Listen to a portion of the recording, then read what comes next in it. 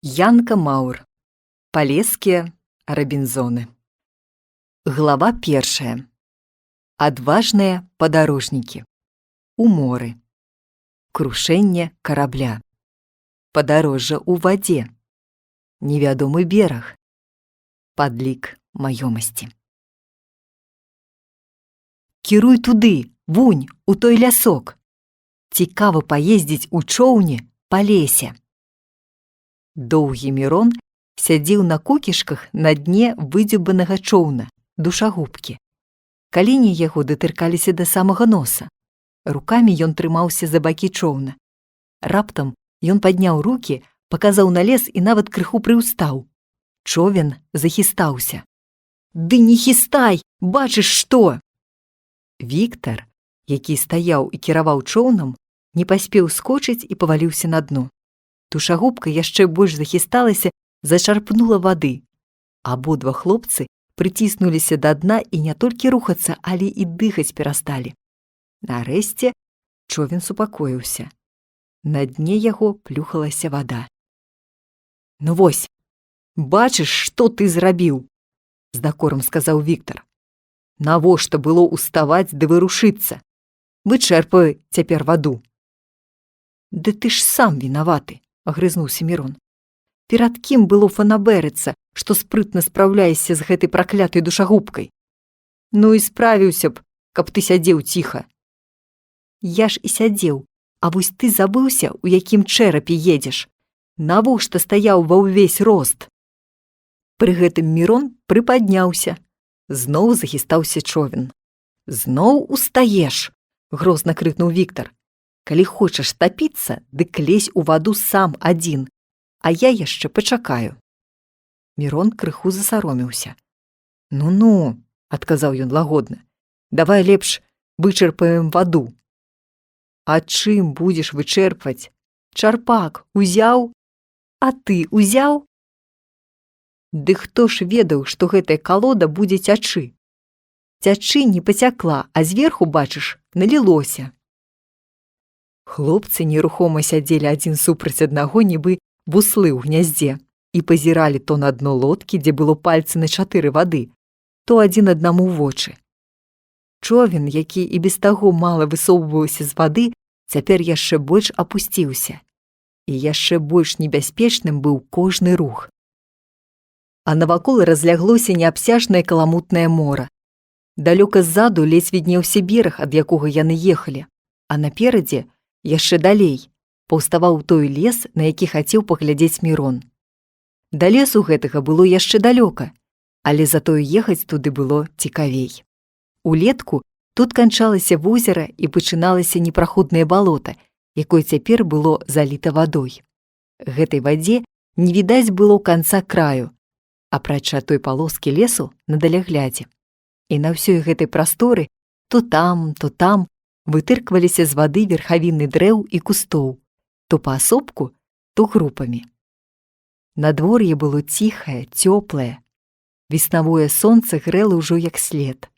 Дрэвы зелянеліся. То была ўжо другая паводка на палесе ў гэтым годзе. Першы раз адбылася яна з месяц назад, з крыгамі, замаразкамі. Пасля таго тыдні са 2 трымалася сапраўдная цёплая вясна. Вада амаль сышла, але потым зноў пачаліся дажджы і снег. Ужо тыдзень, як скончылася і гэтая непагадзь. У іншых месцах прыступілі ўжо да ворыва, сяўбы, а ў гэтай нізіне ўсё яшчэ збіралася вада з далёкіх аколіц, асабліва з поўначы. У такі час і трапілі сюды гэтыя 2 хлопцы. Яны былі аднагодкі і мелі абодва разам гадоў 35. Але выгляд, а таксама і характары іх, былі зусім адметныя. Мірон быў худы, цыбаты дзяцюк, з блакітнымі вачыма, доўгім птушыным носам і доўгімі светлымі валасамі. Віктар, наадварот, прысадзісты, карчасты, чарнявы, з круглым пляскатым тварам. Мірон быў больш разважлівы, спакойны хлопец, а Віктар жвавы, імклівы. Яны заўжды спрачаліся паміж сабою, але былі найлепшымі сябрамі і жыць не маглі адзін без аднаго. Абодва вучыліся ў тэхнікуме ў адным з акруговых гарадоў Беларусі і былі самымі стараннымі удзельнікамі краязнаўчага гуртка. Можа, таму яны так і цікавіліся краязнаўствам, што нарадзіліся ў горадзе і ўвесь свой век пражылі ў ім. З маленства яны былі суседзямі і таварышамі, таксама як і іхнія бацькі. Бацька Мірона працаваў у млыне, а Віктара – на шкляной гуце. Прыроду, лес, вёску хлопцы ведалі толькі з тых экскурсій, якія рабілі, калі вучыліся ў сямігодцы. Далей, як за 10 кіламетраў ад горада, ім ніколі не даводзілася быць. Вучыліся абодва добра, чыталі шмат кніжак, асабліва прыгодніцкіх – Жуля Верна, Майн Рыда, Купера і гэтак далей. Цікавілі іх розныя далёкія краіны – дзікуны, індзейцы, якіх цяпер, бадай, ужо зусім няма. Захапляліся рознымі прыгодамі з іх жыцця, што адбываліся гадоў 60-80 назад. Марылі пра пальмы, джунглі, а не бачылі добрай пушчы, якая была за некалькі дзесяткаў кіламетраў ад іх. Уяўлялі сабе розныя паляванні на тыграў, сланоў і львоў, а вавёркі на волі не бачылі. Марылі пра мора, караблі, а не бачылі вялікага возера, якое ляжала за кіламетраў 20 ад іх. У краязнаўчым гуртку яны даведаліся, што на Беларусі наогул, а ў іх раёне асабліва, ёсць шмат куткоў не горшых ад заморскіх. Ёсць пушчы не менш цікавыя, чымся далёкія трапічныя лясы. Ёсць азёры і балоты, якія ўвесну робяцца морамі. Ёсць звяры, якія радзей сустракаюцца на свеце, чым сланы і тыгры. Паступова выявілася, што Мірон цікавіўся больш батанікай, а Віктар – заалогіяй. Чытаючы кнігі, кожны з іх галоўную ўвагу звяртаў на сваю галіну навукі. У жывым кутку Віктар важдаўся з трусамі, мышамі, жабамі, а Мірон – з рознымі раслінамі. Паступова кожны з іх досыць сур'ёзна азнаёміўся са сваім любімым прадметам. Калі прыйшла вясна і 10-дзённыя канікулы, хлопцам вельмі захацелася зрабіць вылазку за горад, куды-небудзь падалей, на некалькі дзён пабачыць славутае палескае разводдзе. Такая вылазка ім здавалася цікавейшай, чым арганізаваная экскурсія ўлетку. «Там усё ідзе па раскладзе, як заняткі ў класе», – казалі яны. «Загадзя ведаеш, дзе калі будзеш і што цябе там чакае. Не можаш пайсці, куды захочаш, спыніцца, дзе сам хочаш, рабіць, што табе падабаецца. Такія падарожнікі ў дарозе адчуваюць сябе як дома, не ведаюць незвычайных прыгодаў і небяспек. Якое ж гэта падарожжа?» Калі яны сказалі аб сваім плане некаторым з таварышаў, дык тыя паднялі іх насмех. «Ну і выдумалі. Якая карысць ад такога падарожжа? Які сэнс?» «Нічога вы не разумееце», – пакрыўдзіліся сябры і больш ужо ні з кім не распачыналі гаворкі на гэтую тэму, але цвёрда пастанавілі выканаць свой намер, чаго б гэта не каштавала, каб даказаць усім, што незвычайнае падарожжа цікавей, чым звычайнае. І вось нашы падарожнікі апынуліся ў чоўне сярод бязмежнага мора. І пакуль што былі задаволены. «Давай вычарпаем ваду шапкамі», – прапанаваў Мірон. «Ты нічога іншага не застаецца», – згадзіўся Віктар. «Толькі баюся, што ты пачнеш варочацца, як мядзведзь, і перакуліш лодку». «А я баюся, каб яна не перакулілася ад руху твайго языка», – спакойна сказаў Мірон і, зняўшы шапку, пачаў вычэрпваць ваду. Зараз жа далучыўся Віктар, і вада хутка была вычарпана. Можна было ехаць далей. «А да таго лесу, мусіць, далёка», – прамовіў Мірон. «А што, можа, спалохаўся? Можа, назад хочаш ехаць?» – упікнуў Віктар. «Каб толькі ты не спалохаўся», – насмешліва адказаў Мірон. «Ну, гэта, брат, не дачакаешся», – свіснуў Віктар. «Першы раз па моры еду». Толькі карабель наш псуе падарожжа, уздыхнуў Мірон. А ты сядзі спакойна, і ўсё будзе добра, сказаў Віктар і ўзяўся за вясло. Ды навошта ты зноў становішся, крыкнуў Мірон. Дай лепш буду я, а ты адпачні. Паглядзім, усміхнуўся Віктар і аддаў вясло. Мірон асцярожна, але цвёрда прыладзіўся на каленях і пачаў веславаць. Ну якая ж розніца, засмяяўся Віктар. Ты на каленях стаіш нават вышэй, як я на нагах. Розніца ёсць, сур'ёзна адказаў Мірон. Цэнтр цяжару ніжэй, калі памятаеш фізіку. Наўрад ці сам ты ведаеш, дзе ў цябе цэнтр цяжару, нездаволена буркнуў Віктар. Асцярожна, мерна і моцна гроб Мірон, і човен пасоўваўся досыць шпарка. Вось наблізіліся першыя кусты. Часам сухі чаротнік вытыркваўся з-пад вады. Значыцца, скончылася возера і пачаўся бераг. Але праз некаторы час зноў выехалі ў другое, меншае возера. Бач, як яно тут, па некалькі азёраў ідзе, заўважыў Віктар. Гэта яшчэ невядома, а можа гэта толькі балота. Хто яго цяпер разбярэ? Сказаў Мірон. Нейкі белаваты струмень, нібы рака, перасек ім дарогу і пачаў адносіць човен у бок. Мірон упарта стаў з ім змагацца. «Сцеражыся!» – раптам крыкнуў Віктар. На іх нёсся вялізны рагаты корч. Сутычка была немінучая. Праскочыць з такім нязграбным чоўнам было ўжо нельга. «Кладзіся!» – крыкнуў Мірон і сам прыціснуўся да дна. Потым працягнуў наперад вясло, упёрся ў корч і паступова пачаў паслабляць руку, каб зменшыць штуршок.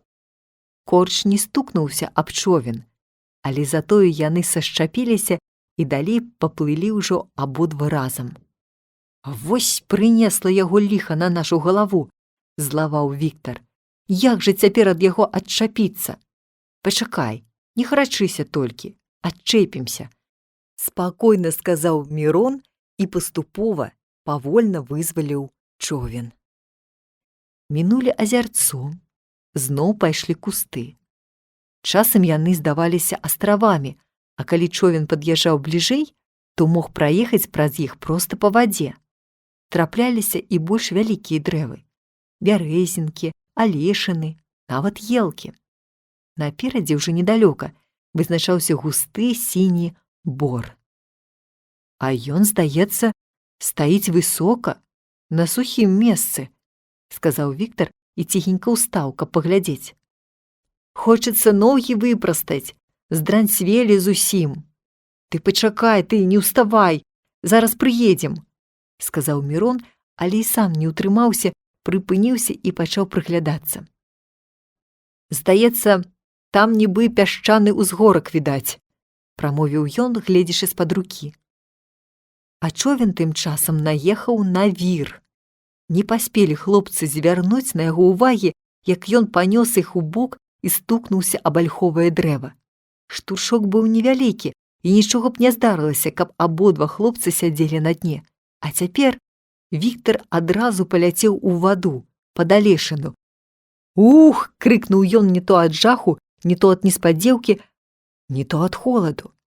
Мусіць, ад усяго разам. А човен ад яго руху так захістаўся ды закруціўся, што Мірон ледзь уседзеў, ухапіўшыся рукамі за бакі яго. Але пры гэтым ён выпусціў з рук вясло. Струмень падхапіў бездапаможны човен і панёс яго далей, да другой алешыны. Падплываючы да яе, Мірон перахапіўся цераз борт і ўчапіўся рукамі за галіну. Тут ён адчуў, што човен нібы выслізгвае з-пад яго. Трымаючыся за галіну бадай, што над вадой Мірон стараўся падцягнуць да сябе човен нагамі. Але скончылася гэтая справа тым, што галіна абламалася, хлопец паляцеў у ваду дагары нагамі. А човен, атрымаўшы апошні штуршок і паварочваюся ў грозныя бакі, жвава панёсся наперад. Пакуль Мірон зноў учапіўся за дрэва ды агледзеўся, Човен быў ужо так далёка, што дагнаць яго не было ніякай магчымасці. Тым больш чалавеку адзетаму і абутаму. Всё гэта адбылося так хутка, што Віктар, які таксама выбіраўся з вады і ўзлазіў на дрэва, нават не заўважыў, што робіцца за яго спіной. Тым больш, што Мірон за ўвесь гэты час не падаў аніводнага гуку. Азірнуўся Віктар, ні чоўна, ні Мірона няма. Што за дзіва такое? «Мірон!» — гукнуў ён. «Ну!» — адгукнулася зусім блізка. «Дзе ты?» «Тут!» Глянуў Віктар і вачам сваім не верыць. «А дзе ж човен?» «Не ведаю». «Як жа так?» «Ды так, паплыў». «Што ж гэта такое?» — у роспачы крыкнуў Віктар. «Прыгода», — спакойна назваўся Мірон свайго дрэва. «Што ж ты нарабіў? А можа, гэта ты нарабіў? Ты ж у чоўне застаўся. Хацеў бы я паглядзець, як ты застаўся б, каб цябе так штурханулі», — адказаў Мірон. Так спрачаліся яны, пакуль не прайшло першае ўражанне ад няшчасця. Ніхто нікога сур'ёзна не вінаваціў, ды і карысці ніякай ад гэтага не было б, але ж трэба было па прывычцы аднаму аднаго папікнуць. І толькі пасля таго сталі яны абмяркоўваць, як выйсці з становішча. А становішча было такое, што ім нікуды нельга было падацца, апрача таго лесу, што віднеўся наперадзе за кіламетр ці трохі болей. Невядома, ці здолелі б хлопцы праплысці такую адлегласць у адзежы ў студзёнай вадзе, каб гэта была рака ці возера. А на залітым вадою балоце яны мелі шмат станцый для адпачынку, дрэвы, кусты і проста неглыбокія мясціны. Было каля поўдня. Няглядная водная прастора іскрылася на сонцы. З захаду ледзь дыхаў цёплы ветрык. Вада ціхенька плюхалася каля дрэў. Уверсе са свістам праляцелі дзве качкі. Сонца прыемна сагравала мокрае адзенне хлопцаў. Настрой у іх палепшыўся, асабліва ў Віктара. Ён нават пачаў жартаваць. «Калі-небудзь, можа, будзем дзякаваць, што так здарылася. Тут табе і мора, і аварыя карабля, і таемны востраў, а там сустрэнуцца дзікуны, бегемоты, кракадзілы, тыгры». «Невялікае шчасце сустрэць тыгра з голымі рукамі», — сказаў Мірон. «А ты хочаш, каб табе ўсё гатовае было? Тады лепш было сядзець дома». «Я і згадзіўся б цяпер лепш сядзець дома. Можа, каб апісаць усё гэта ў кніжцы, дык які-небудзь дурны хлопец і захацеў бы быць на нашым месцы. А я наперадзе не чакаю нічога добрага». «Эх ты», — з пагардай сказаў Віктар, «што будзе з цябе далей, калі ты ўжо цяпер раскіс?» Мірон усміхнуўся. «Прадбачыць гэта не значыць раскіснуць. Паглядзім яшчэ, хто будзе больш трывалы. Але час ужо ў дарогу. Эх, не хочацца зноў лезці ў сцюдзёную ваду. Пачакай, можа, варта яшчэ пашукаць нашага чоўна? Можа, ён зачапіўся дзе?» — сказаў Віктар. «Маё дрэва вышэйшае, я з яго пагляджу». «Дзе там?» — безнадзейна махнуў рукой Мірон. «Гэтая гладкая калода нават не мае чым зачапіцца. Ды і вір круціць тут ва ўсе бакі». «Так яно і ёсць», — сказаў Віктар, калі зірнуў зверху. «Вунь ён ужо выходзіць у возера. Нічога не зробіш. Прыйдзецца плысці». І хлопцы пусціліся ў далейшую дарогу. Вельмі хутка яны пераканаліся, што плысці ў адзенне – гэта вялікая пакута. Мокрае адзенне і рухацца перашкаджала, і ўніз цягнула. Спачатку хлопцы маглі праплысці без адпачынку якую 100 метраў, а потым усё менш і менш. Справа ускладнялася яшчэ тым, што станцыі размяшчаліся зусім не так, як хацелася б. Дрэвы трапляліся вельмі рэдка, і не заўсёды былі яны па дарозе. Часта прыходзілася адпачываць проста ў вадзе, трымаючыся за верхавіны кустоў. А тады цела яшчэ больш дубянела ад холаду. Таму, калі сустракалася дрэва, на якое можна было ўзлезці, то хлопцы больш радаваліся магчымасці пагрэцца на сонцы, чым адпачынку. А кракадзілы і тыгры больш ужо не прыходзілі ў галаву. Не да таго было. Метраў за 300 ад берага хлопцы адчулі пад нагамі зямлю. Калі сталі, то вада даходзіла ім да грудзей. Радасць была надзвычайная. Але зноў бяда. Дно аказалася такое дрыгвяное, што ісці па ім не было ніякай магчымасці. «Ведаеш што?» – сказаў тады Віктар. «Давай скарыстаем закон Архімеда». «Якім чынам?» – здзівіўся Мірон ад нечаканасці.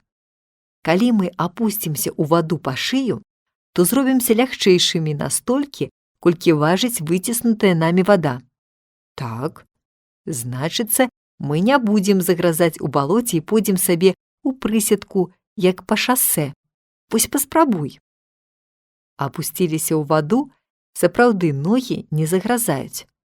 Але як толькі пасунуліся наперад, пачалі загразаць нават горш, чым раней. «Вось табе і Архімед», – з прыкрасцю сказаў Віктар. «Не Архімед вінаваты, а мы самі», – разважліва прамовіў Мірон. «Мы не ўлічылі, што, рухаючыся, павінны пераадольваць супраціўленне вады, а для гэтага вымушаны моцна упірацца ў дно». Такім чынам, хлопцам прыйшлося плысці нават па неглыбокім месцы. Толькі што можна было часцей адпачываць, стоячы на купінках, ды грэцца на сонцы. Нарэшце яны наблізіліся да берага на такую адлегласць, што рукі пачалі даставаць зямлю.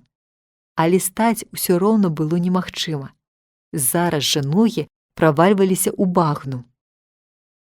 «Што ж цяпер рабіць?» – разважаў Віктар, калі прыпыніўся апошні раз на кусце. «Ні плысці, ні ісці нельга».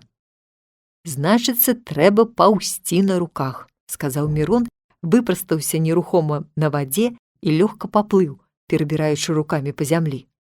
За ім пусціўся Віктар. «Ну як? Цяпер Архімед дапамагае?» – спытаў Мірон.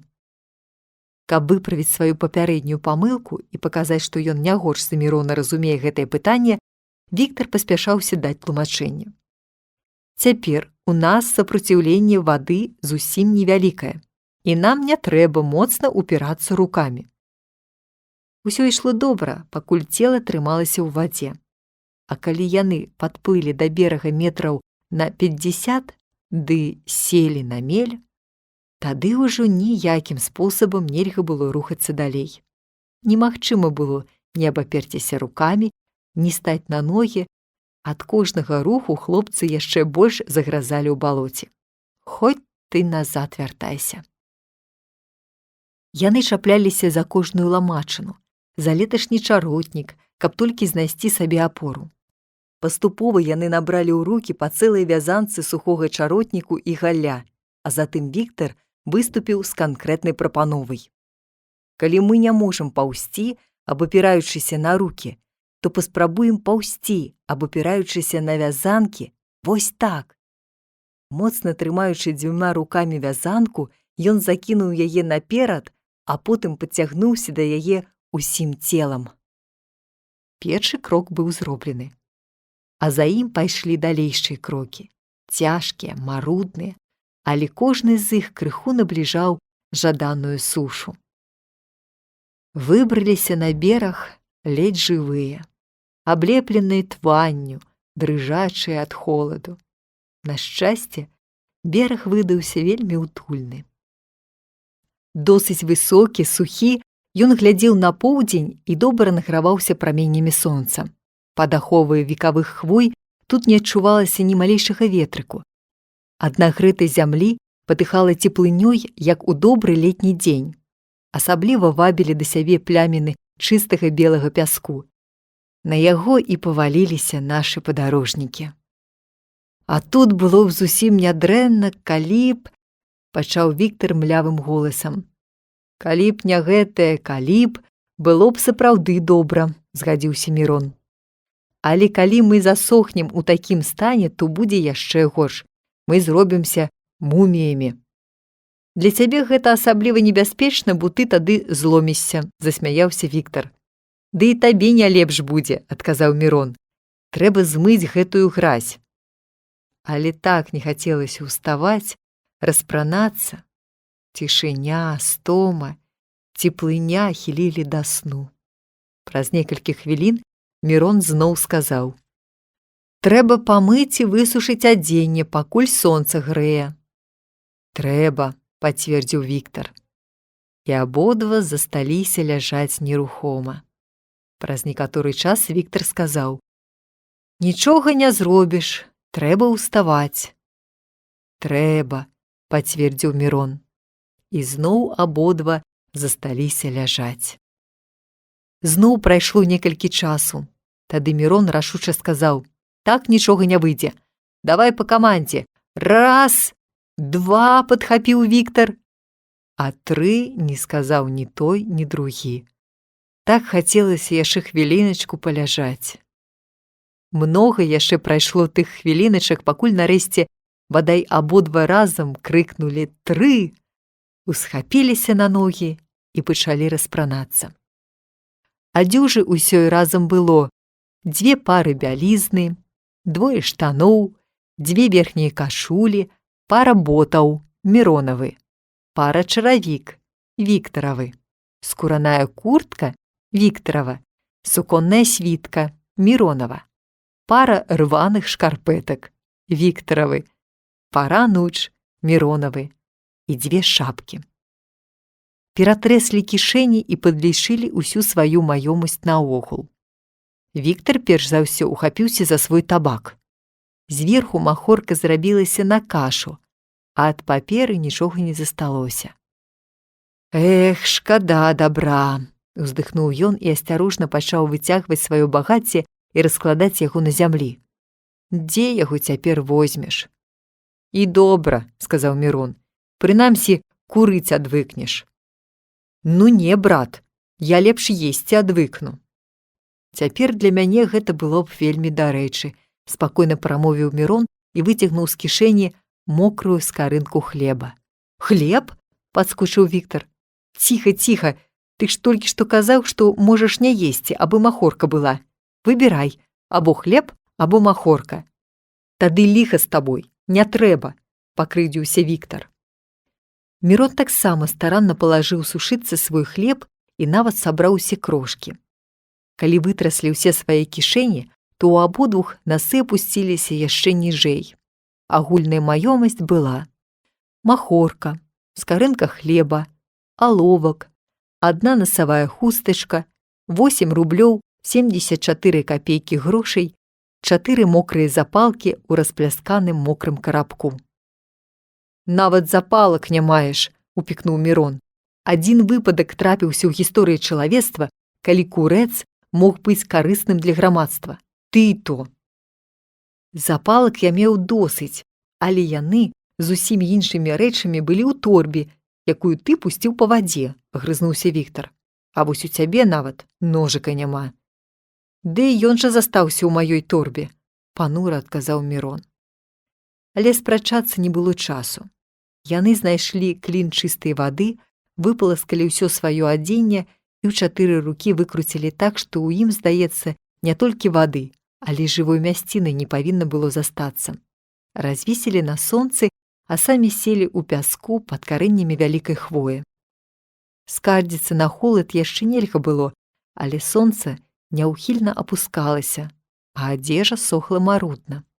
Беражна расклалі на сонцы і ўсю іншую маёмасць, асабліва запалкі. «А табе не даводзілася ўжываць высушаныя запалкі?» – пытаўся Мірон. «Ці гараць яны?» «Не даводзілася». «Вось бачыш, такая простая рэч, а ты не ведаеш». «А ты?» «Дык я ж не куру». «Гэта ж не толькі для курэння патрэбна. Эх ты!» – паківаў галавой Віктар.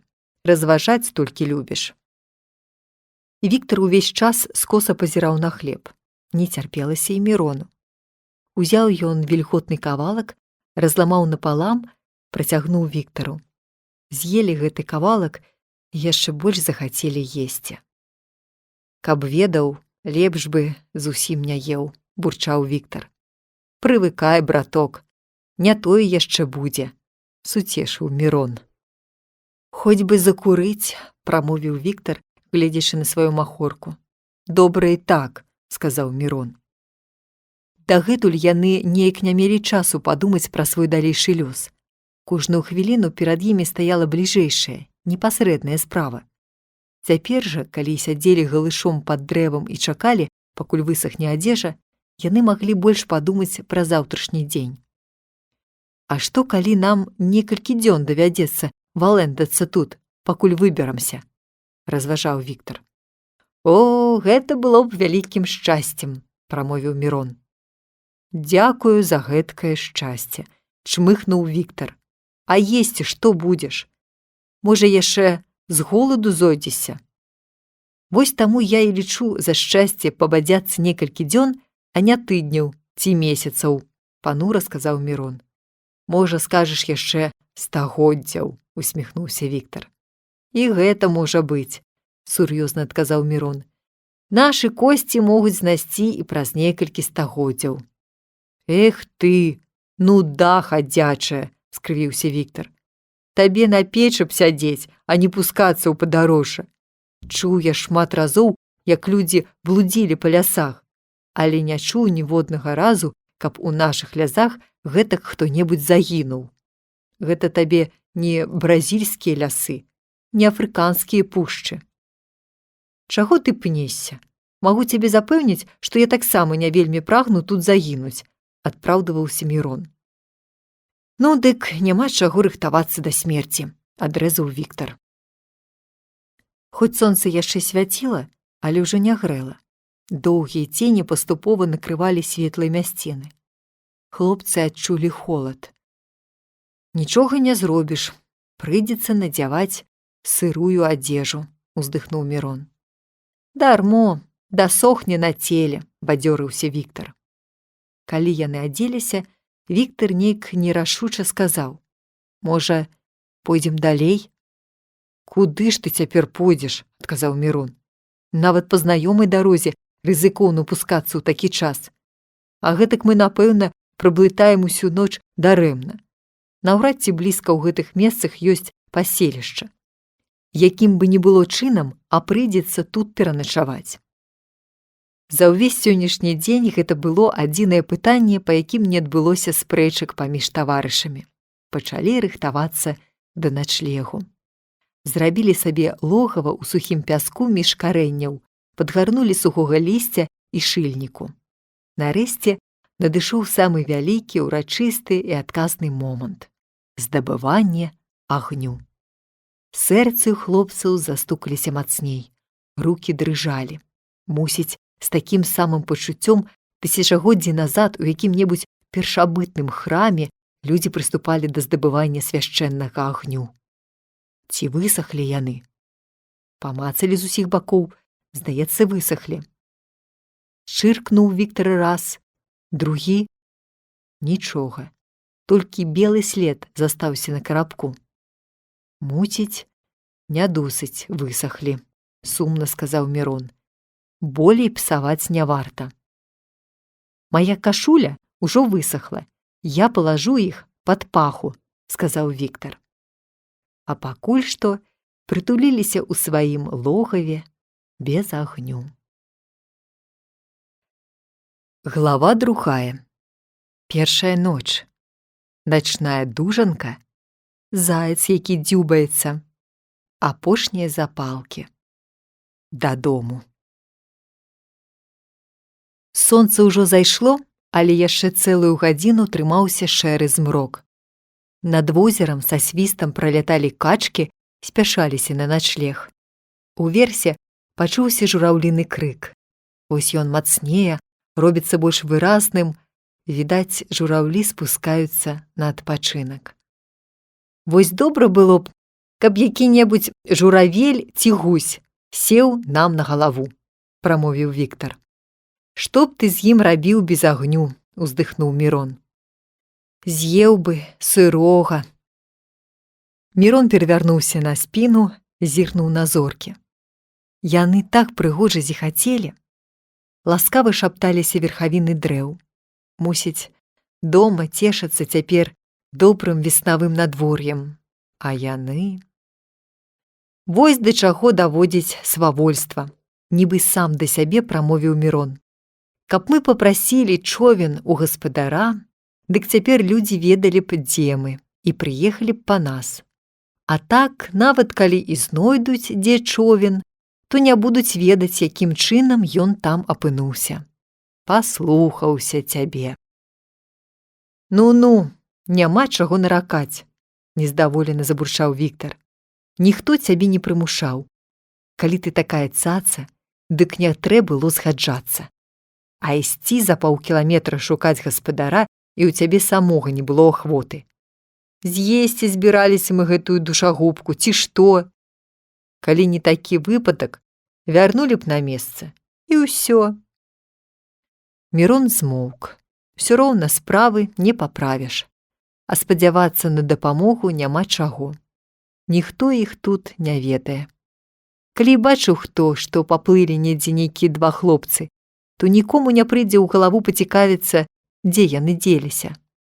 Прыйдзецца самім шукаць дарогі.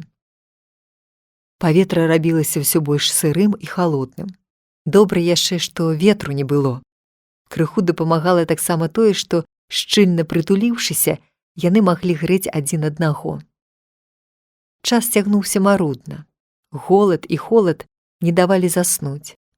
Хлопцы вымушаны былі варочацца з боку на бок. Задрамалі, але хутка так змерзлі, што пачалі ляскаць зубамі. Было, мусіць, пасля поўначы.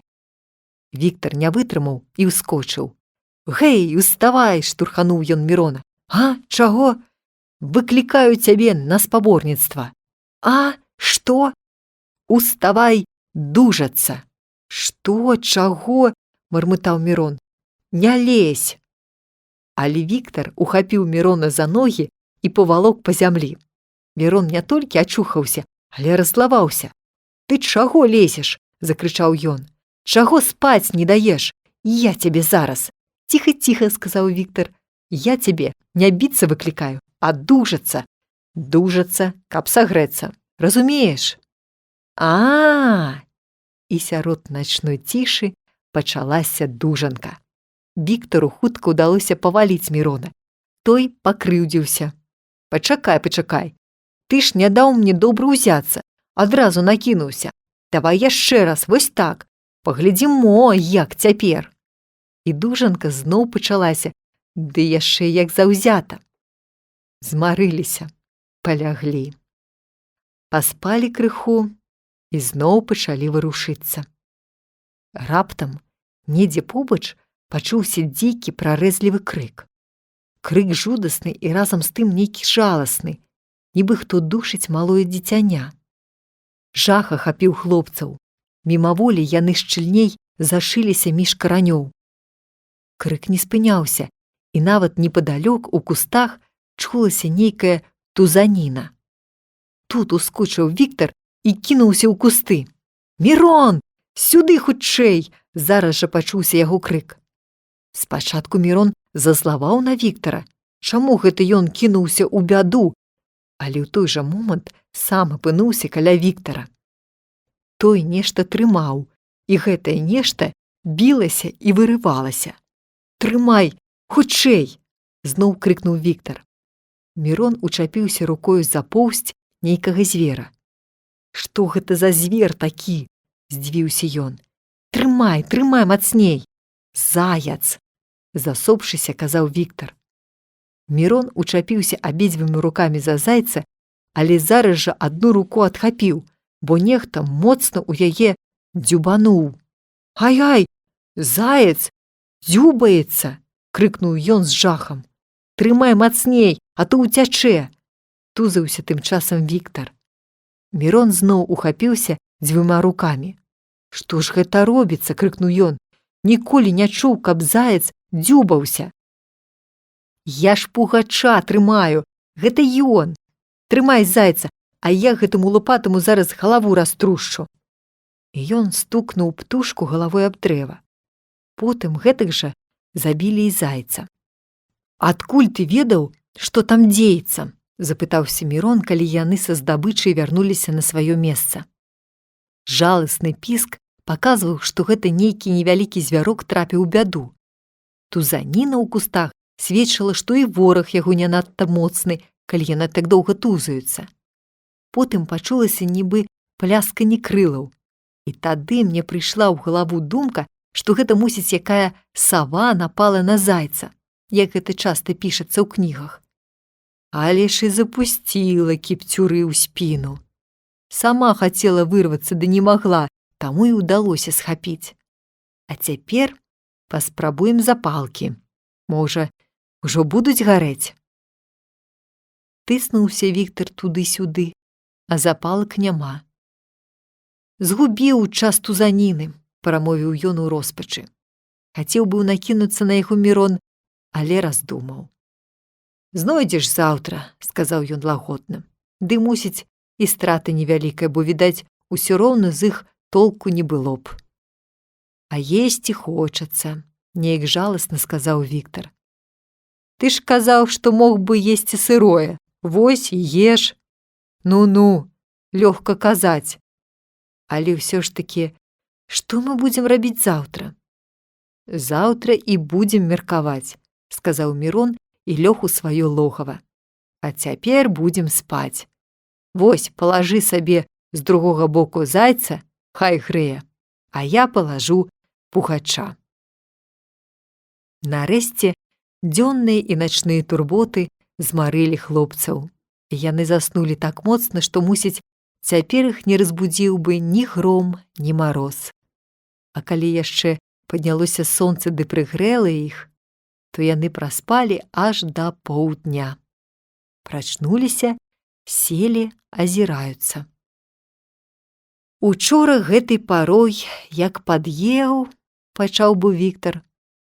«Давай лепш пашукаем запалкі», – перапыніў яго Мірон. «Тады і пад'ясі».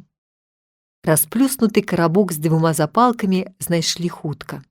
З хваляваннем чыркнулі, запалка засіпела і больш нічога. А другая нават і не засіпела. «Ну і ліха з імі», – раззлаваўся Віктар і ўскінуў на спіну зайца. «Хадзем лепш да хаты». «А што рабіць з гэтай дурной савой?» «Вядома, браць, гэта ж добры улоў. Зробім чучала і паставім у нашым прыродазнаўчым музеі з надпісам: злоўлены у Палескай пушчы героямі-падарожнікамі і даследчыкамі Міронам Башком і Віктарам Калягай уласнымі рукамі, без аніякай зброі. Нават і зайца я згодзін ахвяраваць для навукі і славы». І яны пайшлі ўздоўж возера ў той бок, дзе павінен быў знаходзіцца іх дом. Глава 3. Па-марам, усё направа ды направа, зайцаў абед. Зноў на тым самым месцы. Шпарка ішлі яны наперад па сухім бары. Злева час ад часу выблісквала возера. Бярозы, алешыны, вербалоз з маленькімі светла-жоўценькімі лісточкамі атачылі яго, нібы мярэшкі. Елкі і сосны на гэтым фоне здаваліся зусім чорнымі. Вясёлае веснавое сонейка шнырыла паміж дрэў і цешыла і расліну, і птушку, і ваду, і нашых хлопцаў. Прырода, вясна і маладосць напоўнілі іх жыццярадаснасцю. Нават на голад забыліся. «Па-марам, марам, марам, марам», – зацягнуў Віктар. «Сёння тут, а заўтра там», – падхапіў Мірон. А ў адказ ім загуло ў лесе: «Ам!» «Ведаеш што?» – звярнуўся Віктар да Мірона. «Я ўжо шкадую, што мы накіраваліся дадому.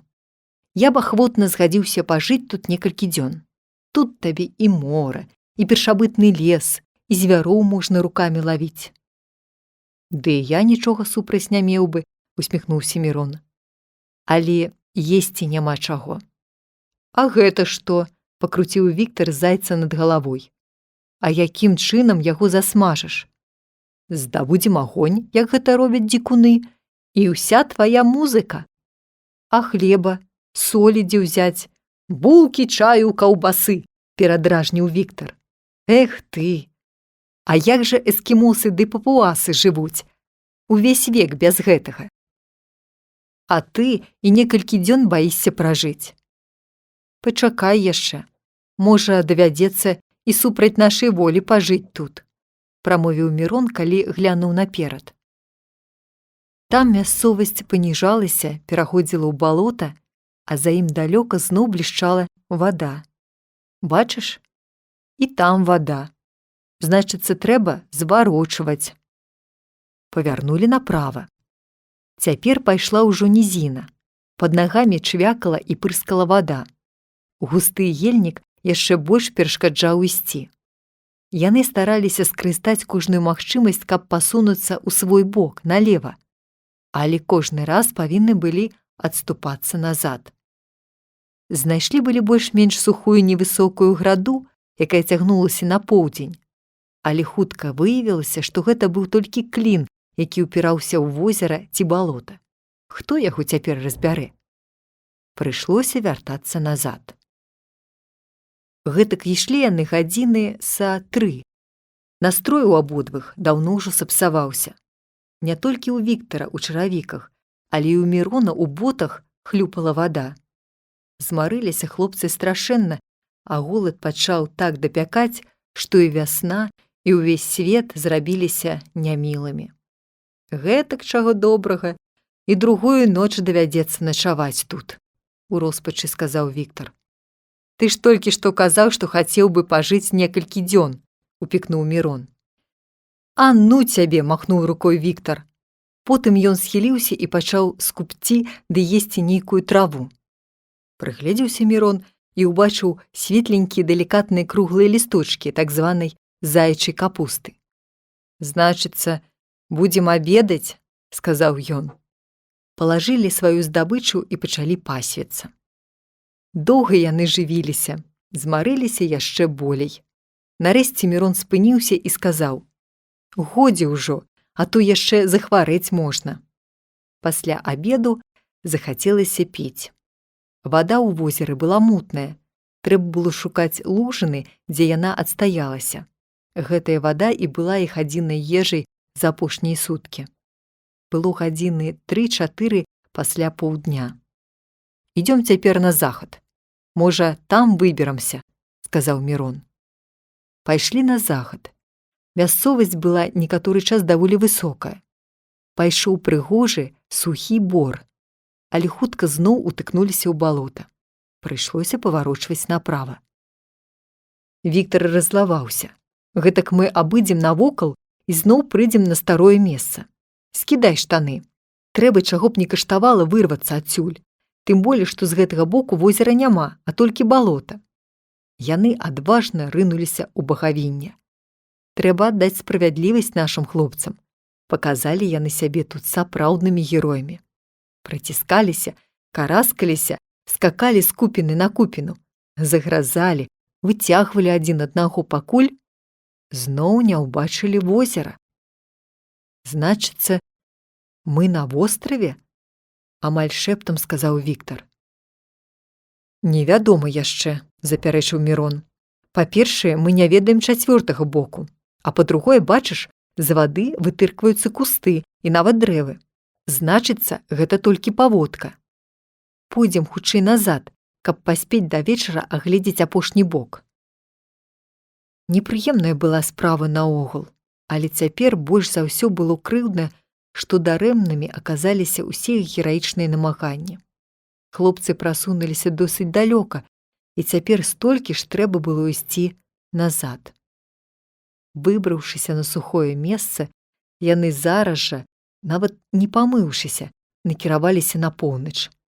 Тут менш было клопату. Адразу пераканаліся, што выйсці нельга. З гэтага боку яшчэ загіналася і возера, а між імі і берагам залягала на 2-3 кіламетры балота. Калі надышоў вечар, хлопцы стаялі каля таго самага дрэва, якое дало ім першы прытулак. Ну, што скажаш на ўсё гэта?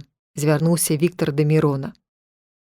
Скажу, што наша становішча ў 1000 разоў лепшае, чым у тых, хто трапіў на пустынны і бязлюдны востраў сярод акіяна. А мы не раз зайздросцілі ім, калі чыталі пра гэта ў кнігах. Дзякую табе за тваю дабрату. Хіба не праўда? Нам прыйдзецца толькі пасядзець тут тыдзень ці 2, пакуль спадзе вада. А ў тых людзей такой надзеі не было. Добра казаць, тыдзень ці 2. А як пражыць іх? А гэта ўжо будзе залежыць ад нас саміх. Хіба хто выпадкова заедзе сюды? Лепш на гэта не спадзявацца, бо з кожным днём возера будзе адцоўвацца ад нас і застанецца балота, праз якое ніхто не пралезе. Але ж з голаду дайсці можна за гэты час, я ўжо не магу больш цярпець. Ну, калі прыйдзецца паміраць з голаду, то можна не толькі сырога зайца, але і пугача з'есці. Ад мяса, хоць і сырога, людзі не паміраюць. Спакойныя разважанні Мірона трохі супакоілі і Віктара. Прынамсі, цяпер яны ведаюць, што іх чакае і што ім трэба рабіць. Вось тваё жаданне і збылося, усміхнуўся Мірон. Можаш цяпер і агонь здабываць, і жыць тут як дзікун. Яно так, паскроб патыліцу Віктар. Але на справе гэта зусім не так добра, як здавалася раней. Сонца спускалася за лес. Апошнія праменні яго слізганулі па воднай прасторы, а затым накіраваліся ўгору. Загарэліся верхавіны дрэў, нібы сонца цяпер асвятляла іх больш, як удзень. Зайгралі на небе рознакаляровыя воблачкі, якіх, здаецца, да гэтага часу і не было. Ад вады дыхнуў халадок. Цішыня была поўная. Пачуццё адзіноты ахапіла хлопцаў. Чаго яны сюды забраліся? Далёка ад людзей, ад сваіх блізкіх. Што ім тут рабіць? А калі і як выберуцца, яшчэ невядома. Нездарма з іх смяяліся таварышы, калі пачулі аб іх намеры.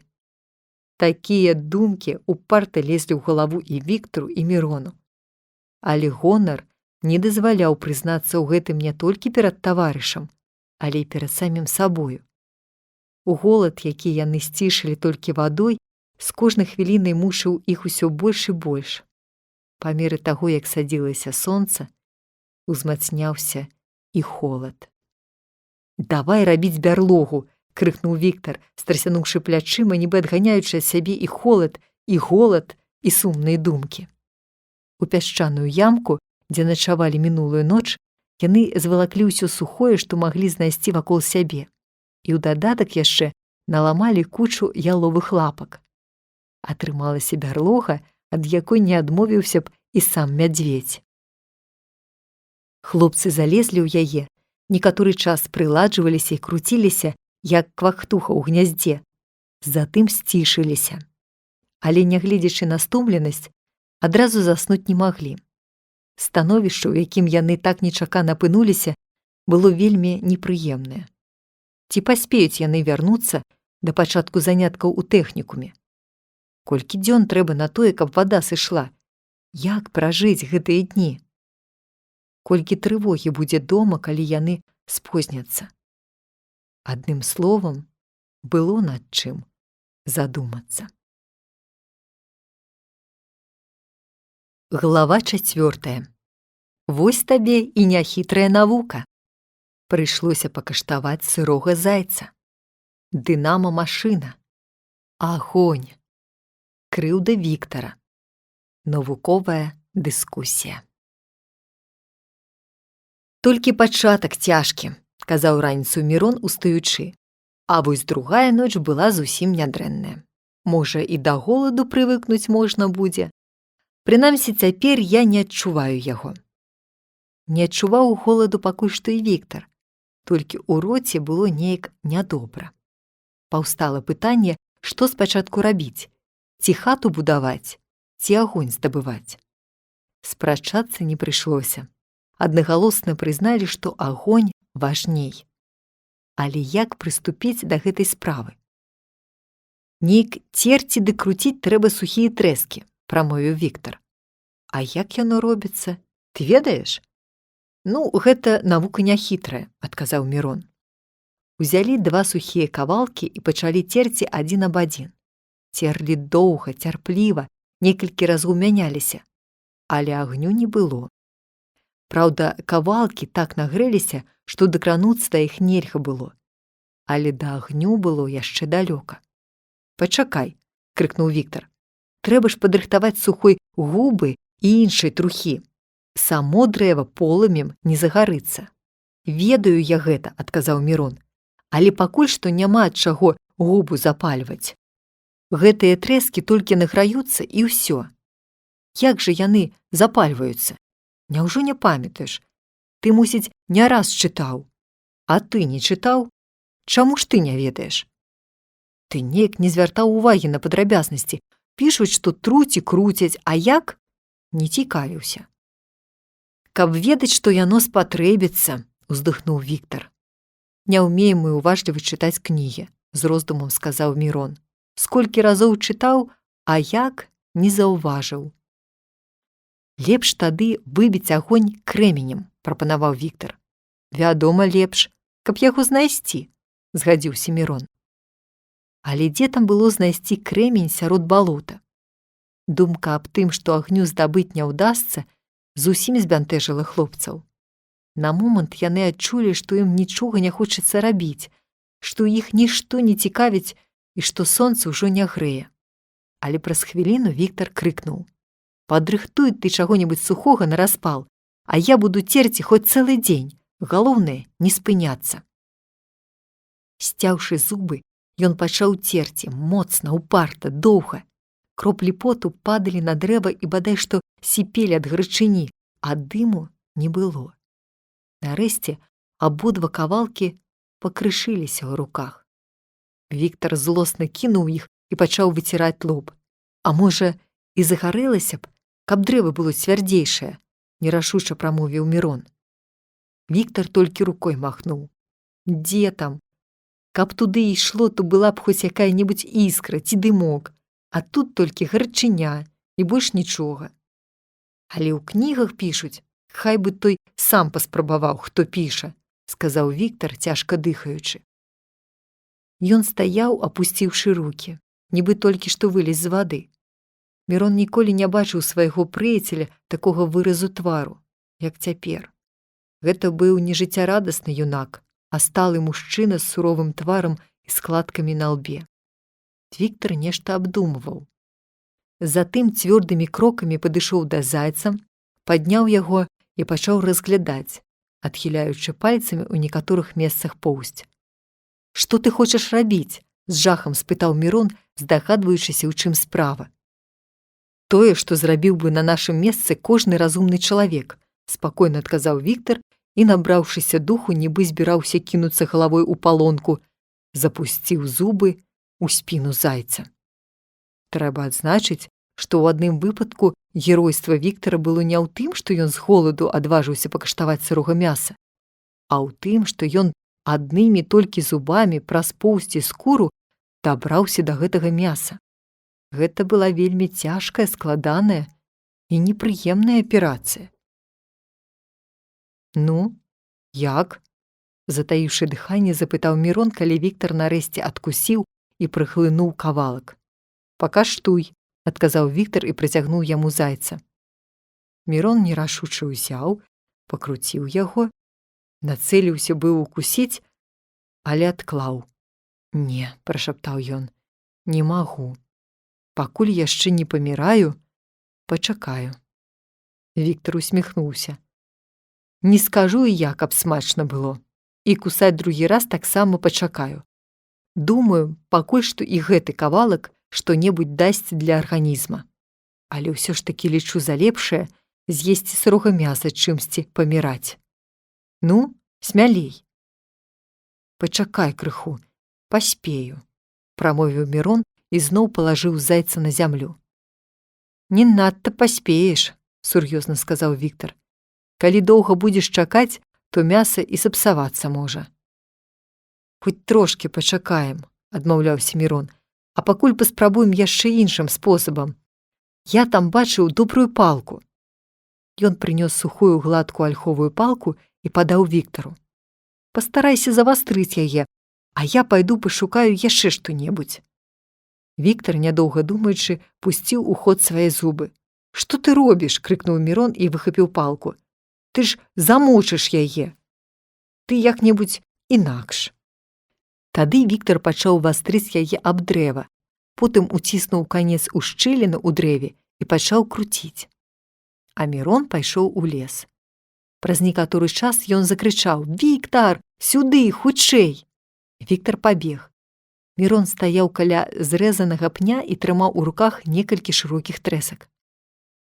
«Хіба ты не мог без мяне прынесці гэтыя трэскі?» – сказаў Віктар. «Не тое. Зірні, вунь некалькі зрэзаных пнёў».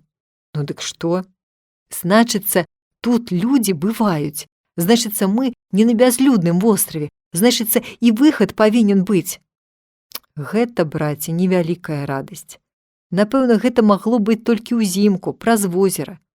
А сядзець тут да зімы… І то праўда. Я забыўся, збянтэжана адказаў Мірон. Пачалі наладжваць новую прыладу. «У дошчыцы трэба выклупаць ямку», – тлумачыў Мірон. «Уставім туды востры канец палкі вось так. Я каменем буду паступова прыціскаць зверху, а ты круці палку то ў адзін, то ў другі бок». Лёгка было сказаць «выклупаць ямку». А калі дайшло да справы, то гэтае калупанне без прылады аказалася вельмі нялёгкай і маруднай справай. Колькі трэсачак пераламалі. Да яшчэ трэба было сачыць, каб яны былі зусім сухія, бо іначай ямка зрабілася б вільготнай. Нарэшце падрыхтоўчыя работы былі скончаны. Віктар узяў палку між далонямі і пачаў круціць. Але машына спынялася кожную хвіліну. То рукі саслізнуць, то камень, то Мірон занадта прыцісне. Нарэшце Віктару далоні пачалі балець. «Ды яно нават і не награецца», – з прыкрасцю сказаў ён. «Якім гэта чынам дзікуны робяць? Мы прызвычаіліся з пагардай зваць іх дзікунамі, а самі дурнейшыя ад іх. Тут патрэбна спецыяльная машына, каб круціць». Мірон стаяў, апусціўшы галаву, і напружана думаў. Нарэшце ён крыкнуў: «Успомніў, успомніў! Трэба зрабіць лук, абкруціць адзін раз палку на 5-й струной і піліць, як на скрыпцы. Яна тады і будзе круціцца як след. Калісьці я нават малюнак такі бачыў у адной кніжцы». «Пачакай яшчэ скакаць», – недаверліва сказаў Віктар. «Мы ўжо рабілі па кніжцы». «Тое, ды не тое», – упэўнена адказаў Мірон. Знайсці і зламаць патрэбную галіну было няцяжка. Але што на яе напяць? Азірнуліся навокал, зірнулі на сябе.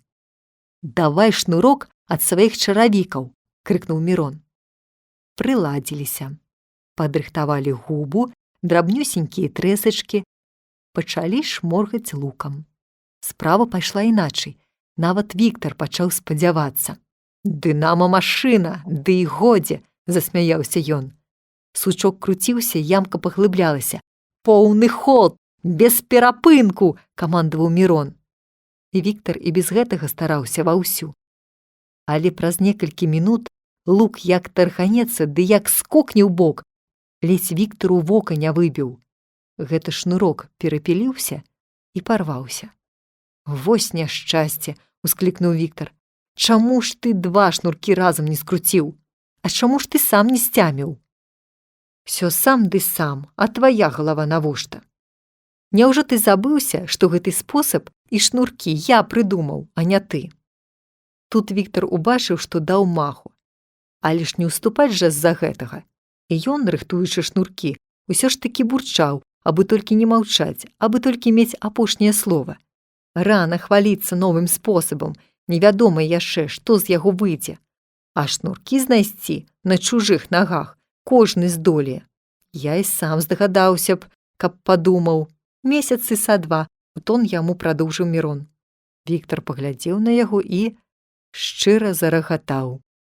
Разарваны шнурок звязалі і скруцілі з цэлым. Але зноў бяда.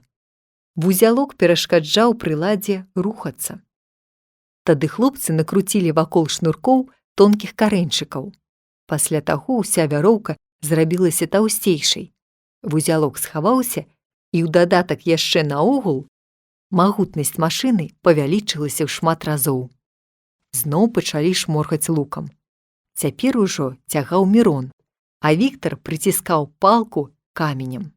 І калі ўжо здавалася, што вось-вось пакажацца дымок, камень саслізнуўся, і машына павалілася на бок.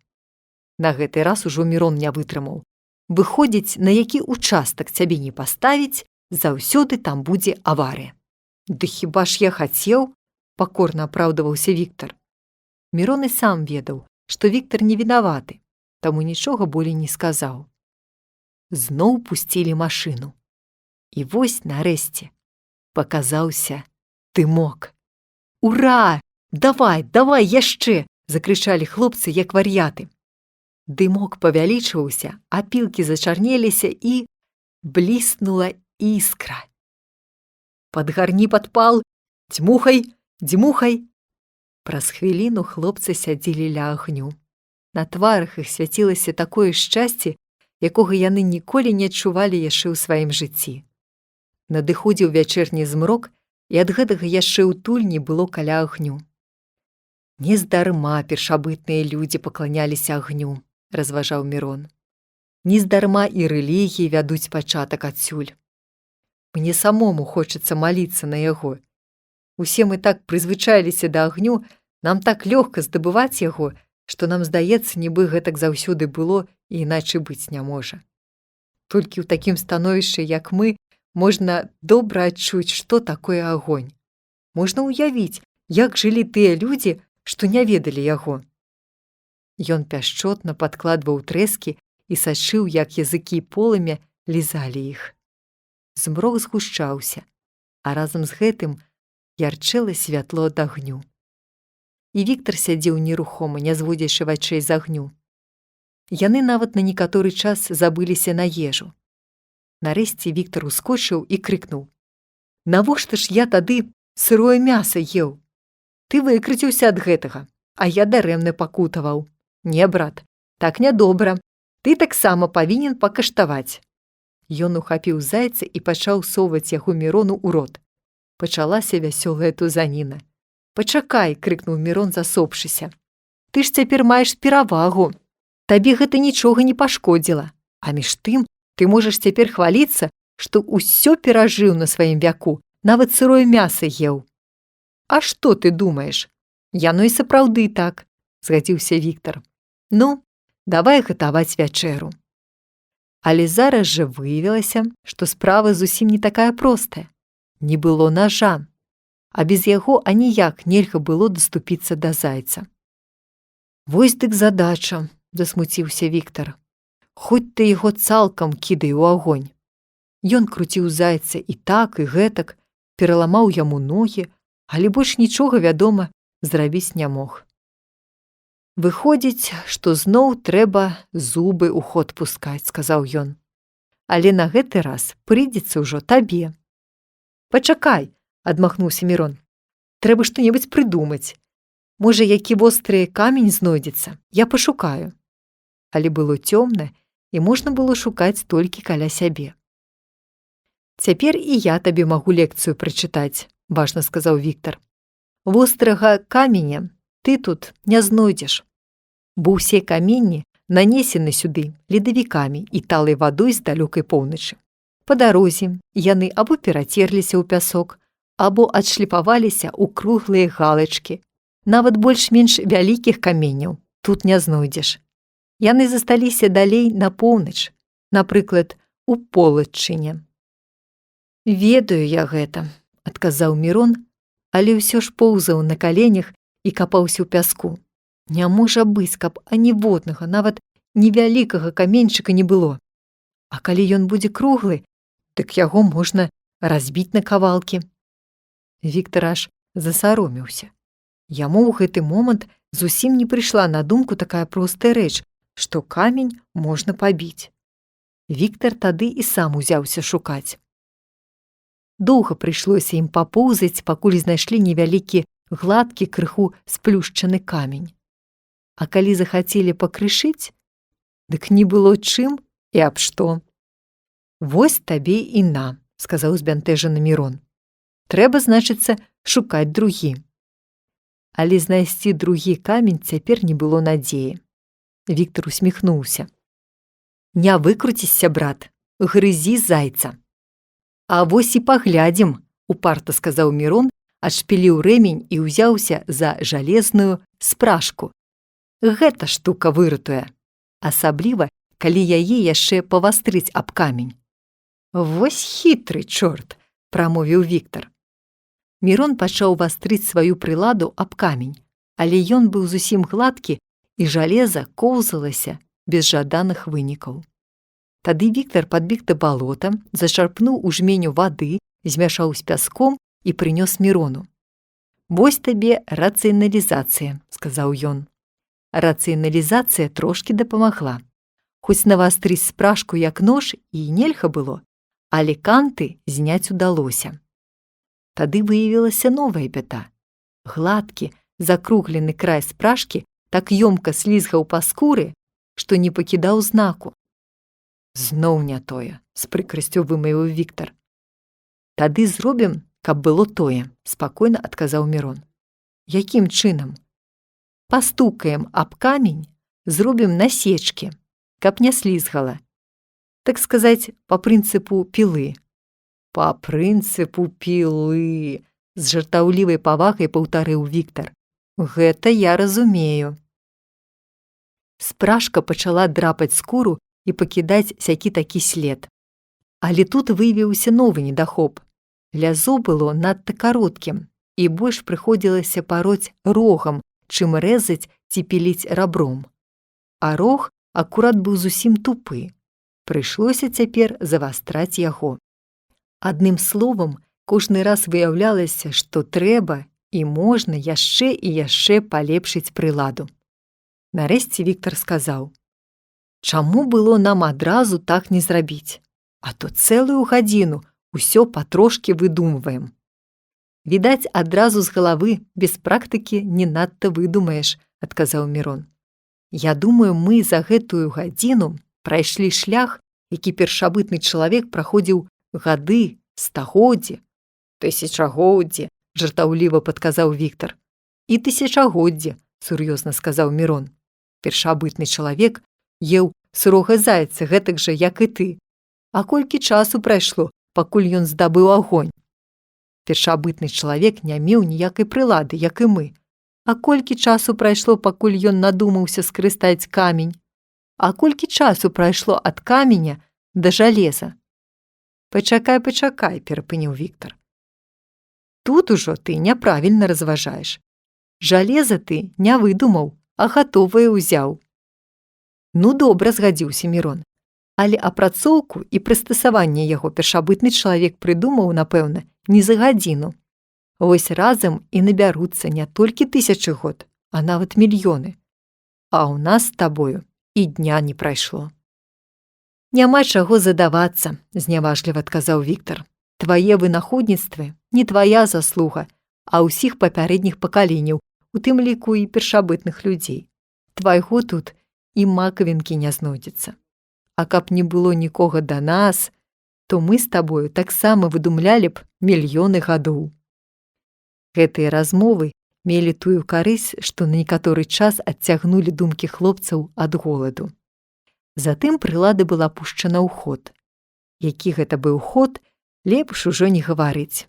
У кожным разе роля прылады зусім не адпавядала той навуковай дыскусіі, якая вялася вакол яе.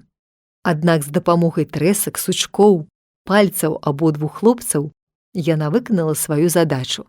Атрымалася некалькі бясформенных кавалкаў мяса, якія Мірон і закапаў у жар. «А можа лепш над агнём», – сказаў Віктар. «Я чытаў, што гэтак робяць».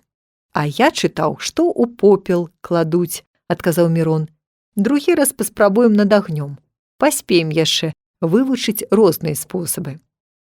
Калі мяса пачало скварыцца і сіпець, пакуты хлопцаў яшчэ больш павялічыліся. Цягні, досыць будзе, крычаў Віктар кожную хвіліну. Нарэшце выцягнулі. Што за смажаніна выйшла, які смак мела, невядома, бо з'едзена яна была ў адзін міг. І толькі пасля гэтага пайшлі розныя заўвагі. А здаецца, мы яго не датрымалі. Шкада, што солі няма, была б зусім іншая рэч. Эх, каб хоць малюсенькую лустачку хлеба. Затое тыя кавалкі мяса, што засталіся на заўтра, былі дасмажаны добра. Палажылі іх на трэсках пад дрэвам і пачалі рыхтавацца да сну. Настрой хлопцаў быў ужо зусім іншы. «Закурыць бы цяпер», – сказаў Віктар і пайшоў шукаць сваю махорку. Але ў цемры не знайшоў. Узяў тады галіну з агнём і ўбачыў, што ўся махорка параскіданая і патаптаная. «Гэта ты зрабіў?» – крыкнуў ён на Мірона. «Навошта яна мне здалася?» – паціснуў плячыма Мірон. «Мусіць, і твая праца тут ёсць. Памятаеш, як мы тады дужыліся?» Пачаў быў Віктар збіраць драбінкі, потым раззлаваўся і плюнуў. «Вось і добра», – заўважыў Мірон. «Калі-небудзь падзякуеш, што так здарылася». Назапасілі нанач галля. «Каб нам не звесці агню», – трывожыўся Мірон, – «можа, па чарзе пільнаваць?» «Ну не, ад добрага вогнішча заўсёды застаецца пад попелам жар да раніцы». Спаць класціся не спяшаліся. Абодва адчувалі сябе так спакойна і утульна, нібы яны былі ў самым звычайным становішчы. «Толькі 2 дні мінула, – разважаў Мірон, – а мне здаецца, нібы некалькі тыдняў мы тут жывём. Але што мы будзем есці, калі прыйдзецца тут чакаць тыдзень ці 2? Звяроў будзем лавіць, рыбу, птушак», – весела адказаў Віктар. «Цяпер, калі ёсць агонь, я ўжо нічога не баюся».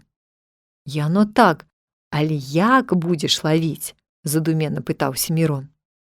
«А як жа розныя дзікуны жывуць?» – храбрыўся Віктар. Праз гадзіну хлопцы смачна спалі, адчуваючы пяшчотную цеплыню ад свайго у поце здабытага агню. Глава 5. Таемны звер. Навальніца. Змаганне за агонь. Ноч выдалася цёплая, ціхая, але лес, відаць, не спаў. То пісне нейкая птушка, то прарэзліва крыкне сава, то храсне сухая галіна, то пачуецца недзе значны шолах. Агонь дагараў. Куча галля ўсё змяншалася, канцы ламачча тлелі навакол. Усярэдзіне было досыць вуголляў і жару, але святло ўсё слабела. Вуголле шарэла ўсё больш і больш, разам з гэтым з лесу пачала насоўвацца цемра. Вось ужо агеньчык ледзь-ледзь блішчыць. Тады ў лесе мільгануў цень нейкага невялікага звера. Рухаўся ён так ціха, што яго нельга было пачуць, нават калі б хлопцы не спалі. Звер круціўся навакол то з аднаго, то з другога боку, всё бліжэй, бліжэй. Ужо можна пазнаць, што гэта ліс. Але, на шчасце, ад гэтага звера хлопцам ніякай небяспекі не пагражала. Пакруціўся ліс крыху і знік. Было ўжо за поўнач, але паветра не толькі не халаднела, а здавалася, нават цяплела. Яно было нейкае густое, парнае. З захаду даносіўся прыдушаны грукат, мільгалі маланкі. Набліжалася навальніца. Хлопцы спалі сабе, нічога не чулі. Мусіць таму, што грукат быў глухі, безупынны і ўзмацняўся паступова. Ён змешваўся з шолахам дрэў, а да такога шуму вушы хлопца ўжо прызвычаіліся. Не прачнуліся яны і тады, калі ўпалі першыя кроплі цёплага дажджу. Толькі зусім блізка страшэнны удар грому прымусіў Мірона ускочыць на ногі. Ён адразу ж разбудзіў Віктара. Прайшло некалькі хвілін, пакуль хлопцы разабраліся, у чым справа. «Агонь! Агонь!» – крыкнуў Віктар, ачухаўшыся і кінуўся да вогнішча. Абодва разам пачалі дзьмухаць, падкладаць галлё, а дождж пайшоў ужо як мае быць. Галлё сіпела, не хацела гарэць. Хлопцы ўткнуліся галовамі ў вуголле, распласталіся па зямлі і дзьмухалі з усёй сілы, а на спіны іх ліўся ўжо дождж як з лубы.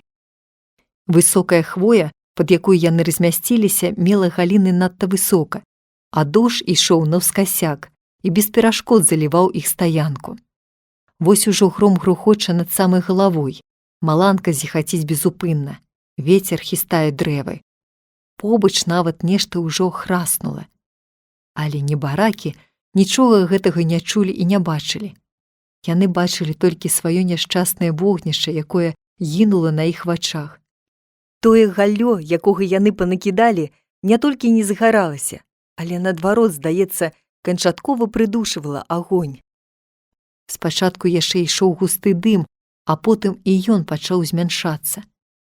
Гэта было вернай адзнакай таго, што агонь памірае.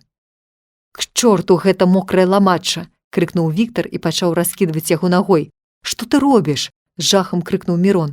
Але Віктар ужо зняў сваю скураную куртку і працягваў яму яе крысо. «На, трымай, а ўсё лішняе вон!»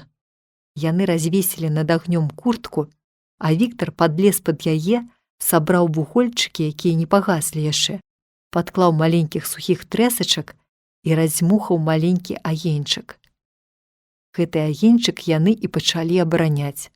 Таму што ён быў маленечкі, куртку можна было трымаць зусім нізка над ім, стоячы на каленях. Цяпер ужо і касы дождж быў не страшны. Можа, з гадзіну цягнулася навальніца і ішоў такі прыліўны дождж, што, здавалася, мог заліць які хочаш пажар. Хлопцы даўно ўжо прамоклі да апошняй ніткі, здубянелі ад холаду, але нічога гэтага не адчувалі. Толькі напружана сачылі за ветрам і дажджом і па ветру нахілялі сваю заслону. Маленькі агеньчык бесклапотна гуляў пад вопраткай, нібы малое дзіцяня, і зусім не думаў пра небяспеку, ад якой яго бароняць. «Ура! Перамога!» — закрычаў Віктар, калі дождж скончыўся. Малое дзіцяня хутка вырасла ў вялікае вогнішча, і абаронцы поўнасцю былі ўзнагароджаны за свае турботы. «Паддавай! Яшчэ! Насіліся яны па лесе, сцягвалі галлё, якое цяпер нават мокрае гарэла, бо вогнішча распалілі страшэннае. Дым ад яго, здавалася, запоўніў увесь лес, а калі галлё згарэла, дык жару ад яго хапіла, каб высушыць адзежу. Хлопцы ледзь паспявалі падстаўляць то адзін, то другі бок. Спаць у гэтую ноч болей не давялося. Так і дачакаліся сонца. Глава 6. Мяса знікла. На паляванне з голымі рукамі. Здзекі ад зайцоў. Вавёрка выратавала. Дарэмны перапут. Абед з 3 страў без другой. Будаўніцтва з дапамогай 20 пальцаў. На гэты раз з бяды выкруціліся. Трэба было брацца за будаўніцтва, каб забяспечыць сябе не толькі хатай, але і агнём. «Прыйдзецца пабудаваць вялікую юрту», — казаў Віктар, «каб усярэдзіне і спаць можна было, і каб для агню хапала месца. Не забывайся, што апрача 20 пальцаў у нас ніякага інструмента няма», — заўважыў Мірон. «А пра нож забыўся?» «Які там нож?» — махнуў рукой Мірон. «Спачатку зробім павець, пад якой можна было б хаваць агонь у час дажджу. Нават не для вогнішча наогул, а для маленькага запаснога агеньчыка. Вунь там, напрыклад, між каранямі можна. А калі так, то маленькі агонь можна і ў будане трымаць. Дым будзе, ды і месца для яго лішняе трэба». Пачалі спрачацца. «Калі так, то будзем галасаваць», — крыкнуў Віктар па прывычцы. «Давай!» — засмяяўся Мірон. Віктар схамянуўся і таксама пакаціўся ад смеху. Гэты смех спыніў спрэчкі. яны ўбачылі, што і спрачацца не было чаго. Ніхто не перашкаджае падтрымліваць агонь і там, і тут, абы толькі сачыць і пільнаваць. Нарэшце згадзіліся печ будаваць хату. «Толькі трэба спачатку падмацавацца», – сказаў Віктар і павярнуўся да ўчарашняга мяса. «Шасць сюды, шасць туды, няма мяса». «Што ж гэта такое?» – развёў рукамі Віктар. «Можа, ты з'еў?» «Ну-ну», – абурыўся Мірон і таксама пачаў шукаць. За некалькі крокаў знайшлі невялікі абгрызены кавалак. «Значыцца, нейкі звер сцягнуў. Ах, каб яго разарвала!» – вылаяўся Віктар. «Відаць, тут шмат звяр'я шнырыць, а мы пра гэта і не падумалі. Яшчэ на нас хто-небудзь нападзе. Такіх драпежнікаў у нас няма, каб самі нападалі на людзей. Хіба ваўкі ўзімку, ды і то з граяй. А што нашу апошнюю спажыву ўкралі, справа зусім дрэнная», – сумна прамовіў Мірон. Становішча адразу павярнулася да іх другім бокам. Не толькі шкада было гэтага мяса, але паўстала пытанне: як быць далей? Не кожны раз будзеш лавіць рукамі зайцоў, а што яшчэ можна зрабіць без зброі? Віктар зусім апусціў рукі. Наколькі хутка і моцна выбухала ў ім энергія, настолькі хутка яна і знікала. «Гэтак зусім прыйдзецца тут загінуць», – пахмура прамовіў ён. «Пойдзем лепш зноў шукаць броду. Калі яшчэ вада спадзе, невядома». «Не, браток, гэтак нельга», – разважліва сказаў Мірон. «З роспачы кідацца ва ўсе бакі апошняя справа.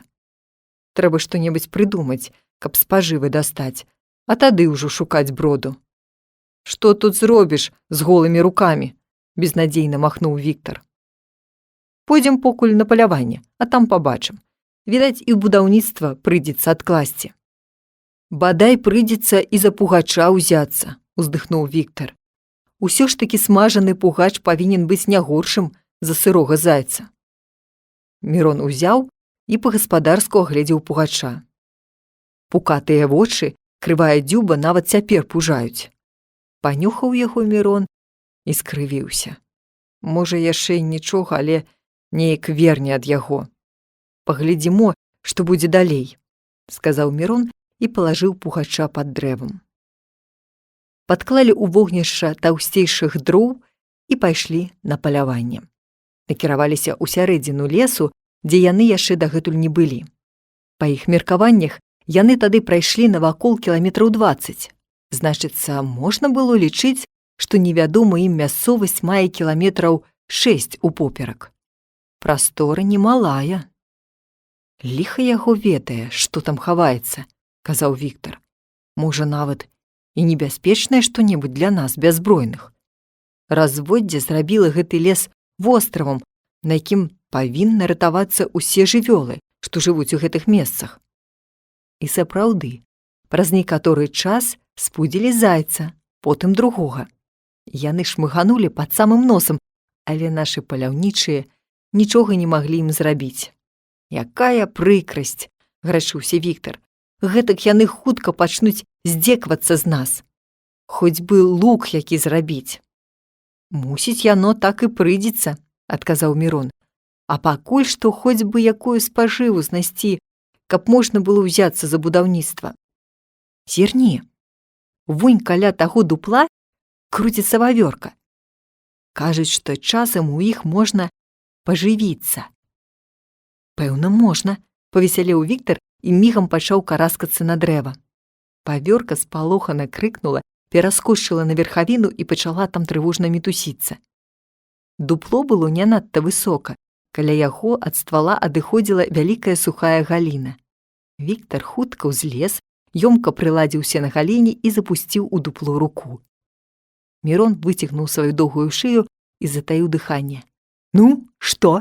– нецярпліва запытаўся ён.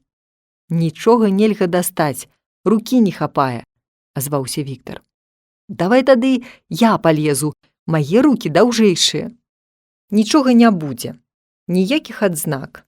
Можа, і зусім нічога няма», – адказаў Віктар і збянтэжана усеўся на галіне. Памаўчалі крыху. Вось што! — крыкнуў раптам Віктар. Гэты бок дрэва тонкі і спарахнелы. Падай мне які-небудзь кол, а я ім здолею развярнуць дзірку так, што нават і сам улезу. Мірон зламаў тонкае дрэўце і падаў Віктару. Засунуў Віктар палку, націснуў, і зараз жа пасыпаліся трэскі і труха. Праз некалькі хвілін замест дзіры была доўгая шчыліна, і нарэшце Віктар мог дастаць гняздо. «Ёсць нешта!» — крыкнуў ён. «Што? Што?» — захваляваўся Мірон. Віктар яшчэ папоркаўся, а потым як гаркне на ўсё горла. «Арэхі! Шмат арэхаў!» Напхаў поўныя кішэні, потым пачаў сыпаць за пазуху, а там усё яшчэ было. «Сып на зямлю! Я ўсё падбяру!» — крычаў Мірон. Пасыпаліся арэхі, буйныя, поўныя, усе як на падбор. Нарэшце запасы скончыліся, і Віктар нават выцягнуў і пусціў па ветру гняздо.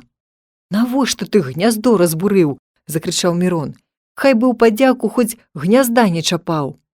«Всё роўна яна больш не будзе тут жыць», — сказаў Віктар і злез з дрэва. Калі сабралі ўсе арэхі, то іх набралася кілаграмы са 3. «За здароўе гэтага мілага стварэння», — сказаў Віктар, лузгаючы арэхі. Панапхалі сабе арэхаў, дзе толькі можна было, і весела накіраваліся дадому. Праз некалькі крокаў Віктар спыніўся. «Глянь!» — крыкнуў ён. «Нібы грыбы нейкія. Можа, іх можна скарыстаць? Але, здаецца, яны воўчыя». Мірон нахіліўся. Ён убачыў бурыя грыбы, нібы сушаныя грушы, панатыканыя вострымі канцамі ў зямлю. Безліч тонкіх, далікатных зморшчак надавала ім нейкі асаблівы выгляд. «Гэта смаржы», — сказаў Мірон, калі уважліва разгледзеў іх. «А іх можна есці?» «Можна, і нават яны вельмі смачныя, але гэтыя занадта старыя.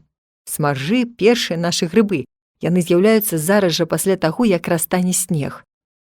«Калі можна есці, дык няма чаго перабіраць, старыя ці маладыя». «Ну не, старыя небяспечныя, атрутныя. Ды ў гэтых дробных зморшчыках столькі пяску і рознага бруду, што іх і вымыць нельга. Пашукаем тады маладзейшых». «Пашукаем». Пачалі шукаць, але справа была вельмі марудная, бо амаль для кожнага грыба даводзілася складаць камісію, каб вызначыць, стары ён ці малады. Пад пагрозай атруты выкінулі нямала і добрых грыбоў, але ўсё ж такі знаходзілі і надзейныя. Вось ужо зараз будзе поўная шапка. Але тут на шыю Мірона капнула некалькі кропляў дажджу. «Дождж!» — закрычаў ён не сваім голасам, нібы гэта капнула гарачая смала, кінуў шапку і паляцеў на сваіх цыбатых нагах так, што Віктар адразу згубіў яго з вачэй. Ачуў некалькі кропляў і Віктар, але, зірнуўшы ўгору, убачыў, што вялікай небяспекі няма. Лёгкія хмаркі хоць і пакрапалі крыху, але вялікім дажджом, здаецца, не паграшалі. Ён ухапіў Міронаву шапку і пабег за ім. Праз некалькі крокаў ён забачыў на зямлі арэхі, спачатку невялікую палоску, а потым і спорную кучу. А кроплі болей не капалі. «Стой, назад! Арэхі рассыпаў!» — закрычаў Віктар і пачаў збіраць арэхі. Праз некалькі хвілін вярнуўся і Мірон. «Што ты паляцеў, нібы звар'яцелы?» — накінуўся на яго Віктар. «Бачыш, дабро парастрасаў. Дажджу ж няма». «А ты забыўся, як мы баранілі агонь?» — адказаў той. «Хочаш яшчэ раз рызыкнуць? Добра, што так абышлося. А бегчы тады, калі вялікі дождж пайшоў бы, было б позна». Шукаць да апошняга арэха было марудна. Знаходзіліся ж яны блізка ад сваёй стаянкі, таму вырашылі рэшту арэхаў падабраць другі раз. Да стаянкі было не болей як паўкіламетра. Агонь захаваўся добра. Памылі смаржы, кінулі ў агонь. Грыбы зморшыліся так, што нават не было чаго есці. Ды яшчэ попелу набралася ў зморшкі столькі, колькі было дабра ў самім грыбе. Але ўсё ж такі страва выйшла досыць смачная. «А ведаеш што?» — сказаў Мірон. Я лічу, што гэты попел з поспехам заменіць нам соль. Я недзе чытаў, што ёсць на зямлі куткі, дзе людзі наогул ужываюць попел замест солі. Ну і еш на здароўе, гэтага дабра хопіць, адказаў Віктар. Вось толькі шкада, што другой стравы няма, а прыходзіцца адразу прымацца за трэцюю, за арэхі. Затое наогул сёння наш абед панскі, далікатны і смачны. Пасля абеду зараз жа ўзяліся будаваць сабе хату. Доўга меркавалі, як гэта без сякеры і нажа узяцца за працу, і нарэшце знайшлі добры выхад. У тых кустах, дзе злавілі зайца, яны выбралі мясцінку, а над ёй звязалі дрэўцы, што раслі побач. Зруб выйшаў дасканалы, моцны, а пераплесці яго, зрабіць страху было зусім няцяжка. Хата выйшла на славу. Каб чысцей было, падлогу засыпалі пяском, а ложкі зрабілі з леташняга чаротніку. Радасць хлопцаў была бязмерная. З якім замілаваннем яны аглядалі сваю пабудову, затыкалі кожную шчыліну, абламвалі кожную лішнюю галінку, цешыліся і знадворку, і з сярэдзіны. Гэты зроблены іх уласнымі рукамі будан здаваўся ім найлепшым памяшканнем у свеце. «Цяпер я згодзін жыць тут хоць усё лета», – цешыўся Віктар. «Вось, тут арэхі паложым, а ў гэтым куту сухія дровы, каб падтрымліваць агонь у час дажджу», – гаспадарыў Мірон. Калі будан або юрта, як казаў Віктар, быў гатовы, прыступілі да ўпарадкавання агню. Галоўную базу для яго выбралі ў той ямцы пад коранем дрэва, дзе было іх логава. «Трэба выкапаць ямку глыбей, каб жар у ёй доўга захоўваўся», – меркаваў Віктар. «Ды пусціць яе пад корань, каб вада не дабралася». «Гэта было б добра», – сказаў Мірон. «Але ж мы гэткім чынам сапсуем вялікае каштоўнае дрэва». Зірнуў Віктар на дрэва. Высокае, магутнае, вельмі прыгожае. Лепш было б пад пнём сечнага дрэва, але такога не відаць. «Шкада дрэва», – уздыхнуў ён, «але справа ідзе аб жыцці двух савецкіх грамадзян. Мы адпрацуем дзяржаве за гэтае дрэва і пасадзім замест яго некалькі новых. Каб былі каменні, дык можна было б сякую-такую печку скласці», – сказаў Мірон. «У далейшым будзем гэта мець на ўвазе і не мінаць аніводнага каменя, які дзе ўбачым». Узялі пад увагу і тую акалічнасць, што дажджы ў нас часцей за ўсё ідуць з захаду, таму пячурку зрабілі з усходняга боку дрэва. Для хатніх патрэб расклалі другое вогнішча каля свайго памяшкання. Нарэшце ўсё было ўпарадкавана, і куток адразу набыў культурны выгляд. А будаўнікі на гэты час зусім забыліся, у якім становішчы яны знаходзяцца, і адчувалі сябе так добра, як ніколі. Пад вечар шэрыя хмаркі ўсё ж такі сабраліся ў адну і затулілі ўсё неба.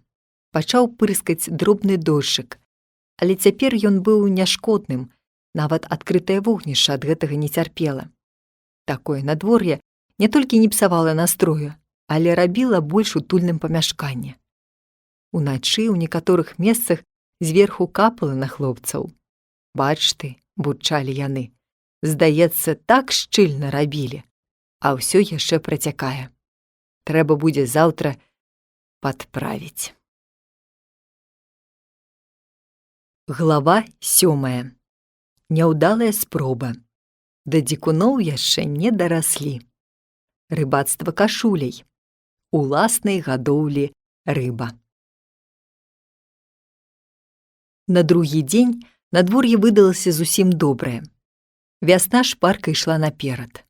Раніцою пайшлі падбіраць згубленыя учора арэхі і шукаць смаржоў. Арэхі падабралі, але добрых смаржоў не знайшлі. Відаць, іх час зусім прайшоў. «Давай зробім лук», – прапанаваў Віктар. «Можа, якога-небудзь дурнога зайца удасца аглушыць».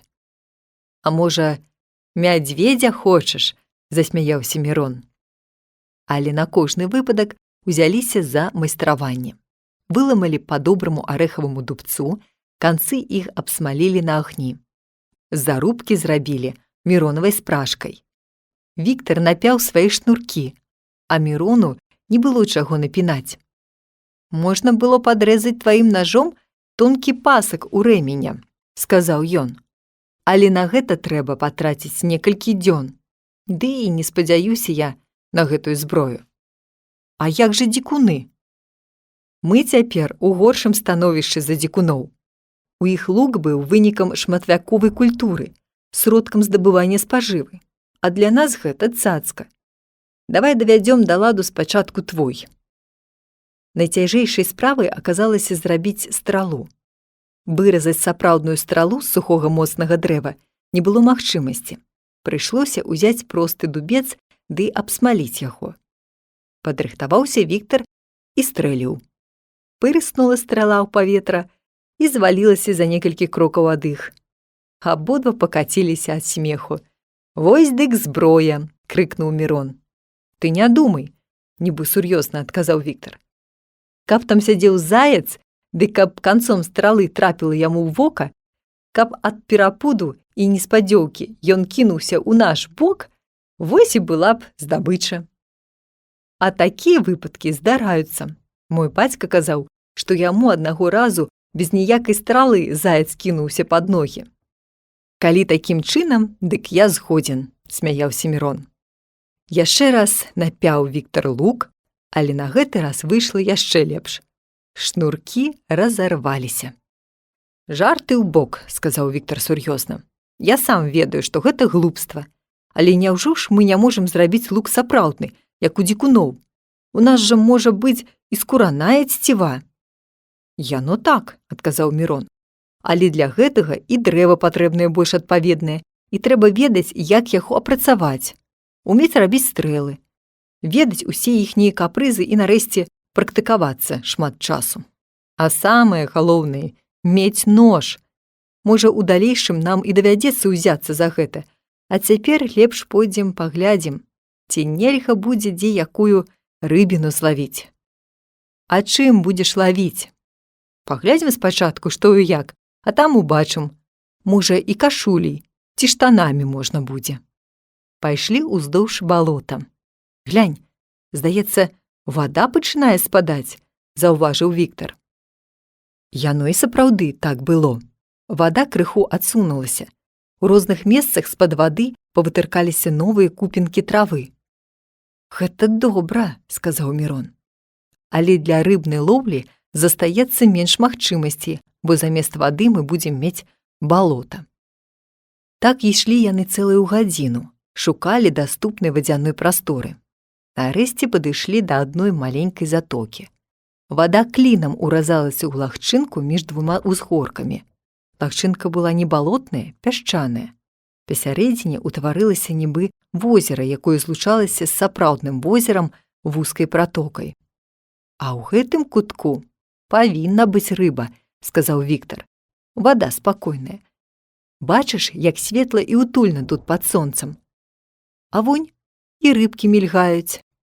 І ён пачаў здымаць споднюю кашулю. «Завяжам каўнер і рукавы, уставім абруч, вось і будзе сак, не горшы ад рыбацкага», – казаў ён, але праз некалькі хвілін крыкнуў: «Ах, каб на цябе кадук! Парваная! Здымі сваю!» Мірон зняў сваю кашулю. Завязаць яе ды ўставіць лазовы абруч было лёгкай і хуткай справай. Праз некалькі хвілін нашы рыбакі ўжо ўлазілі ў ваду. Але хутка яны ўбачылі, што нічога ў іх не будзе, бо вада не выходзіла з кашулі, і рыба нават пры добрым жаданні не магла трапіць у яе. Вада не пускала. «А ведаеш, твая падраная кашуля больш падышла б», – сказаў Мірон. «Не, дзірка вялікая, ды яна адразу падралася б яшчэ болей. Як жа быць? Хіба вось што зробім. Развяжам рукавы і возьмем за канцы адной рукой, а другой будзем трымацца за абруч. А калі рыба палезе праз рукаў, дык яе цап», – засмяяўся Мірон. «Давай гэтак». Пачалі лавіць новым спосабам. Пайшло лягчэй, але нязручна было тое, што трэба было нахіляцца ў ваду па шыю, каб трымаць рукавы на належнай глыбіні. Праз некаторы час Мірон закрычаў: «Ёсць! Стой! Ах, вырвалася!» «О, не зграбайла!» – разлаваўся Віктар. «Ты маленькая была!» – апраўдваўся Мірон. Праз хвіліну закрычаў Віктар: «Ёсць! Трымай свой канец, каб не ўцякла! Да берага цягні! Да берага! Падымай угору! Вялікая! Ой, кусаецца!» Цяжка было цягнуць на бераг кашулю, нібы бочку поўную вады. Але ж калі выцягнулі, дык знайшлі ў ёй дзесятак дробных рыбак, а ў Віктара ў руцэ быў 2-фунтовы шчупак. Вось гэта дык здабыча, цешыліся хлопцы. Болей на гэты раз не хацелі лезці ў ваду, бо змерзлі. «Куды яна дзенецца?» – казаў Віктар. «Мы можам увесь час тут лавіць, нібы ва ўласнай сажалцы». Але Мірон сумна паківаў галавой. «Можа, ужо заўтра гэтай сажалкі не будзе. Не забывайся, што яна зрабілася толькі ў час паводкі». «Вельмі шкада», – збянтэжана прамармытаў Віктар і ўтаропіў вочы ў ваду. А праз момант ён радасна крыкнуў: «Дармо! Мы ж можам зрабіць перагародку вунь у тым вузкім месцы. Хай сабе вада сыходзіць, а рыба застанецца». Зараз жа прыступілі да працы. Торкалі ў зямлю ўсё, што можна было ўторкнуць. Вельмі слабая была загарадка, але ж затое яны ўзялі колькасцю. Праз гадзіну грэбля каля метра шырыні аддзяляла затоку ад возера ці балота. Каб тут была бягучая вада, яна ў адзін міг разбурыла б іхняе збудаванне. Але, на шчасце, гэтага можна было не баяцца. «Вось рыба і ў палоне», – захапляўся Віктар. «Хай сабе гадуецца, а мы будзем браць, колькі захочам і калі захочам». Такая магчымасць значна ўзняла дух хлопцаў, бо з'явілася некаторая ўпэўненасць і ў заўтрашнім дні. Вечарам ля вогнішча Мірон разважаў. 5 дзён яшчэ не прайшло, а якія змены адбыліся ў нашым становішчы. І агонь маем, і хату, і спажыву, нават сваю рыбную гаспадарку. Я больш быў бы задаволены, каб мы мелі сваю хлебапякарню, сказаў Віктар, абгрызаючы выкачаную ў попеле касцістую рыбку. Як кожны вечар, пасля дзённых турбот гутарка іх перайшла да хатніх спраў. Якімі далёкімі здаваліся цяпер гэтыя справы. Не верылася, што пры нармальных умовах за адзін дзень можна было б вярнуцца дадому. Пакуль не прайшлі 10 канікулярных дзён, вялікай трывогі там яшчэ не будзе.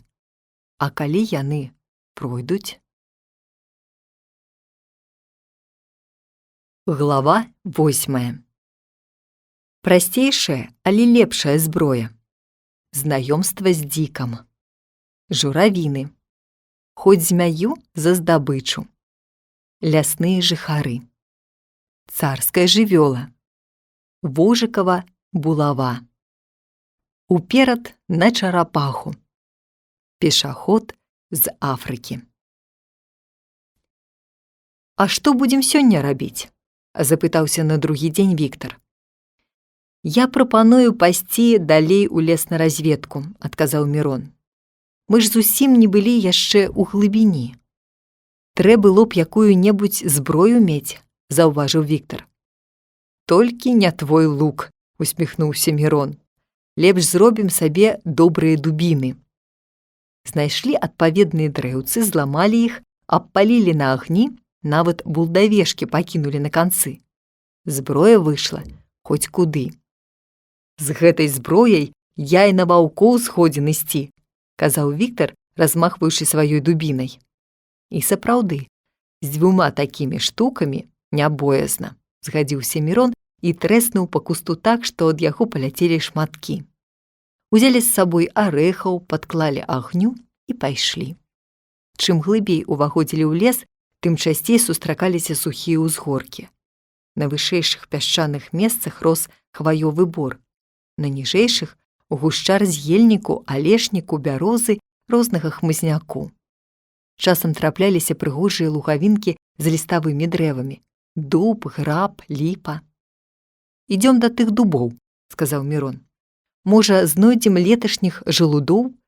Калі прыйдзе бяда, яны спатрэбяцца. Ды і без бяды кавы добра будзе папіць, адказаў Віктар. Трэба толькі мець начынне і цукар. Калі падышлі да дубоў, то ўбачылі, што там нехта перад імі ўжо гаспадарыў. Зямля была перакапаная, віднелася шмат слядоў, а жолуда аніводнага. Але дзіўней за ўсё было тое, што сляды здаваліся свежымі. «Хто б гэта мог быць?» – задуменна сказаў Мірон. «Дзікі», – упэўнена сказаў Віктар, разглядаючы сляды. «Невядома, ці радавацца, ці шкадаваць, што знайшліся такія суседзі», – прамовіў Мірон. Віктар чамусьці памахаў сваёй дубінай. «Добра было б здабыць дзіка, але, кажуць, звер вельмі небяспечны. Калі разлуецца, дык нават добрая зброя не паможа». У гэты момант збоку нешта затрашчала. Хлопцы ўздрыгануліся і мацней сціснулі свае дубіны. З-за ламаччу паказаўся дзік. Здавалася, увесь ён складаўся толькі з адной страшэннай галавы. Ні зада, ні кароткіх ног не было відаць. Але ж бурая галава з чаціністым хібам, натапыранымі вушамі, бялізнымі ікламі і маленькімі злоснымі вочкамі была жудаснай. «Не рухайся», – прашаптаў Віктар. Дзік спыніўся, задраў свой лыч, панюхаў паветра, глуха рохнуў і завярнуўся назад. «Ну і страшыдла», – прамовіў Мірон. «Яго не толькі дубіна, але і гармата не возьме. Ліха з імі, з гэтымі суседзямі». «Крыўдна ўсё ж», – пашкадаваў Віктар. «Гэткі выпадак, а ты стой ды глядзі, як дурань». Пайшлі далей. У густым ельніку пачулі зусім блізка моцны лопат крылаў. Здавалася, нейкая вялізная птушка заблыталася ў галінах і не можа адтуль выбіцца. Зірнулі ў той бок і сапраўды заўважылі вялікага чорнага птаха. Ляцеў ён так нізка і так нязграбна махаў крыламі, што, здавалася, яго было зусім лёгка злавіць рукамі. «Хапай яго!» – кінуўся наперад Мірон. Але Віктар не зварухнуўся. «Дарэмна. Гэта табе так здаецца. Глушэц заўсёды так лятае ў ельніку, але ніхто яшчэ не лавіў яго рукамі». «У такім разе хадзі сюды», – крыкнуў Мірон. «Я табе пакажу нешта другое». Калі Віктар выбраўся на купчастую балоцістую палянку, дык убачыў, што Мірон схіліўся над журавінамі. «Пакаштуй, якія яны смачныя, салодкія пасля зімы», – сказаў Мірон. «Шкада толькі, што гэтыя лясныя жыхары ўжо ласаваліся тут, і нам мала пакінулі». З вялікай ахвоты падмацаваліся хлопцы ягадамі, ды назбіралі яшчэ ў шапку. «Нічога, жыць можна», – з задавальненнем сказаў Віктар. «Але ўсё ж такі мушу сказаць, што ўвесь час адчуваю сябе галодным, і ў роце, ў жываце неяк нядобра. Хоць бы кавалак хлеба ці якога-небудзь варыва. Зусім іншая была б справа». «Спачатку сырому зайцу быў рады, а цяпер ужо сапраўднага абеду захацеў», – засмяяўся Мірон. «У нашым становішчы трэба разважаць інакш, абы чым толькі падтрымліваць сябе. І галоўнае, каб разнастайная была страва. Вось чаму і журавіны вельмі карысныя. Гэта, брат, пладавіна, а ў ёй ёсць жалеза, вугляводы, вітаміны». З поўнай шапкай журавін яны не хацелі ісці далей у лес. Далі круг і накіраваліся назад. У адным месцы ўбачылі вялікую змяю. Яна ляжала, скруціўшыся на пяньку, і грэлася на сонейку. Галаву яна вытыркала ўверх і млява варушылася. Віктар мігам падскочыў і забіў яе дубінаю. «Ну і гадзіна», – сказаў ён і пакратаў змяю нагой. «Мусіць, з метр будзе». Яны пасунуліся былі далей, але хутка Мірон прыпыніўся. «Слухай», – сказаў ён, – «у нашым становішчы шкада пакідаць здабычу, якая б яна не была. Ці нельга будзе як-небудзь скарыстаць і гэтую?» «Ды што ж ты з яе зробіш?» – засмяяўся Віктар. «Не ведаю яшчэ, але ў нашай бядняцкай гаспадарцы ўсё можа спатрэбіцца. здымем з яе скуру. Хіба зрабіць з яе чучала для нашага тэхнікума? Экземпляр добры, згадзіўся Віктар. Агідная была справа, але праз некалькі мінут скура была здзёртая. На зямлі застаўся голы брыдкі скрутак, а Віктар закінуў сабе на плечы скуру кішку. Ціха ішлі яны па лесе, пільна прыглядаючыся навокал. За гэты невялікі час, як яны апынуліся на востраве, прырода значна змянілася. Лісце на дрэвах загусцелася, трава паднялася. Здавалася, і птушак больш стала. Мацней разлягаліся па лесе іх галасы. Вось пінькае лілавагрудная зябка, вось заліваецца чорны дрозд, свішча жоўтая івалга, стукаюць дзятлы. Заварушыліся розныя казюлькі, а ў цяньку ўжо пачуўся непрыемны звон камароў. Сям-там пераскакваюць з дрэва на дрэва вавёркі. «Вось каб яшчэ арэхаў знайсці», – прамовіў Мірон. «Разласаваўся», – усміхнуўся Віктар. «Не на кожным кроку гэта здараецца, брат ты мой. Нават каб і знайшлі такое самае дупло, дык гэта зусім не значыць, што там абавязкова будуць арэхі. Маглі і вавёркі з'есці за зіму». Тут па дрэве шмыгнула нейкая новая жывёліна, крыху падобная да вавёркі, толькі танчэйшая і даўжэйшая за яе. Колер скуры руды з белымі плямамі. Мірон няўважліва зірнуў на яе і прамовіў: «Гэта не вавёрка?» «Тсс!» – шапнуў Віктар і прытрымаў рукою Мірона. «Гэта гарнастай». «Няўжо ж ён такі нікчэмны?» – здзівіўся Мірон. «Зімою ён белы, а цяпер якраз змяняе зімовае адзенне на летняе. Самая галоўная яго адзнака – канец хваста, які заўсёды бывае чорным». Гарнастай тым часам знік з вачэй. Мірон зняважліва паціснуў плячыма. «А я думаў, гарнастай немаведама што такое. Раней жа ніхто не меў права насіць гарнастаевыя футры, апрача цароў ды князёў.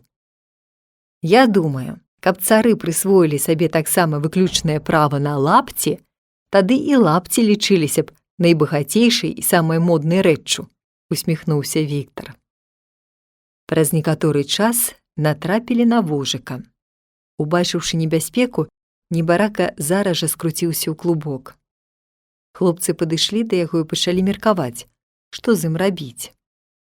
Каб былі дома, то ўзялі б яго жывым, на пацеху. А тут што з ім будзеш рабіць?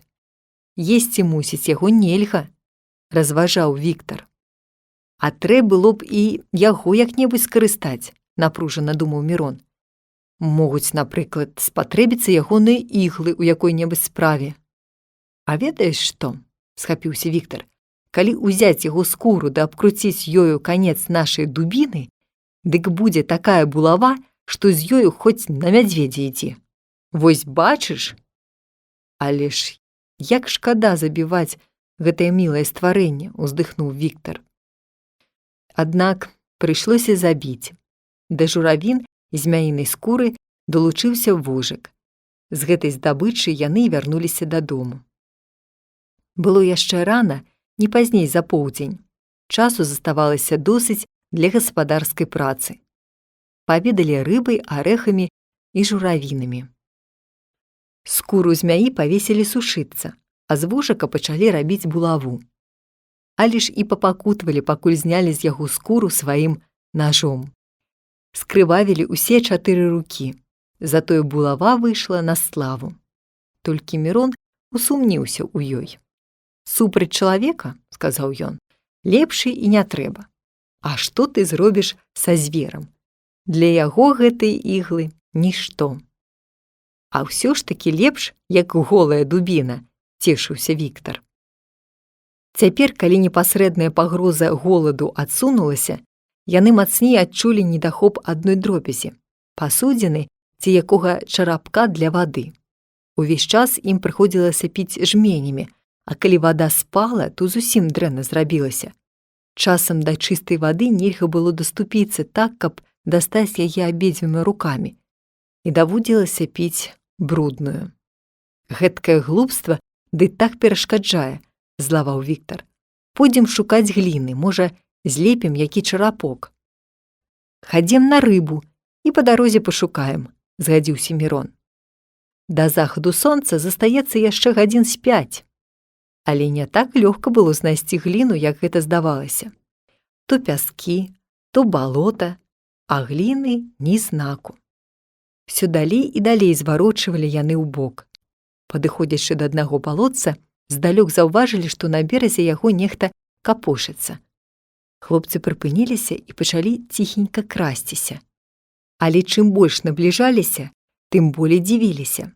Гэты нехта не быў падобны ні на звера, ні на птушку. Проста штосьці круглае круцілася на месцы, станавілася рубам. «Чарапаха!» – прашаптаў Віктар. Хлопцы спыніліся і пачалі наглядаць за ёй.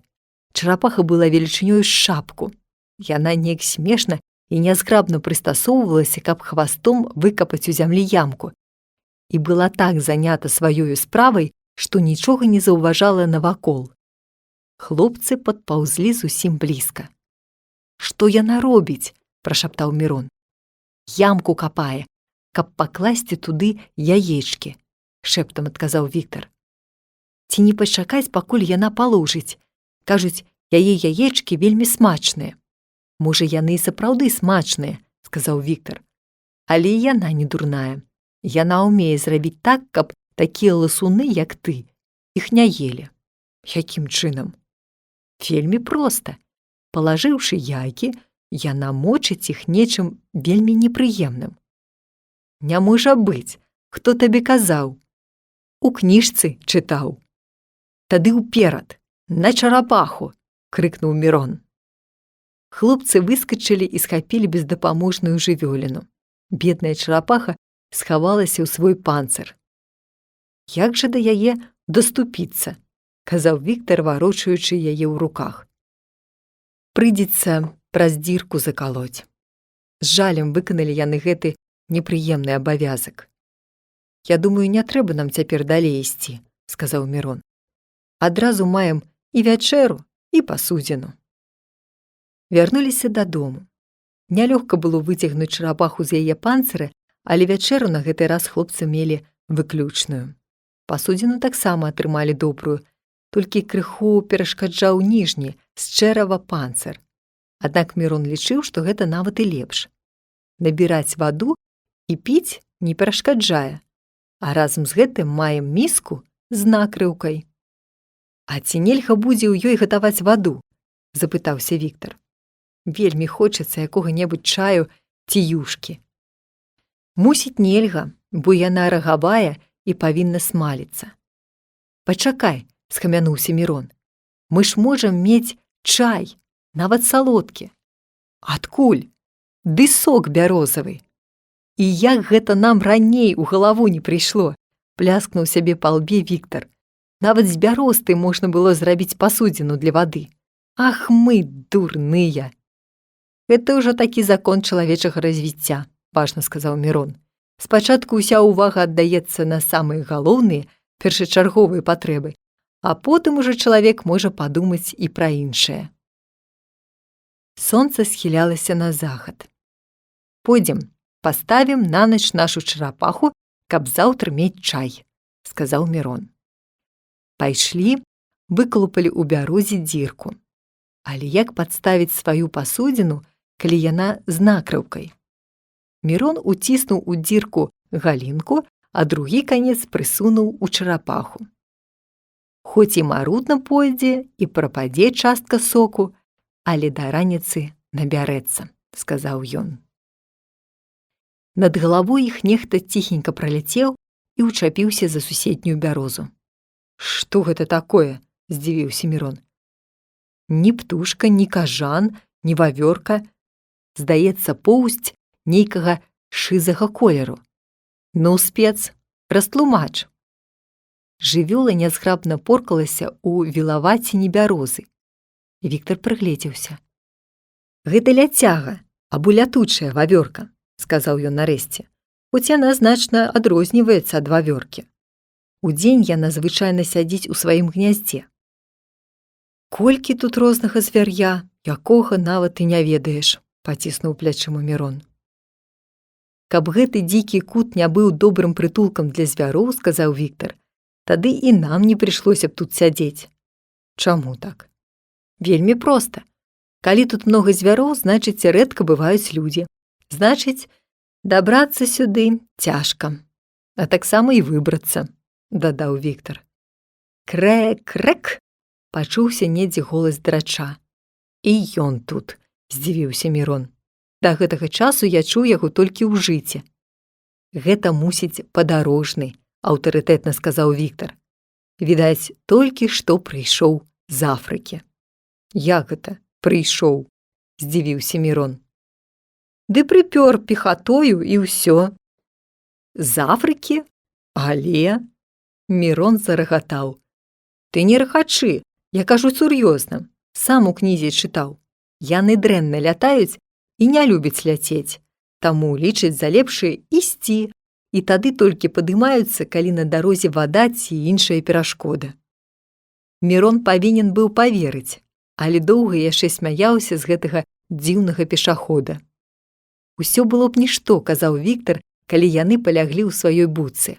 Але накрыцца няма чым. Уначы халаднавата бывае. Затое гэта прымушае вылазіць і падтрымліваць агонь, адказаў Мірон. А іначай ён калі-небудзь можа і загаснуць. Глава 9. Салодкі чай. Лекцыі Мірона. Важныя пані. Драпежнік на рыбалцы. Арэна для бойкі. І змяя спатрэбілася. Байцы ў палоне. Раніцою пайшлі па чай. Чарапашына была поўная, нават праз верх палілося. З якой прыемнасцю выпілі свежага салодкага соку. Адразу, здаецца, адчуў сябе мацней, заўважыў Віктар.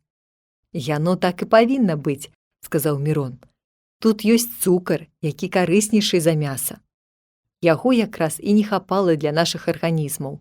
Цукар падтрымлівае нервовую сістэму і асабліва карысны пры разумовай працы. Во, гэта дарэчы, перакруціўся на адной назе Віктар. Я ўжо адчуваю сябе больш разумным і гатоў зараз жа распачыць культ-работу сярод тутэйшых жыхароў, зайцоў, божыкаў, чарапах. Па тваёй балбатні не відаць, каб ты зрабіўся больш разумным, упікнуў Мірон, але Віктар не пакрыўдзіўся. Паставілі чарапашыну на месца і накіраваліся да сваёй рыбнай гаспадаркі. Дарога была знаёмая, ішла галоўным чынам уздоўж берага, звяроў тут хлопцы не чакалі, таму маглі больш увагі звярнуць на некаторыя цікавыя расліны, якіх да гэтага часу не заўважалі. Прыйшоў чарод Мірону паказаць свае веды. Ужо праз 100 крокаў Віктар зацікавіўся высокай хвояй, шаратаватую гладкай карою і шызымі ігламі. «Што гэта такое?» – запытаўся ён. «Здаецца, ні сасна, ні елка». «Ельніца», – адказаў Мірон. «Бачыш, іглы больш сціснутыя, а знізу во якія 2 сінявата-белыя палоскі. Шышкі падобныя да яловых, але больш тупыя». «Дык яны ж растуць у Сібіры», – здзівіўся Віктар. «А вось бачыш, ёсць і ў нас. А сібірская ельніца і росту меншага, і іглы, і шышкі напалову меншыя». Мірон быў задаволены, што выявіў столькі ведаў, але праз некаторы час ён апынуўся ў досыць непрыемным становішчы. Яны натрапілі на невялікае дрэва з нейкім дзіўным лісцем. Не то хваёвыя іглы, не то звычайныя вузкія лісцікі. 2 паловы ліста складалі нібы жалабок, а каля ліставой пазухі былі прычэплены шурпатыя галачкі. «А гэта якое дрэва? Хваёвае ці ліставое?» – запытаўся Віктар, упэўнены, што Мірон ведае. Мірон пачаў яго разглядаць, але не мог прыпомніць. Гэта, мармытаў ён і напружваў памяць. «Эх ты, спец!» – насмешліва сказаў Віктар. «Ціс!» – выпаліў Мірон. «Ведаю. Паўднёвая расліна, але належыць да хваёвых. лісце атрутнае. Само дрэва вельмі моцнае, вось з чаго нам трэба было б зрабіць лук. Не ведаю, як тут, а ў іншых месцах ціс можа жыць 2000 гадоў. Ого, крыкнуў Віктар, і заўсёды такі маленькі? У іншых месцах вырастае нішто сабе, але наогул дрэва невялікае. Тут яно вельмі рэдка сустракаецца. Бывае яшчэ ў Белавежскай пушчы, а далей на ўсход няма. Малайчына, вытрымаў экзамен, пляснуў яго Віктар па плячы. Праз некаторы час звярнулі ўвагу яшчэ на адно невялікае хваёвае дрэва з маленькімі зялёненькімі ігламі, якія раслі паасобнымі мяцёлкамі. Віктар зацікавіўся ім. Глянь, здаецца, нібы іглы ўсе маладыя, толькі што пачынаюць расці. Так яно і ёсць. Гэта лістоўніца. Яна на зіму скідвае свае іглы. Якая яна нікчэмная. Яна любіць горную камяністую глебу, але ў некаторых месцах і ў нас добра расце. Яе часта ў нас штучна разводзяць. Потым Мірон спыніўся каля травы з зубчастым складаным лісцем. На верхавіне сцябла парасонам сабраліся пучкі, гатовыя распусціцца ў кветкі.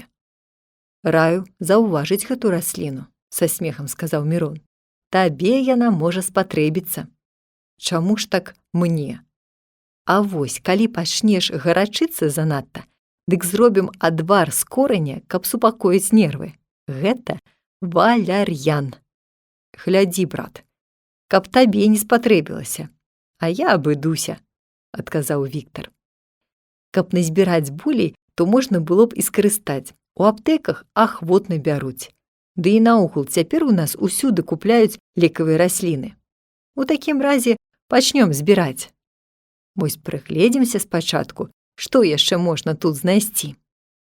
І ён больш пільна пачаў прыглядацца навакол. Але не на кожным кроку растуць лекавыя расліны. Да таго ж, было яшчэ рана, не ўсе расліны распусціліся як след, яшчэ менш цвілі. Таму асабліва кінулася ў вочы, калі праз некаторы час яны заўважылі на спадзе пад аховай дрэў купку не то травы, не то кустоў з вялікімі прыгожымі залаціста-жоўтымі кветкамі. Падышоўшы бліжэй, хлопцы ўбачылі, што некаторыя сцяблы дасягаюць 2 метраў вышыні. Лісце было прадаўгаватае, тоўстае, нібы тлустае. Ад кветак ішоў моцны пах. Всё гэта рабіла ўражанне, нібы расліна гэтая з'яўляецца тут нейкім госцем.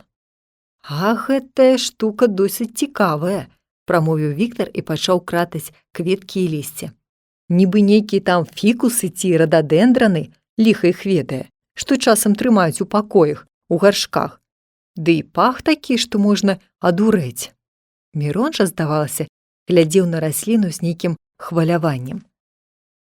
Так, сказаў ён нарэшце, гэта азалія, або, як кажуць у народзе, божае дрэўца. Чытаў пра яе і нават дзівіўся, чаму гэта яе так паважаюць. Наш прафесар Адамаў нават спецыяльна ездзіў у нейкі кут Беларусі, каб паглядзець на яе і даследаваць. Апісаў падрабязна, і якія суседзі каля яе растуць, і якое дрэва, і якім клінам яна размясцілася, і які каменьчык знаходзіцца пад ёй. А ўрэшце узняў хадайніцтва, каб агарадзіць і абараніць яе. Ай-яй-яй, жартаўліва здзівіўся Віктар. Не палохай ты мяне, а то я і не ведаю, як трымаць сябе перад гэткай асобай.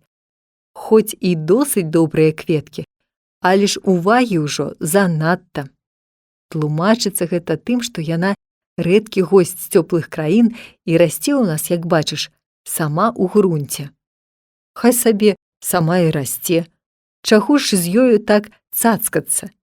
Ці, можа, якая асаблівая карысць ёсць ад яе? Кажуць, што надзвычайна памагае ад каросты.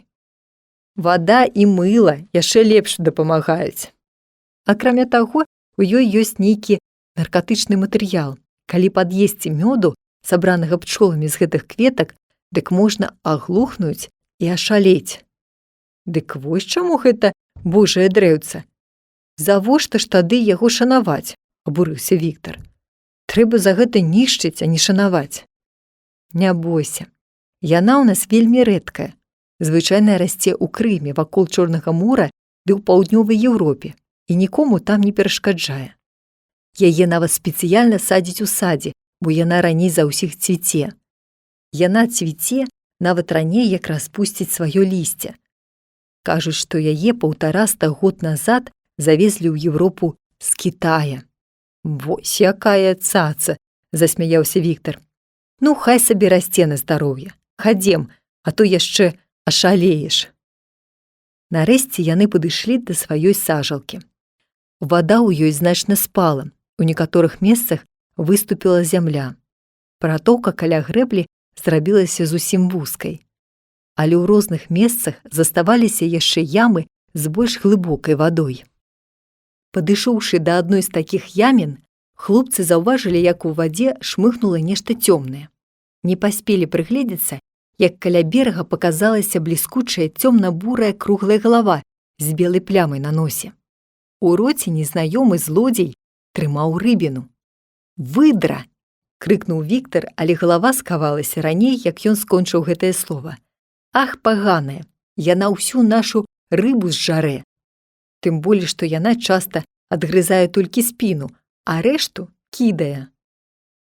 «Будзем тады лавіць яе разам з рыбай», — прапанаваў Мірон. «Ну не, брат, яна не такая дурная. Яе толькі ў пастку можна злавіць, ды і тут трэба паставіць каля нары. А нара мае 2 выхады. Адзін наверх, а другі пад ваду. Аднаго разу 4 чалавекі па чарзе пільнавалі выдру 6 тыдняў і не маглі злавіць. У кожным разе трэба хоць прагнаць яе». Хлопцы раздзеліся і падрыхтавалі сваю сетку. «А можа, укусіць яшчэ гэты драпежнік?» — прамовіў Мірон. «Калі загнаць яе ў кут, то яна можа і кінуцца, а так не адважыцца». Калі хлопцы падышлі да сярэдзіны лужыны, дык убачылі, што на беразе сярод травы слізганула доўгае на кароценькіх ножках цела выдры. Спіна была цёмна-бурая, а спод святлейшы. «Эх, дабро ўцякае!» — з жалем сказаў Віктар. «Адна скура чаго варта. Рублёў 300 можна атрымаць». «Ого, а есці яе можна?» — запытаўся Мірон. «Можна, і нават мяса добрым лічыцца». «Пашукаем тады яе нару». «Нары, мусіць, тут і няма. Яна робіць яе каля вады, а гэтая вада выпадковая, часовая». «Шкада», — уздыхнуў Мірон. «Давай тады лавіць сваю ўласную рыбу». Уласнай рыбы налавілі лёгка. У дадатак яшчэ выцягнулі некалькі камякоў нейкага кісялю з чорнымі крупкамі. «Гэта жабіная ікра, толькі кашулю запаскудзіць», — сказаў Мірон з гідлівасцю, адграбаючы гэты кісель. Ідучы назад, яны зайшлі ў лес пашукаць яшчэ журавін і ў адным кутку сярод густога ельніку знайшлі прытульную пляцоўку, пасярод якой было нацярушана шмат свежага пер'я. «Загінула ад драпежніка нейкая птушка», — прамовіў Мірон. Віктар агледзеў мясціну, перагледзеў пер'я то чорнае з белым, то стракатае і нарэшце сказаў: «Не, тут ніхто не загінуў. На гэтым месцы цецерукі збіраюцца такаваць, гуляюць, б'юцца. Гэтае пер'е і ёсць вынікі іхняй бойкі. Каб паляўнічыя знайшлі такое месца, яны зараз жа зрабілі б тут засаду. А можа, і нам зрабіць? А што ты зробіш з голымі рукамі? Цецярук асцярожны. Паляўнічыя з вечара робяць буданы і цярпліва чакаюць усю ноч. У іх стрэльбы. А мы што будзем рабіць? Рукамі іх не зловіш.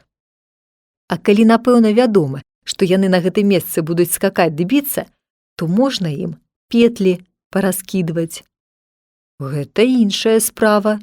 Варта падумаць». Усю дарогу яны меркавалі, з чаго зрабіць петлі. І нічога не маглі прыдумаць, апрача таго, што прыйдзецца ахвяраваць Віктараву споднюю кашулю. Але і тут была небяспека, што ахвяра можа быць бескарыснай. Для такіх петляў трэба калі не конскі волас, то прынамсі тонкі і моцны шпагат. Тонкія вяровачкі з старых трухлявых нітак будуць занадта слабыя, а з пасма ў кашулі зусім нягодныя. Так падышлі дадому і нічога не вырашылі. Тут Мірон зірнуў на змяіную скуру, якая сушылася на галіне, раптам спыніўся і крыкнуў: «Вось хто нам дапаможа! Парэжам гэтую скуру на тоненькія паскі, і яны будуць не горшыя за валасінкі». «Праўда!» – падхапіў Віктар. «Цяпер я бачу, што ўсё на свеце можна абярнуць на карысць чалавека». Хутка згатавалі сабе абед і, не марудзячы, узяліся за змяіную скуру. Але зараз жа і апусцілі рукі. Ну як было парэзаць яе, ды яшчэ на тонкія пасачкі без нажа? Віктар ледзь не заплакаў. «Гэта ж вечная пакута!» – скардзіўся ён. «Усё ідзе добра. З кожнага становішча можна знайсці выхад, і ўсё можна абярнуць на сваю карысць. І на кожным кроку адна перашкода – нож. Які дурань трымае нож у торбе?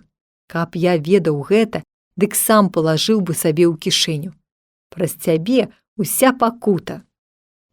«Чаго заскуголіў?» – грызнуўся Мірон. «Я сам заўсёды трымаю нож у кішэні. Але ж ці незвычайная справа, адрэзаўшы хлеб, палажыць разам з ім і нож? І я, каб ведаў, што праз цябе перакулімся, дык таксама ўзяў бы нож у кішэню. Ды і позна ўжо пра гэта казаць. Нічога не паможа. Лепш набяромся цярплівасці, ды пачнём калупаць, чым можна. Часу хапае». І пачалі калупаць. І з прашкай, і трэскай, і касцямі рыб, і вострым гузікам.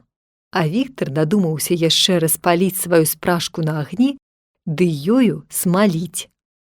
Усё разам, а больш за ўсё цярплівасць, пачало даваць вынікі. А першыя вынікі надалі бадзёрасці, упэўненасці і яшчэ раз цярплівасці. Спачатку яны разрэзалі змяіную скуру ўздоўж напалам, а тады ўжо кожны працаваў над сваёй паловай. 6 гадзін карпелі яны над гэтай працай і нарэшце зрабілі тое, што было ім патрэбна. «Гэта ж самыя дасканалыя сілы ў свеце», – цешыўся Віктар сваёй працы. Зараз жа і панеслі іх на месца. Цікава было папільнаваць, як пойдзе справа, але раздумаліся, што не варта пакутаваць усю ноч. «Дапамагчы справе мы нічым не можам», – казаў Віктар. «А спудзіць можам. Толькі каб устаць заўтра, як мага раней». Параскладвалі сілы сярод палянкі, замацавалі канцы, вярнуліся назад і паляглі спаць. Віктар прачнуўся апоўначы і чакаў раніцы каля вогнішча. Ледзь зашарэлася на ўсходзе, ён разбудзіў Мірона, і яны ціхенька накіраваліся ў лес. Яшчэ здалёк пачуліся ў тым баку гоман, плясканне, балбатанне, нібы там сабраўся нейкі натоўп. Потым выразней пачуліся гукі: «Чуфы! Чуш! Чуфы! Чуш!» Хлопцы паўзлі наперад не дыхаючы, сэрцы іх калаціліся. Падпаўзлі, зірнулі. На палянцы білася некалькі пар цецерукоў ды так, што толькі пер'е ляцела ва ўсе бакі. Асабліва вызначаўся стары такавік, чорны з белымі палосамі на крылах. Навакол, па галінах, сядзелі рабы і цяцёркі і глядзелі на гэтае спаборніцтва, якое адбывалася выключна дзеля іх. Яны крыкамі падбадзёрвалі байцоў, а тыя стараліся з усіх сіл, каб паказаць сябе перад красунямі. Всё гэта хлопцы заўважылі адным зіркам, а калі прыгледзеліся пільней, то ўбачылі, што ў двух цецерукоў ужо заблыталіся ногі, і яны бездапаможна бараніліся ад сваіх ворагаў. Вось зачапіўся і стары такавік, трывожна закрычаў, забіў крыламі і вырваўся. «Бяжым, каб і тыя не вырваліся», – шапнуў Віктар. Лопат крылаў аглушыў хлопцаў. Спалоханыя птушкі мігам зніклі, а ў руках таварышаў засталіся 2 добрыя цецерукі. Кіло па 2 вагою. Глава 10. Гаспадарка. Гліняная паэма. Старыя знаёмыя. воўк. Палявалі на ліса, а забілі павелічэнне статка. Цяпер ужо спажывы было дні на 4. Але зноў бяда. Як яе захаваць, каб не папсавалася? Давай склеп рабіць. Не то жартам, не то сур'ёзна сказаў Віктар. Галоўнае не ў склепе, а ў солі, адказаў Мірон. Тады давай сушыць на сонцы ды вэндзіць мяса, як гэта робяць іншыя ў такіх выпадках. Гэта было б добра, але як разрэзаць яго на тонкія лустачкі? Ну, тады давай будаваць клетку, сыпаў прапановы Віктар. Сцяміў Мірон. Гэта ўжо іншая рэч. І сапраўды, цецерукі былі жывыя, значыцца, лепш за ўсё было захоўваць іх жывымі. У такім разе, пакуль ёсць рыба, мы абодвух будзем гадаваць, сказаў Мірон. А дзеля гэтага зробім маленькі хлеўчык. Нават і не надта маленькі, бо можа і яшчэ завядзецца якая жывёліна, напрыклад, дзікае парася, заяц, медведзяня, карова, авечка, перадражніў Мірон. Як бы там ні было, а катушок будаваць трэба. Так парашылі хлопцы. І лепш за ўсё было прыбудаваць яго да шалаша. Тут яшчэ раслі кусты, з якіх можна было зрабіць зруб. Форма будынка залежала не ад будаўнікоў, ад таго парадку, у якім раслі кусты. Але гэта нічога не абыходзіла.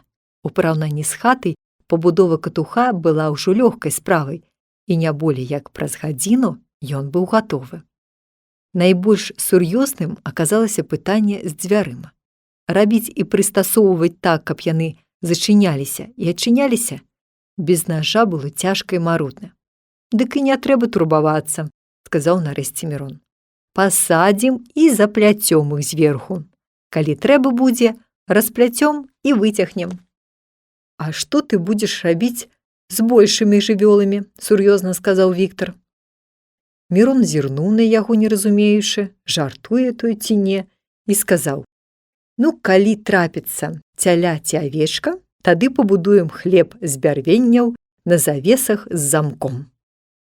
А чым карміць гэтых цецерукоў? Ды почкамі, маладым лісцем. Такім чынам у іх гаспадарцы завялася першая жывёла. Цяпер самым балючым пытаннем пасля нажа застаўся харшчок. Гэтулькі дзён яны не елі нічога гарачага, калі не лічыць рыбы і мяса. Не, трэба ісці шукаць гліны, рашуча сказаў Віктар. Гэта ж сорам не знайсці такога дабра. Ты не кажы пра яе з такой знявагай, сказаў Мірон. Мы прывыклі так на яе глядзець толькі таму, што яе ў нас шмат, ды мы яе не выкарыстоўваем як належыць. На ёй можна развіць вытворчасць цэглы, чарапіцы, падземных труб. Хай замест драўляных дамоў усюды будуюць камяніцы. Хай замест саламяных і нават іржавых жалезных дахаў усюды будуць чарапічныя. Хай усюды будуць пракладзены трубы для вады, каналізацыі, асушкі зямлі, і тады ўбачыш, што такое гліна. Узялі на плечы свае дубіны і пайшлі. У Віктара аж рукі свярбелі, калі ён браў сваю вожыкаву булаву. Эх, каб трапіць на якога добрага ворага, казаў ён. Не надта рызыкуй, стрымліваў Мірон. Не думай, што твае калючкі небяспечныя для ўсіх. Бліжэйшыя месцы былі ім ужо знаёмы, таму яны накіраваліся глыбей у лес. Пасля змрочнага бору, бадай што аднолькавага ва ўсе поры года, яны выйшлі ў шырокую сонечную зялёную лагчыну. Трава тут ужо вырасла настолькі, што хоць касі яе. Бяроза, альха, арэшнік, крушына шамацілі сваімі лісцямі, як улетку. То тут, то там над імі ўзвышаліся дубы, ліпы або адзінокія сосны з шырокімі верхавінамі. Здавалася, і сонца тут грэе мацней, чым там, на беразе. Хоць нашы хлопцы і не думалі любавацца прыродай, але мімаволі спыніліся перад такім хараством і моўчкі пачалі азірацца. А праз некалькі хвілін пачулі, што ў кустах нехта папярхнуўся і закашляў. Сэрцы таварышаў моцна закалаціліся. Чалавек? Яны кінуліся ў той бок і выгналі лёгкую прыгожую казулю. Няўжо гэта яна кашляла? З крыўдай спытаў Мірон. А то хто ж? Панура адказаў Віктар, нібы ён быў вінаваты ў гэтай памылцы. На некаторы час настрой хлопцаў быў сапсаваны. Доўга яны блыталіся па лесе, заглядалі ў кожны куток, спуджвалі сваіх знаёмых суседзяў. Зноў бачылі дзіка, і зноў пастараліся схавацца ад яго, хоць Віктар і гатоў быў уступіць з ім у бойку. Наогул, я лічу, разважаў ён, што дарма кажуць і пішуць пра усялякія лясныя жахі. Вазьмі ты хоць гэтага дзіка, свіня і толькі, і нічога жудаснага няма, нават сам баіцца нас. Ты ж ведаеш, што і леў, і цігр ухіляюцца людзей, але ж ніхто не скажа, што яны не небяспечныя, даводзіў Мірон. Аднаго разу з кустоў выбегла і спынілася, задраўшы галаву, новая жывёла. Ці не сабака? Усцешыўся Мірон.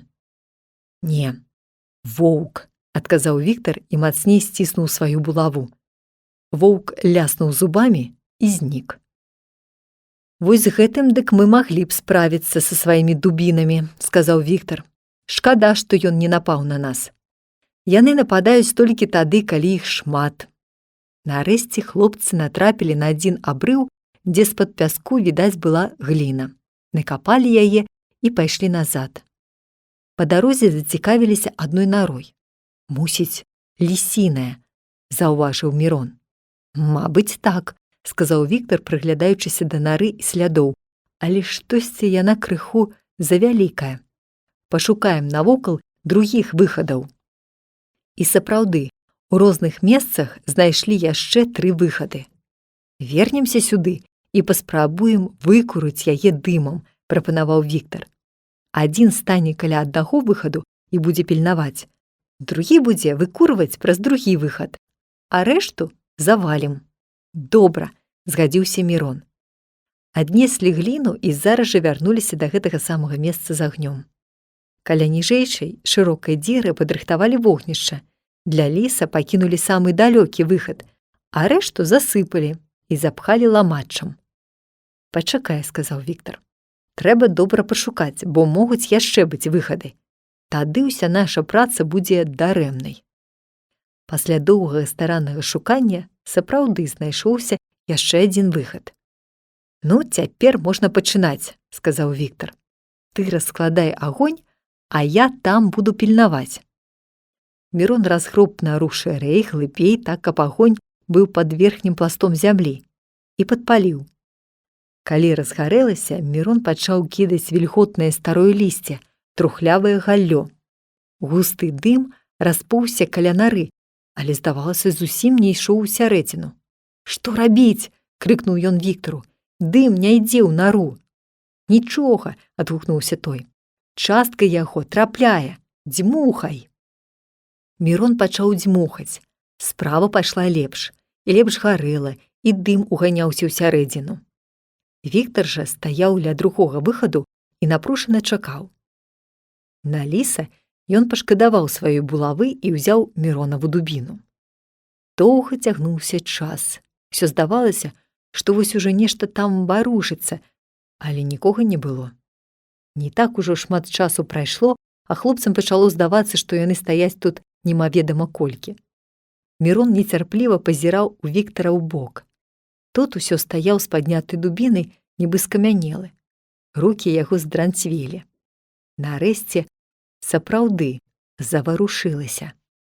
Але Віктар ледзь не выпусціў дубіну з рук, калі ўбачыў замест лісінай галавы доўгую белую морду з 2 чорнымі палоскамі ўздоўж яе. Тырканулася морда раз, другі і зараз жа назад. Але вось каля яе з'явіўся маленькі дымок. Бедная жывёліна вымушана была вылазіць. Праўда, яна не бачыла ворага, бо Віктар стаяў ззаду, але ўсё ж роўна адчувала бяду. Віктар ужо здагадаўся, што гэта за звер, і супакоіўся. Гэтая нязграбная жывёліна не паспеў уцячы, як ліс. Жывёліна зрабіла пару крокаў наперад, паказалася спіна з шараватаю грубай поўсцю. Віктар апусціў дубіну раз, другі. Жаласна кугікнула жывёліна свіным голасам. «Гатова!» – крыкнуў Віктар. Мірон мігам падбег да яго. Што гэта такое? Вылупіў ён вочы. Барсук, урачыста адказаў Віктар. Але ж стой, яшчэ нешта варушыцца. З нары вылазіла двое барсучанят, якія здурнелі ад дыму. Яны былі такія мілыя, пацешныя, што хлопцам і ў думку не прыйшло іх забіваць. Іх забралі жывымі. Вось табе і яшчэ жывёла для гаспадаркі, сказаў Віктар. Я ж казаў, што трэба будаваць добры хлеў. А есці іх можна? Зараз жа запытаўся Мірон. Ніхто не забараняе, але звычайна іх не ядуць. А скура каштоўная? Не вельмі, а за дарослага рублёў 5 атрымаць можна. Тады і важдацца з ім не варта, скрывіўся Мірон. Але ж яны цікавыя і хутка асвойваюцца. Апрача таго, тлушч барсука вельмі дапамагае ад прастуды і ідзе для шмаравання ботаў, асабліва паляўнічых. Стары барсук меў каля паўметра даўжыні і важыў кілаграмаў з 30. Цяжка было цягнуць яго, а яшчэ цяжэй зняць скуру тымі прыладамі, якія былі ў хлопцаў. Але Мірон вельмі квапіўся на скуру, якая была б, дарэчы, у іхняй хаце. Ён настояў, каб зараз жа паспрабаваць зняць скуру. Праца была складаная. Доўга мучыліся яны і знялі не скуру, а нейкія лахманы. Забралі сваю здабычу і змораныя пацягнуліся да хаты. Барсучаняты вырываліся, нават кусаліся. Ці можна будзе іх садзіць разам з цецюрукамі, казаў Віктар. Для цецюрукоў зробім жэрдкі, а барсукі будуць па зямлі, размеркаваў Мірон. А гэтыя барсукі досыць цікавы народ, расказваў дарогай Віктар. Яны вельмі падобны да мядзведзяў, толькі меншыя і належаць да пароды куніц. Ён зусім не шкодны, жывіцца карэннямі, ягадамі, чарвякамі. На ўловы выходзіць уначы. Узімку спіць у сваёй нары, як мядзведзь. Вельмі любіць чыстату. Гэта часам выкарыстоўвае ліс. Забярэцца, калі няма гаспадара ў хату, і напаскудзіць там. Вернецца барсук, пачуе гэтую брыдоту, ды і выселіцца з сваёй хаты. Тады яе займае ліс. Дома размясцілі сваю жывёлу, павячэралі і паляглі спаць з пачуццём гаспадарскага задавальнення. У параўнанні з першым днём справы іх значна палепшыліся. Для поўнага шчасця не хапае толькі нажа, гаршка, хлеба і солі, казаў Мірон. І махоркі, дадаў Віктар. А ты яшчэ не забыўся на гэтую брыдоту? Часам забываюся, але часам і цягне. Але нішто ўжо, цярпець можна. Напэўна, потым буду рады, што так здарылася. Глава 11. Барсукі падвялі. Не святыя гаршкі лепяць, а спрактыкаваныя. Новыя сродкі жыцця. На другі дзень, як толькі прачнуліся, зараз жа сунуліся ў хлеў паглядзець сваю жывёлу. Глянуў Віктар праз шчыліну і нічога не ўбачыў. Нешта не відаць, прамармытаў ён. Рассунуў галлё болей, зірнуў ва ўсе куты, няма нікога. Глянуў Мірон, таксама нічога не ўбачыў. Паглядзелі адзін на аднаго і рукамі развялі. Куды ж яны падзеліся? Хлеўчык жа цэлы. Агледзелі навокал усю будову і заўважылі каля зямлі досыць вялікую дзіру. Гэта ж барсукі зрабілі, крыкнуў Мірон, а за імі і цецюрукі паўсякалі. Як мы маглі гэтага не прадугледзець? Нават і ты, спец па заалогіі, не прадбачыў. Віктар стаяў, апусціўшы галаву, і сапраўды адчуваў сябе вінаватым. І то праўда, прамовіў ён. Калі яны рыюць сабе норы, значыцца, маглі і нават павінны былі і тут прарыць. Але ў такой справе ніякіх спецыяльных ведаў не трэба. Ты сам мог гэта добра ведаць, але вось не падумаў.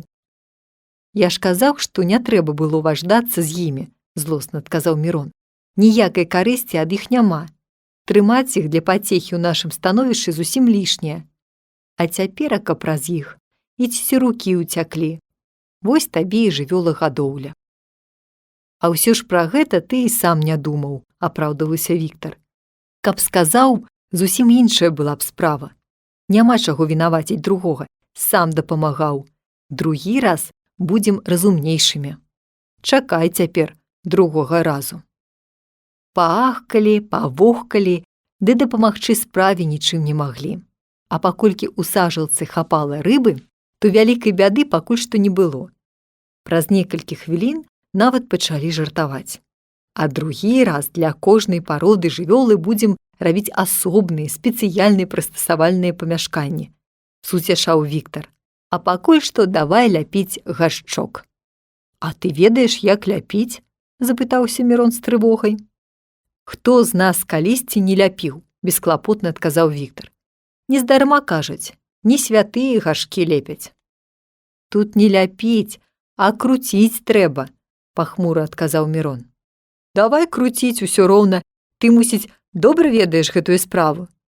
Чаму ж так я? Здзівіўся Мірон. Ды ты ж сам, надоечы апяваў гліну, паэму дэкламаваў.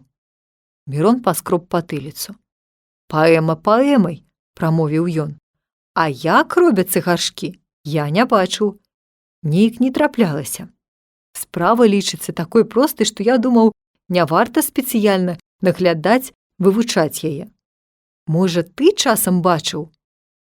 І я не бачыў, з камічнай мінай адказаў Віктар. Таксама не цікавіўся гэтай прымітыўнай прамысловасцю. Усе дзікуны ўмеюць гэта рабіць. Я нават недзе чытаў, што егіпцяне 4000 гадоў назад выдумалі нейкую прыладу для гэтай вытворчасці. Але я думаю, зляпіць абы-які гаршок можна і без усякай прылады. Паспрабуем, панура адказаў Мірон. Як ён цяпер шкадаваў, што не пацікавіўся гэтай справай. Яму таксама даводзілася чытаць, ён меў нават некаторыя тэарэтычныя веды. Але як узяцца за справу, не ведаў. Намачылі, размясілі гліну, пусцілі ў ход і сваю чарапаху для вады. І пачалі ляпіць, як гэта робяць маленькія дзеці. Маленькія, нязграбныя місачкі сяк-так яшчэ выходзілі. Але ім не гэта трэба было, а гаршчок, прынамсі, хоць на літр. Такую пасудзіну трэба было злепліваць з кавалкаў, а тады ўжо адразу было відаць, што ў злепленых месцах будзе шчарбіна. Стараліся хлопцы так, што аж пот капаў. Шмат разоў нанава камячылі свае гаршкі. Вось табе і не святыя гаршкі лепяць, злаваў Віктар. Выходзіць наадварот, якраз святым трэба быць у гэтай справе. Або дзікуном, дадаў Мірон. Нарэшце кожны з іх зляпіў па невялічкаму гаршку, але, глянуўшы на сваю працу, хлопцы толькі насамі паківалі. Яны адразу распаўзуцца, калі пачнуць сохнуць. А іх яшчэ трэба абпальваць, каб ужываць. Вось табе і прымітыўная вытворчасць, прамовіў Віктар. Не, відаць, не абысціся без ганчарнага кола, рашуча сказаў Мірон. Вось чаго захацеў, колы, машыны. Якую-небудзь круцёлку абавязкова трэба прыдумаць, тады шчыльней зліпнуцца часткі гліны. Зараз я пашукаю што-небудзь. Праз некалькі хвілін Мірон прынёс досыць тоўсты круглы кавалак дрэва, абсмаліў, абскроб яго. Цяпер, сказаў ён, паставім гэтую штуку з тарчма. Ты будзеш круціць яе, а я зверху палажу камяк гліны. У кожным разе павінна выйсці нешта не горшае за гэтае чарап'ё. Падышлі бліжэй да вады, прыладзіліся. Было б нішто сабе, але канец хістаўся ад рук Віктара. Тады зрабілі вілкі, каб машына не хісталася. Нарэшце, пасля доўгай пакуты, нешта зрабілі. Але гэтае нешта вельмі мала нагадвала гаршчок. Што ён нязграбны, гэта не бяда, казаў майстар Мірон. Але сценкі надта тоўстыя, а гэта нядобра, патрэскаюцца. Давай яшчэ паспрабуем. У выніку ўсёй працы з'явіліся 2 сякія-такія гаршкі. З задавальненнем глядзелі хлопцы на свае вырабы, і яны пачалі ім здавацца нават нядрэннымі. Хоць на наш погляд гэтыя рэчы былі б зусім недарэчныя. Але задавальненне значна зменшылася, калі яны падумалі, што да канца яшчэ вельмі далёка. «Сушыць іх трэба некалькі дзён», – сказаў Мірон, «бо трэба пачынаць з цёмнага, вільготнага месца, а потым абпальваць некалькі дзён, таксама пачынаючы з лёгкага агню, нават дыму. Ды і то невядома, ці патрэскаюцца, бо гліна непадрыхтаваная і не апрацаваная як трэба». Працягнуў Віктар. «У такім разе і не дачакаемся. Мусіць, мы тады ўжо дома будзем. Вада, бадай, ужо спала. Я не буду шкадаваць, калі не дачакаемся. А калі спатрэбіцца, мы самі будзем рады, што зрабілі. Рыбы на сёння хопіць, пойдзем пашукаем да яе яшчэ што-небудзь». Як звычайна, накіраваліся ў лес. Праз некаторы час знайшлі некалькі маладзенькіх грыбоў. «Бач, якія прыгожыя сыраежкі!» – усцешыўся Віктар, сарваў і адразу з'еў корань. «Смачныя, салодкія!» – цмокнуў ён. «Нездарма іх завуць сыраежкамі». А яшчэ праз некалькі крокаў натрапілі хлопцы на лісічкі. «Цёплае надвор'е, пачынаюць грыбы лезці», – задаволена сказаў Мірон. «Будзем мець падмацаванне замест цецерукоў». Перасеклі лес наўскасяк і выйшлі да таго месца, дзе яны ў першы дзень бачылі клін, што вытыркаўся ў возера. Цяпер з гэтага боку ўжо возера не было. «Суха ўжо!» – крыкнуў Віктар і пабег наперад. Пабег за ім і Мірон, але хутка пераканаліся, што да сухога месца яшчэ далёка. Тут была дрыгва, у якую і думаць нельга было совацца. А ўсё ж такі цяпер можна ўжо спадзявацца знайсці выхад, суцяшалі сябе хлопцы. Заўтра пойдзем шукаць. Тут Мірон звярнуў увагу на малады аер у балоце. «А вось і яшчэ страва», – сказаў ён, вырваў расліну, вылушчыў белы канец каля кораня і пачаў есці. «Праўда, ведаю, не раз еў», – крыкнуў Віктар і далучыўся да Мірона. «Здаецца, і сёе, і тое з'ясі», – разважалі хлопцы, калі ішлі назад, «а ўвесь час адчуваеш голад. Усё чагосьці не хапае».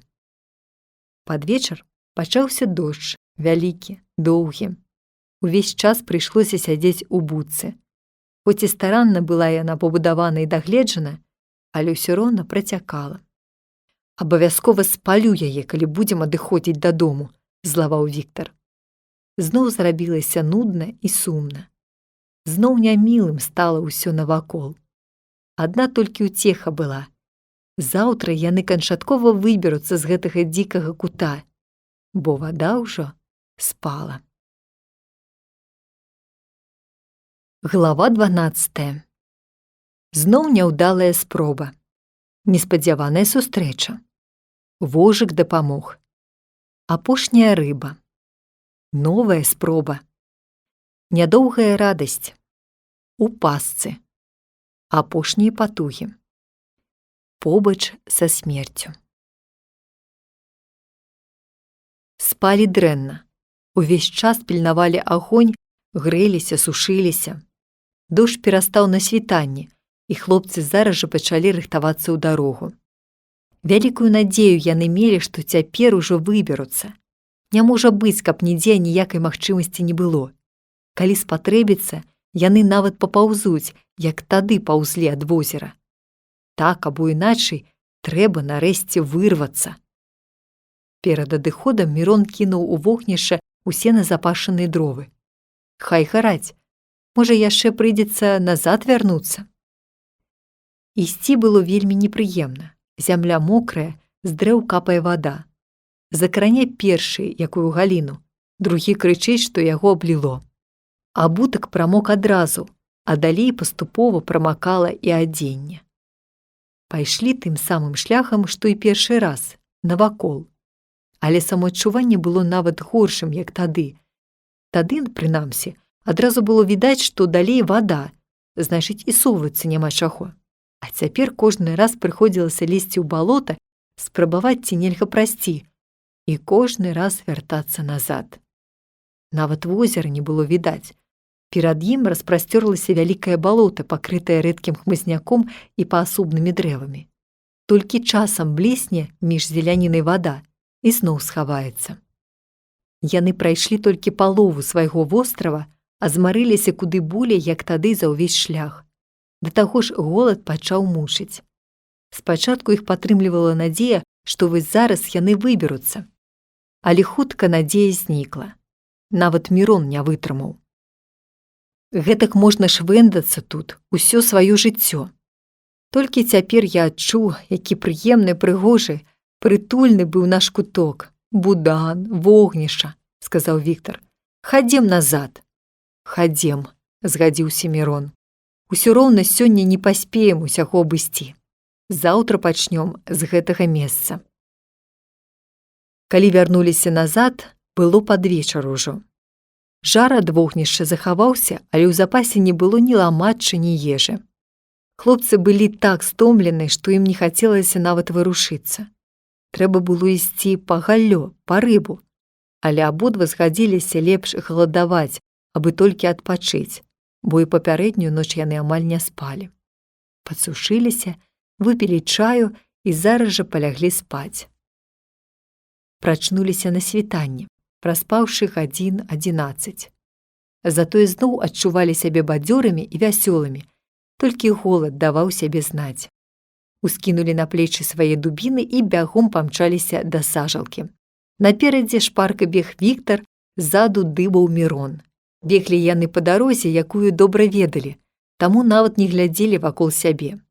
Вось кусты па беразе іх сажалкі, Віктар ужо абмінуў куст, але ў гэты момант адбылося нешта такое, чаго Мірон зусім уразумець не мог. Пачуўся крык, рэў, стук, і насустрач Мірону выскачыў бледны, бяззбройны Віктар. «Уцякай!» паспеў ён толькі крыкнуць і паляцеў як страла. Мірон нават і сам не заўважыў, як ужо імчаў следам за Віктарам. Вецер свісцеў у вушах, галіны сцёбалі па твары, а яны ўсё ляцелі ды ляцелі. Азірнуўся быў Мірон назад, нічога не заўважыў, але не адставаў ад Віктара. Толькі каля вогнішча спыніўся Віктар і пачаў углядацца назад. «Што? Такое?» Задыхаўшыся, спытаўся Мірон. «Мядзведзь!» – коротка адказаў Віктар. Але як яны абодва не прыглядаліся, нікога не было відаць. «А можа, табе толькі здалося?» – насмешліва сказаў Мірон. «Добра здалося, калі я сам стукнуў яго па галаве», – адказаў Віктар сур'ёзна. Потым, прыгінаючыся, пачаў красціся наперад. Рушыў за ім і Мірон. Крокаў 50 пасунуліся яны і нічога не заўважылі. Тады толькі Віктар супакоіўся. «Я быў упэўнены, што мядзведзь за намі гоніцца», – прамовіў ён з палёгкай. «Ты раскажы ты толкам, у чым справа?» – нецярпліва запытаў Мірон. «А вось, калі я заскочыў за куст, дык трапіў акурат у лапы да мядзведзя. Сажалка высохла, засталося толькі балота, а ў ім бялела шмат рыбы. Вось мядзведзь і капашыўся там, падбіраў нашую рыбку. Мусіць, таму ён і не пачуў нас, што быў заняты гэтай справай. Я з разгону так і наляцеў на яго. Ён мігам выпрастаўся, стаў на задні лапы і павярнуўся да мяне. У бяспамяці я стукнуў сваёй булавой яму па мордзе. Ён зароў і ўхапіўся лапамі за вочы. Відаць, я трапіў яму ў вока. Булава вывалілася з рук, і я паляцеў назад. Вось і ўсё». «Во як!» – сказаў Мірон. «Дык гэта не жарты?» «Добрыя жарты, трапіць мядзведзю ў лапы з адным толькі кіем». «А ведаеш што?» – засмяяўся Мірон. «Гэта ж вожык нас выратаваў. Калючкі папсавалі мядзведзю вока, вось яму і не было як гнацца за намі. А простым кіем ты не мог бы выбіць яму вока. Я ж табе казаў, падавай на маю булаву усіх звяроў, нават сланоў і кракадзілаў», – сказаў Віктар і ўзяўся ў бокі. «Ой, не хваліся, герой», – паківаў яму пальцам Мірон. «Прыпомні, як ты збялелы, бяззбройны, ляцеў ад яго. А ты, Над, і не ведаў чаго, але таксама ляцеў». І абодва героі весела засмяяліся. Праз паўгадзіны пайшлі назад. Чым болей набліжаліся да сажалкі, тым болей напружваліся. 4 вокі пільна углядаліся ў кусты, 4 вухі не прапускалі аніводнага гуку. Кожны момант хлопцы гатовы былі драпануць назад. Такім чынам падкраліся да самага берага і ўбачылі балотца з невялікімі лужынкамі, здохлую, паўжывую і жывую рыбу, сляды мядзведзя, а побач булаву. Ніякіх адзнак, што быў паблізу і сам мядзведзь, не было. Калі падышлі бліжэй ды паднялі дубіну, то заўважылі на ёй сляды зубоў. «Відаць, ад злосці кінуўся на дубіну», – заўважыў Віктар. «Калі за намі не пагнаўся, дык, пэўна, застаўся без вока». «Нажылі мы цяпер суседа ворага», – сказаў Мірон. «Дармо, ён сам цяпер будзе баяцца нас. Наконт гэтага можна быць спакойным. Наогул мядзведзь не нападае на чалавека, а на 2 тым болей». Набралі хлопцы рыбы, колькі ўлезла, і накіраваліся дадому.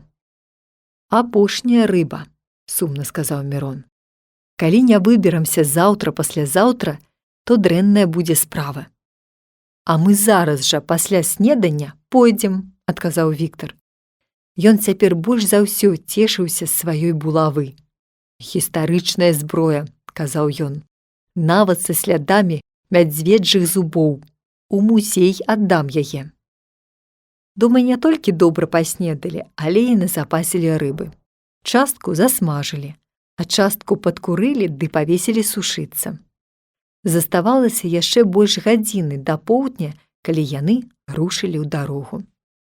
Хутка дайшлі да таго месца, дзе спыніліся учора, і зноў пачалі свой абход. І зноў пачалася тая самая пакута. Зноў пасоўваліся наперад у балота і зноў вярталіся назад. Нарэшце падышлі да таго месца, дзе першы раз яны далёка падаліся ў балота. «Апошняя надзея», – прамовіў Мірон. Энергічна і ўпэўнена пайшлі хлопцы наперад. Вось ужо і тое месца, дзе яны прымушаны былі павярнуць назад. Далей, дзе раней была вада, цяпер засталося толькі балота. «Смялей, смялей!» – падбадзёрвалі яны адзін аднаго. Чапляліся за дрэўцы, пераскаквалі з купіны на купінку, часам загразалі ў багавінні па пояс, памагалі адзін аднаму.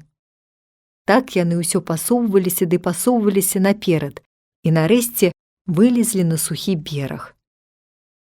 Уздых вырваўся з грудзей, нібы яны з духаты выйшлі на свежае паветра. Вылезлі з гэтага праклятага балота, хутчэй да якой-небудзь вёскі, хлеба пакаштаваць бы.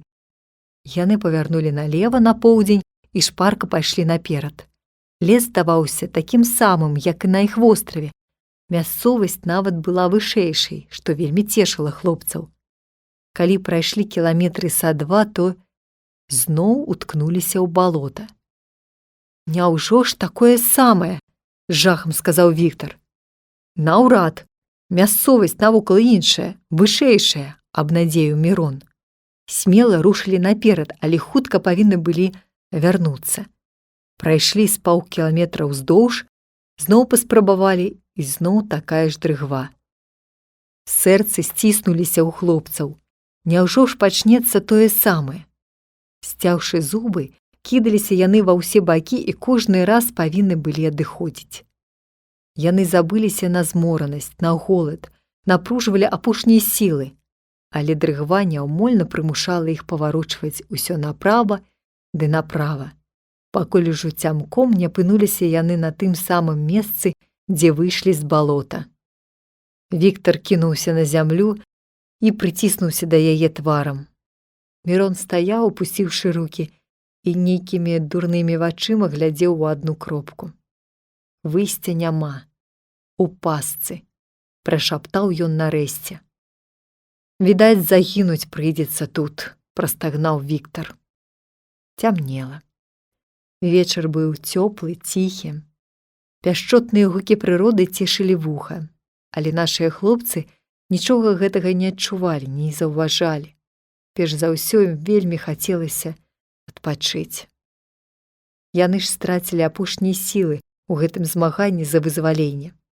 Яны хацелі праляжаць тут усю ноч, каб назаўтра зноў паспрабаваць вырвацца. Але... «Слухай, Віктар», – прамовіў Мірон нейкім глухім голасам, «мы павінны зараз жа вярнуцца назад, бо іначай застанемся без агню». Віктар прыпадняўся, правёў рукою па лбе, страсянуўся і ўскочыў на ногі. «Ага», – сказаў ён, – «трэба змагацца». І яны моўчкі пайшлі назад у балота, уначы. Не будзем апісваць гэтую жудасную дарогу. Скажам толькі, што вярнуліся яны назад, нібы пастарэўшы на некалькі гадоў. Кожны з іх бачыў смерць, загразаў у багавінні па шыю. Правялі ў балоце гадзіны 4 і выратаваліся толькі таму, што адзін аднаму дапамагалі. Дацягнуліся да стаянкі бадай што непрытомнымі. Ледзь раздзьмухалі апошнія вугольшчыкі, распалілі вялікі агонь і паснулі каля яго. Не залазілі нават у сваю будку. Гэта была іхняя 10-я ноч на востраве. А ў сне яны бачылі кожны па-свойму свае хаты, сям'ю. Ім было так добра, утульна, цёпла, толькі з акна ці дзвярэй дзьмуў халодны вецер. Глава 13. Прымусовае чаканне. На пашы. Жаба-птушка. Хатні настрой. Чалавек. Спачатку ігрэў і сушыў агонь, а потым сонца. У сне яны паварочваліся да цяпла то адным, то другім бокам, пакуль не высахлі з усёй сваёй гразёю. Спалі вельмі доўга, аднаўляючы сілы. Першым прачнуўся Мірон і зараз жа кінуўся да вогнішча. Калі агонь зноў запалаў, Мірон сеў на зямлю, абхапіў рукамі свае худыя калені і задумаўся. Праз некаторы час усхапіўся Віктар, паглядзеў на Мірона з такім выглядам, нібы зусім не чакаў яго тут сустрэць, і пачаў чухацца так, што пыл пайшоў ад яго, нібы дым ад вогнішча. «А сёння я быў дома», – сказаў ён нарэшце. «І я таксама», – задуменна сказаў Мірон. «Сёння пачаліся ў нас заняткі. Сёння нашы бацькі зусім ужо устрывожыліся. Сёння пачнуць нас усюды шукаць, толькі не тут». «Можа, які сігнал можна даць?» – сказаў Віктар. «Каму ты дасі праз некалькі кіламетраў балот ды лясоў?» – адказаў Мірон. «Я думаю, нам варта перасяліцца на той востраў, дзе мы учора былі. Усё ж такі бліжэй да людзей. Адкуль ты ведаеш, што бліжэй? Можа, зусім наадварот. А тут, на беразе...» «На якім беразе?» – перапыніў Мірон. «Хіба ты не бачыш, што возера ў нас ужо няма? Вунь, куды яно адсунулася. І адтуль па балоце, напэўна, ніхто да нас не падыдзе. А з лесу таксама ніхто да нас праз балота не пройдзе. А мы нікога не будзем чакаць. Мы самі пойдзем, як падсохне. Можа, у ліпені і падсохне, але як дажыць да гэтага часу?» – пахмура казаў Віктар. «Дагэтуль было горш, і то пражылі. А там пойдуць грыбы, ягады. Падохнем ад гэткай ежы. Глянь, якія ўжо мы зрабіліся». Віктар паглядзеў на свае кастлявыя рукі. «А ты, брат, зусім на Дон Кіхота стаў падобны». Мірон уважліва паглядзеў на свайго таварыша і толькі цяпер заўважыў, як той змяніўся за гэты час. Не толькі шчокі, але і нос, рот, і нават вочы здаваліся не тымі. «А ты на Санча Панса зусім не падобны», – сказаў Мірон, усміхнуўшыся. «Давай тады паснедаем. Ёсць печаная рыба, ды сушанай можа хопіць на 2-3 дні. Ёсць яшчэ аер, бярозавы сок. А там зноў завядзем хатнюю жывёлу», – ужо весела падхапіў Віктар.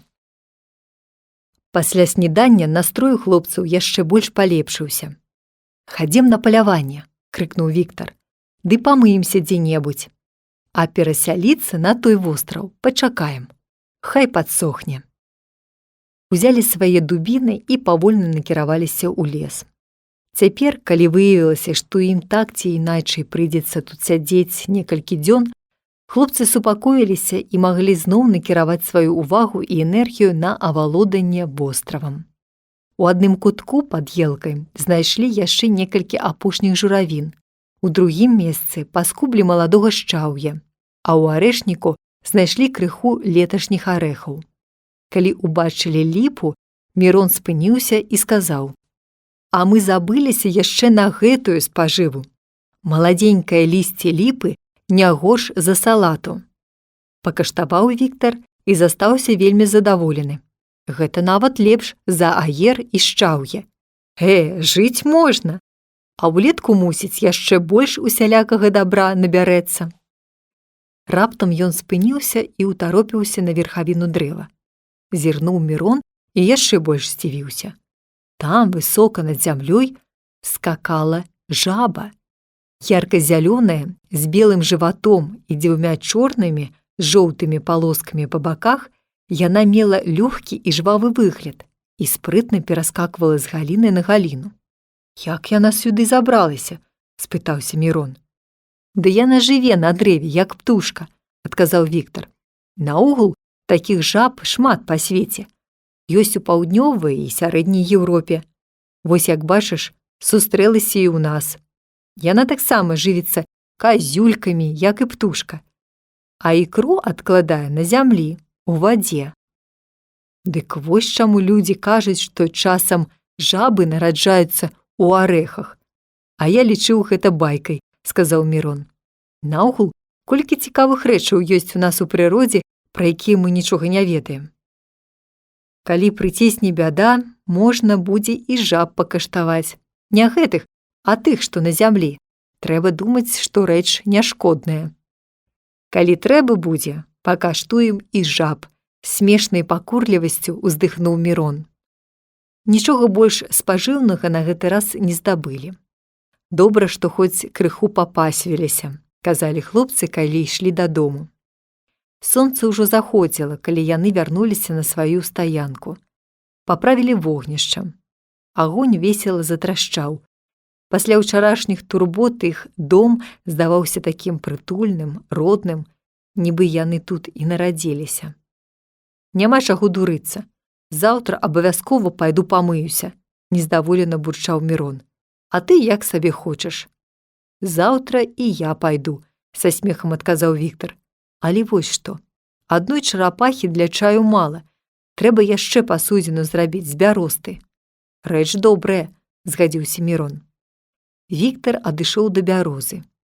І раптам ён закрычаў так, што рэха пакацілася па ўсім лесе. «Мірон! Што гэта такое?» Мірон ускочыў, нібы яго хто тыцнуў пад бок. Падбег да Віктара і ўбачыў, што той падымае з зямлі недакурак. «Што гэта такое?» – паўтарыў Віктар.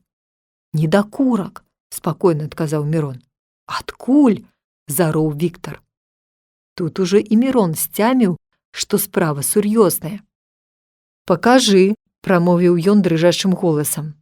Недакурак быў сухі, свежы. Хлопцы пазіралі адзін на аднаго, як ачмурэлыя. «Можа, ты?» – шэптам запытаўся Віктар. «Ідзі ты к ліху!» – раззлаваўся Мірон. «Хутчэй ты сам. І не я, значыцца...» «Тут нядаўна быў чалавек», – скончыў Мірон. І быў ён не пазней учарашняга дня, бо ў перадапошнюю ноч быў дождж, і недакурак пажаўцеў бы. «А я думаю, што сёння», – упэўнена адказаў Віктар, «бо сёння я тут быў, і кожным разе такую незвычайную рэч заўважыў бы.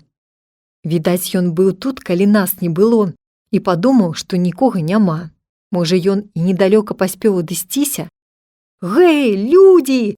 Сюды!» – загукалі хлопцы, што было сілы. Прыслухаліся. Ніхто не адгукаецца. Зноў пачалі крычаць, зноў прыслухаліся. Потым пабеглі наперад, нібы шалёныя, кідаліся ва ўсе бакі і крычалі датуль, пакуль не страцілі голас. Але ўсё было дарэмна. «Няма». «Пайшоў», – апусціў галаву Віктар. «А ён ведае дарогу». «Добра ўжо і тое, што сюды можна прайсці», – сказаў Мірон. «А калі можна прайсці, значыцца, можна і выйсці. Але як, калі не ведаеш, знайсці гэтую сцежку.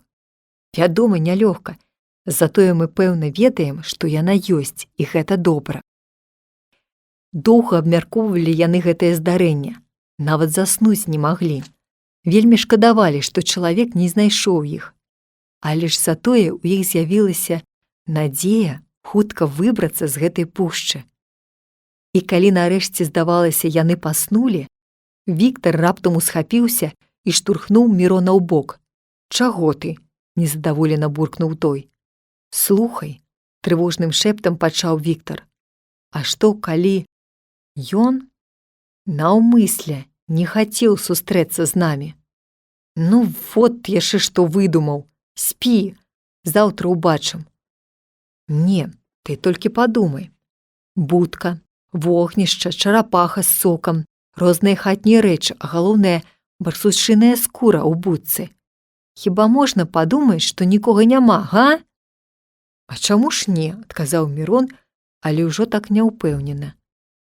«Калі мы пойдзем, то пакінем жа і вогнішча, і будку, а чарапаху, а барсучыную скуру».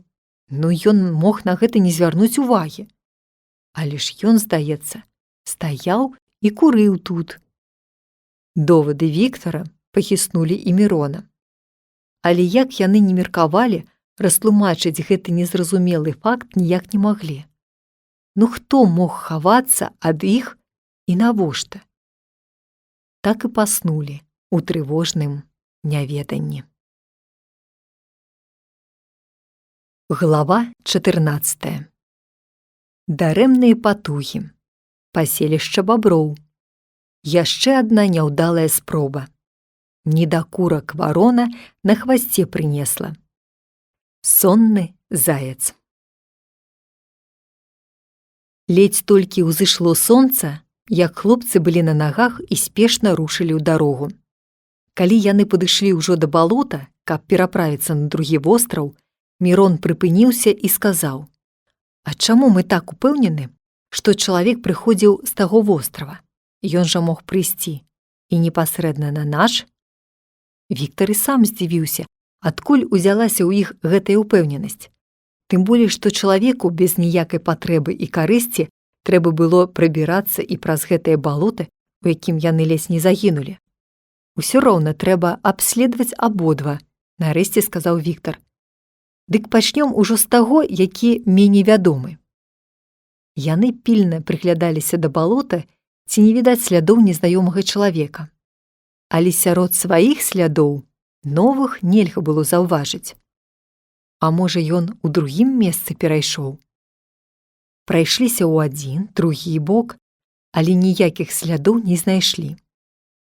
Як жа не хацелася ім зноў лезці ў гэтае абрыдлае балота. Адно што ўдзень ісці было куды лепш, як уначы. Апрача таго, заўважылі, што за апошнія суткі балота крыху пасушэла. «Відаць, паводка яшчэ не скончылася», – сказаў Мірон. «Вада ўсё падае. Гэта для нас добра». Перайшлі на той бераг і пайшлі ў абход, як і раней. Зноў пачалася цяжкая праца. Зноў у роспачы соваліся яны ва ўсе куткі і кожны раз без выніку адыходзілі назад. Вось абагнулі адзін бок, другі, а выйсця ніякага няма.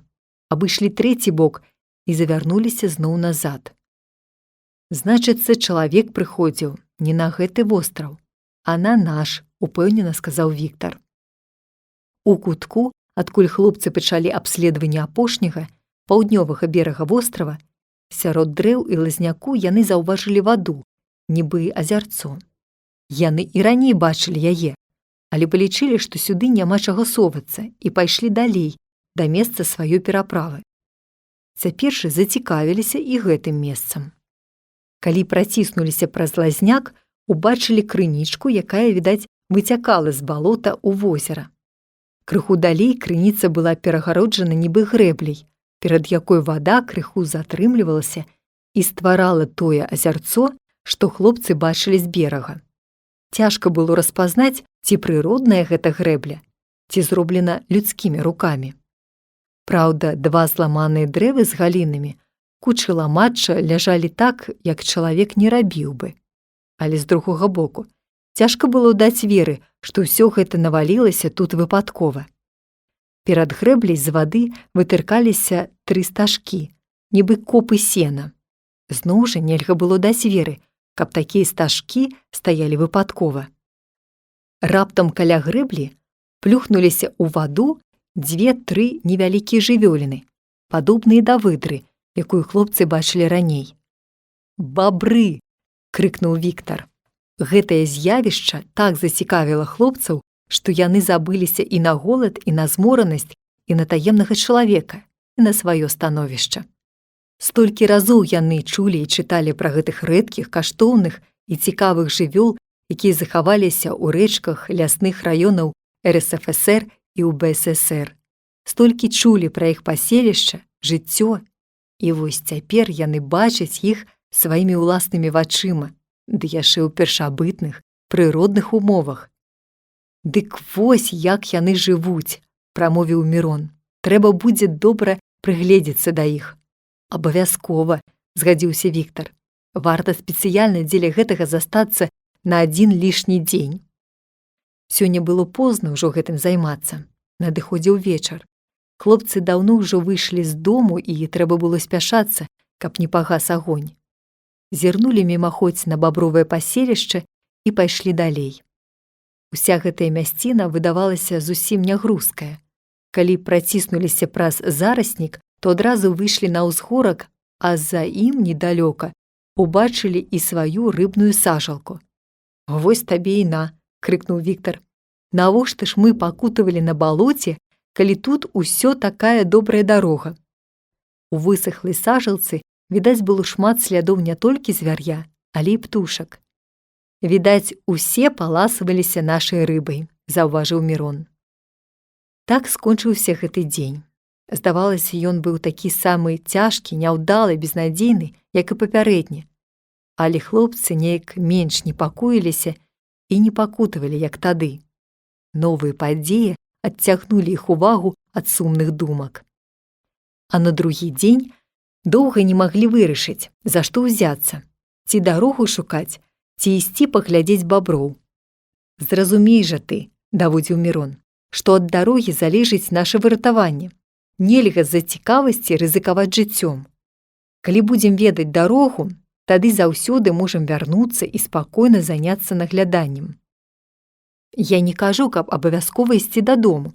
Хай мы знойдзем хоць след чалавечага жылля і адтуль вернемся». Віктар жа даводзіў сваё. «Ну як жа ісці далей, калі побач такая цікавая рэч? Калі яшчэ вернемся, ды ці вернемся наогул, невядома. Можа, гэты след за 20 кіламетраў. Ці захочаш тады ты сам вяртацца назад? Я не спадзяюся на гэта».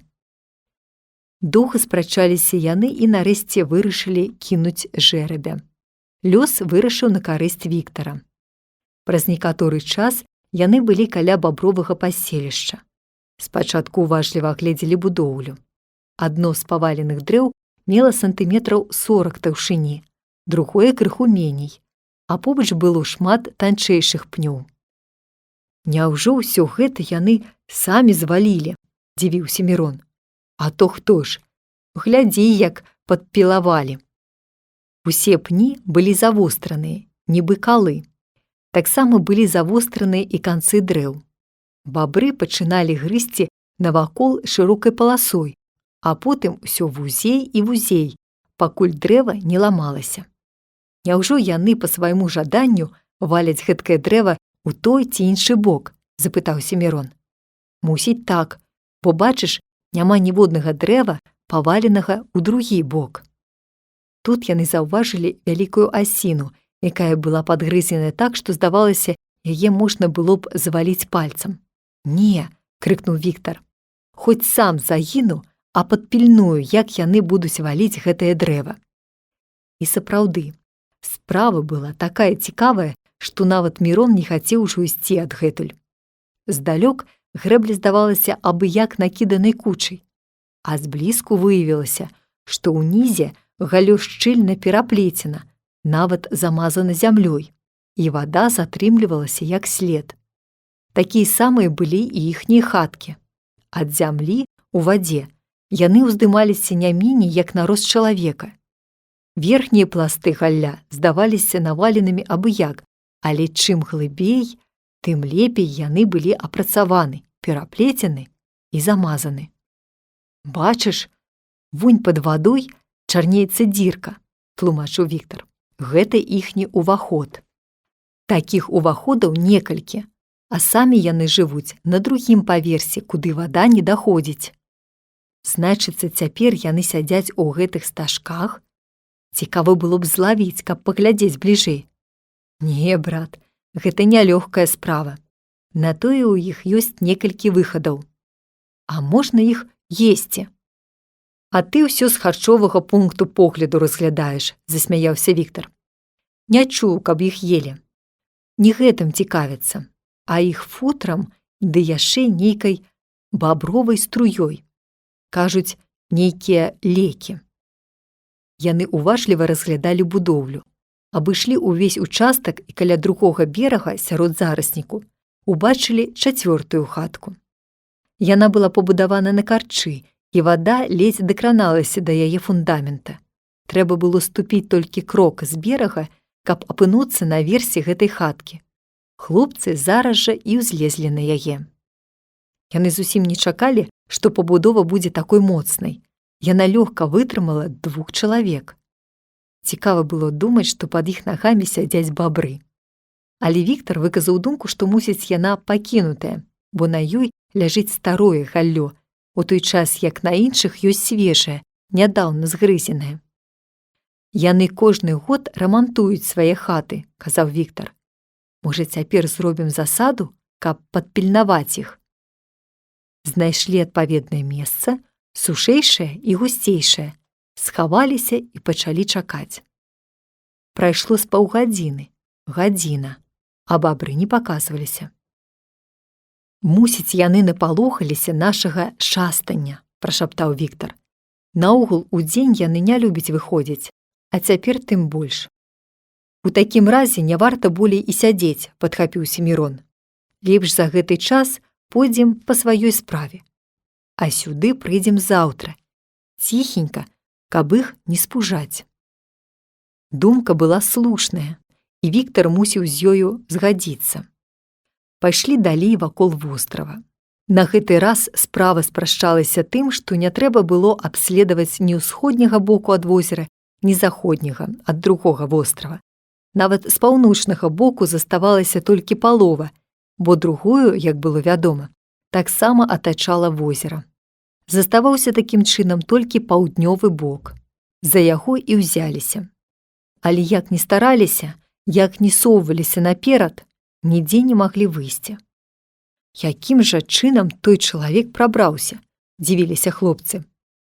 «А можа, гэты недакурак якім-небудзь іншым спосабам трапіў сюды?» – выказаў думку Мірон. «Можа, варона на хвасце прынесла», – насмешліва сказаў Віктар. «Чаго смяяцца?» – сур'ёзна адказаў Мірон. «Калі ніякага іншага тлумачэння няма, дык можна падумаць, што якая-небудзь птушка несла ў сваё гняздо ды згубіла. І гэтае дапушчэнне зусім не горшае за тое, што вось нейкі чалавек чамусьці караскаўся праз балота, рызыкаваў жыццём, убачыў жыллё людзей, пастаяў, пакурыў і павалокся назад». Разважанні Мірона таксама мелі рацыю. Віктар зусім збянтэжыўся. Няўжо ж прыйдзецца ўсур'ёз згадзіцца, што гэты недакурак сапраўды варона на хвасце прынесла, сказаў ён. «Я гэтага не кажу. Я толькі зазначаю, што і такое тлумачэнне не горшае за іншае. Так або іначай, а трэба рыхтавацца да жыцця тут, прынамсі, на некалькі тыдняў. Улетку, безумоўна, дзе-небудзь падсохне настолькі, каб выбрацца. Тады лепш рабіць складкі. За гэты час можна накідаць галля і дрэў гэтулькі, што па іх лёгка будзе прапаўсці». «А гэта думка добрая», – ажывіўся Мірон. «Гэтак і пачнём рабіць. Нават можна ў баброў пазычаць дрэвы, бо самі мы не здолеем так іх сячы». План гэты спадабаўся абодвум і значна супакоіў іх. Гэткім чынам яны самі маглі дзейнічаць і набліжаць сваё выратаванне, а не сядзець, чакаючы, пакуль прырода зробіць ласку і падсушыць балота. Адной думкі аб такой магчымасці было досыць, каб энергія ў хлопцаў падвоілася. Віктар адразу ж загарэўся і пачаў марыць. Калі мы кожны дзень будзем падкідаць галля, то можна зрабіць такую грэблю, што па ёй нават ехаць можна будзе. Не надта захапляйся, сказаў Мірон. Як толькі станеш, то твая грэбля праваліцца. А я стаяць не буду. Абы толькі дакрануцца нагой. Не паспее Галіна паддацца, як нага мая пераскочыць далей. Разважанні былі слушныя. Хлопцы прыгадалі, як ім даводзілася перабягаць раку па тонкім лёдзе, як трашчаў пад нагамі і, напэўна, не вытрымаў бы чалавека, каб той спыніўся на месцы.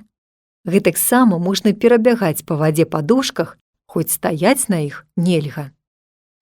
Калі ўсё абгаварылі і цвёрда пастанавілі зараз жа прыняцца за работу, Мірон спыніўся, паківаў галавой і сказаў: «Ну і наплялі мы з табой глупства». «Якога? Каб хто накідаў нам галля зверху, то, можа, і сапраўды мы маглі б перабрацца па ім. А калі мы самі пачнём хадзіць туды і сюды ды насіць галлё, то ўсё і затопчам у балота пры першых кроках». «Ясна», – сказаў Віктар. «Цяпер буду фантазіраваць толькі тады, калі добра абдумаю пытанне». Яны ціха пайшлі напрасткі да сваёй хаты. Хоць думкі іх былі далёка адсюль, але па прывычцы яны пільна прыглядаліся да кожнага куста, да кожнага кутка, і пад адным кустом заўважылі нешта светла-шэрае. Угледзеліся? Заяц. Сядзіць сабе і глядзіць на іх, вылупіўшы вочы. Праўда, ветрык дзьмуў акурат з яго боку, так што ён мог іх і не ўчуць. Але ж затое бачыць павінен быў. «Мусіць, спіць», – сказаў Віктар. «Паспрабуем падкрасціся». І яны пачалі красціся так ціха, што нават адзін аднаго не чулі. Толькі сэрца калацілася моцна-моцна. Крок за крокам пасоўваліся наперад.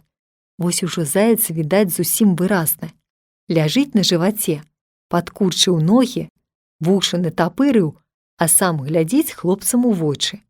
Нават нейкі жах ахапіў таварышаў. Чым бліжэй, тым больш хваляваліся яны. Вядома, ён зараз ускочыць і ўцячэ, але заяц не рухаўся. Апошнія 5 крокаў для хлопцаў былі такімі пакутнымі, што нават бадзянне па балоце, як яны казалі потым, здавалася ім лягчэйшым. Невыказаная напружанасць, надзея, жах, што вось-вось уцячэ, зноў надзея, боязь, што пад нагою у каго-небудзь з іх хрусне галінка, усё гэта было надзвычайна цяжкім перажываннем. Вось Мірон замахнуўся дубінай, і заяц забіты. «Эх!» – вырвалася ў абодвух хлопцаў, нібы яны перанеслі вялікі цяжар. Якім чынам гэта магло здарыцца, не верыў сваім вачам Мірон. З імі гэта здараецца. Мая бабуля казала, што аднаго разу, калі збірала ягады, дык яна сама натрапіла на такога зайца. Але чамусьці яна пабаялася хапаць яго голымі рукамі і пачала адвязваць фартух. Заяц прачнуўся і ўцёк. Вялікая была радасць хлопцаў, але не меншыя былі і скаргі на тое, што няма нажа, калі прыйшлося зайца разбіраць. «Дзіўная рэч», – заўважыў з гэтага поводу Мірон. «Кожны раз мы скардзімся на гэта тады, калі трэба радавацца, калі ёсць, што есці. А калі няма чаго есці, мы не скардзімся. А ты ўсё мудра геліш ды філасофію разводзіш з кожнага глупства», – упікнуў Віктар. Глава 15. Бабровая гаспадарка. Неспадзяваная небяспека. Збаўцы ворагі. Чужыя гаспадары. Рэшткі ад чужога стала. Сур'ёзная памылка. Такім чынам высветлілася, што ў бліжэйшыя дні няма чаго спадзявацца на вызваленне. Некалькі часу яны маглі пра гэта не думаць, а запас спажывы дазваляў ім дні са 2 адпачыць. Гэтае становішча скарыстаў Віктар і прапанаваў, не адкладваючы на другі ж дзень, ісці наглядаць баброў. «Толькі, брат, запасіся цярплівасцю», – папярэдзіў ён, «бо прыйдзецца сядзець і не варушыцца, можа, некалькі гадзін. Абяцаеш?» «Ды ўжо ж», – адказаў Мірон, бо ён і сам цікавіўся не менш за свайго таварыша. Падышлі яны так ціха, што нават не спудзілі бабра, які нешта майстраваў на сваёй хаце. Аднак, калі хлопцы пачалі масціцца на сваім месцы, бабёр даў нырца і знік. Хутка з вады зноў высунулася тупая круглая галава. Праз хвіліну другая, трэцяя. Двое падышлі да пачатага дрэва і ўзяліся за працу. Якія яны былі смешныя, нязграбныя. Хвост шырокі, нібы рыдлёўка, і пакрыты не поўсцю, а нейкай луской. Пальцы задніх ног злучаны плеўкай, як у гусцей. На пярэдніх жа пальцах плеўкі няма, затое кіпцюры вострыя, а на другім пальцы нават падвойныя. Густая буравая поўсць аж блішчыць на сонцы. Двое дрывасекаў сталі з абодвух бакоў на заднія лапы, абапёрліся яшчэ на хвасты і ўзяліся за працу так, што толькі трэскі пасыпаліся. Трэці зноў палез на сваю хату. Чацвёрты пачаў цягнуць з берага дрэўца таўшынёй з руку чалавека. Цяжкая праца. Таргане крыху і адпачывае. Яму на дапамогу прыйшоў новы таварыш. З захапленнем наглядалі хлопцы гэты малюнак. Тым часам дрэва хіснулася, храснула. Дрывасекі адскочылі ў бок, а рэшта баброў кінулася ў ваду. «Слухай, яны ж могуць прыстукнуць нас!» – з жахам прашаптаў Мірон. Віктар і сам гэтага баяўся. Ён пільна прыглядаўся, у які бок думае валіцца дрэва, але пакуль што пазнаць было нельга. Дрэва патрэсквала і хісталася. Бабры падскочаць, грызануць і зноў адскочаць. Але падгрызалі яны з боку вады, або лепш сказаць, грэблі. «Яно павінна туды паваліцца», – прашаптаў Віктар. Аднак поўнай упэўненасці ў гэтым не магло быць. Хлопцы рызыкавалі. Толькі вострая цікавасць і запал утрымлівалі іх на месцы. Вось ужо дрэва хіліцца на той бок, храснула апошні раз і страшэнным трэскам шаснула на грэблю. Ад гэтага шуму нават дрывасекі схаваліся ў ваду. «Але ж малайцы!» – з захапленнем прамовіў Мірон. «Такая драбната, а гэткае дрэва звалілі». «Ціха! Паглядзім, што далей будзе», – прашаптаў Віктар. А далей адбылося нешта ўжо зусім неспадзяванае. У лесе пачуліся галасы, і сярод дрэў мільганулі два чалавекі. «Людзі!» – радасна крыкнуў Віктар і хацеў бы ўскочыць. Пазней Мірон зусім не мог прыпомніць і растлумачыць, што з ім тады здарылася.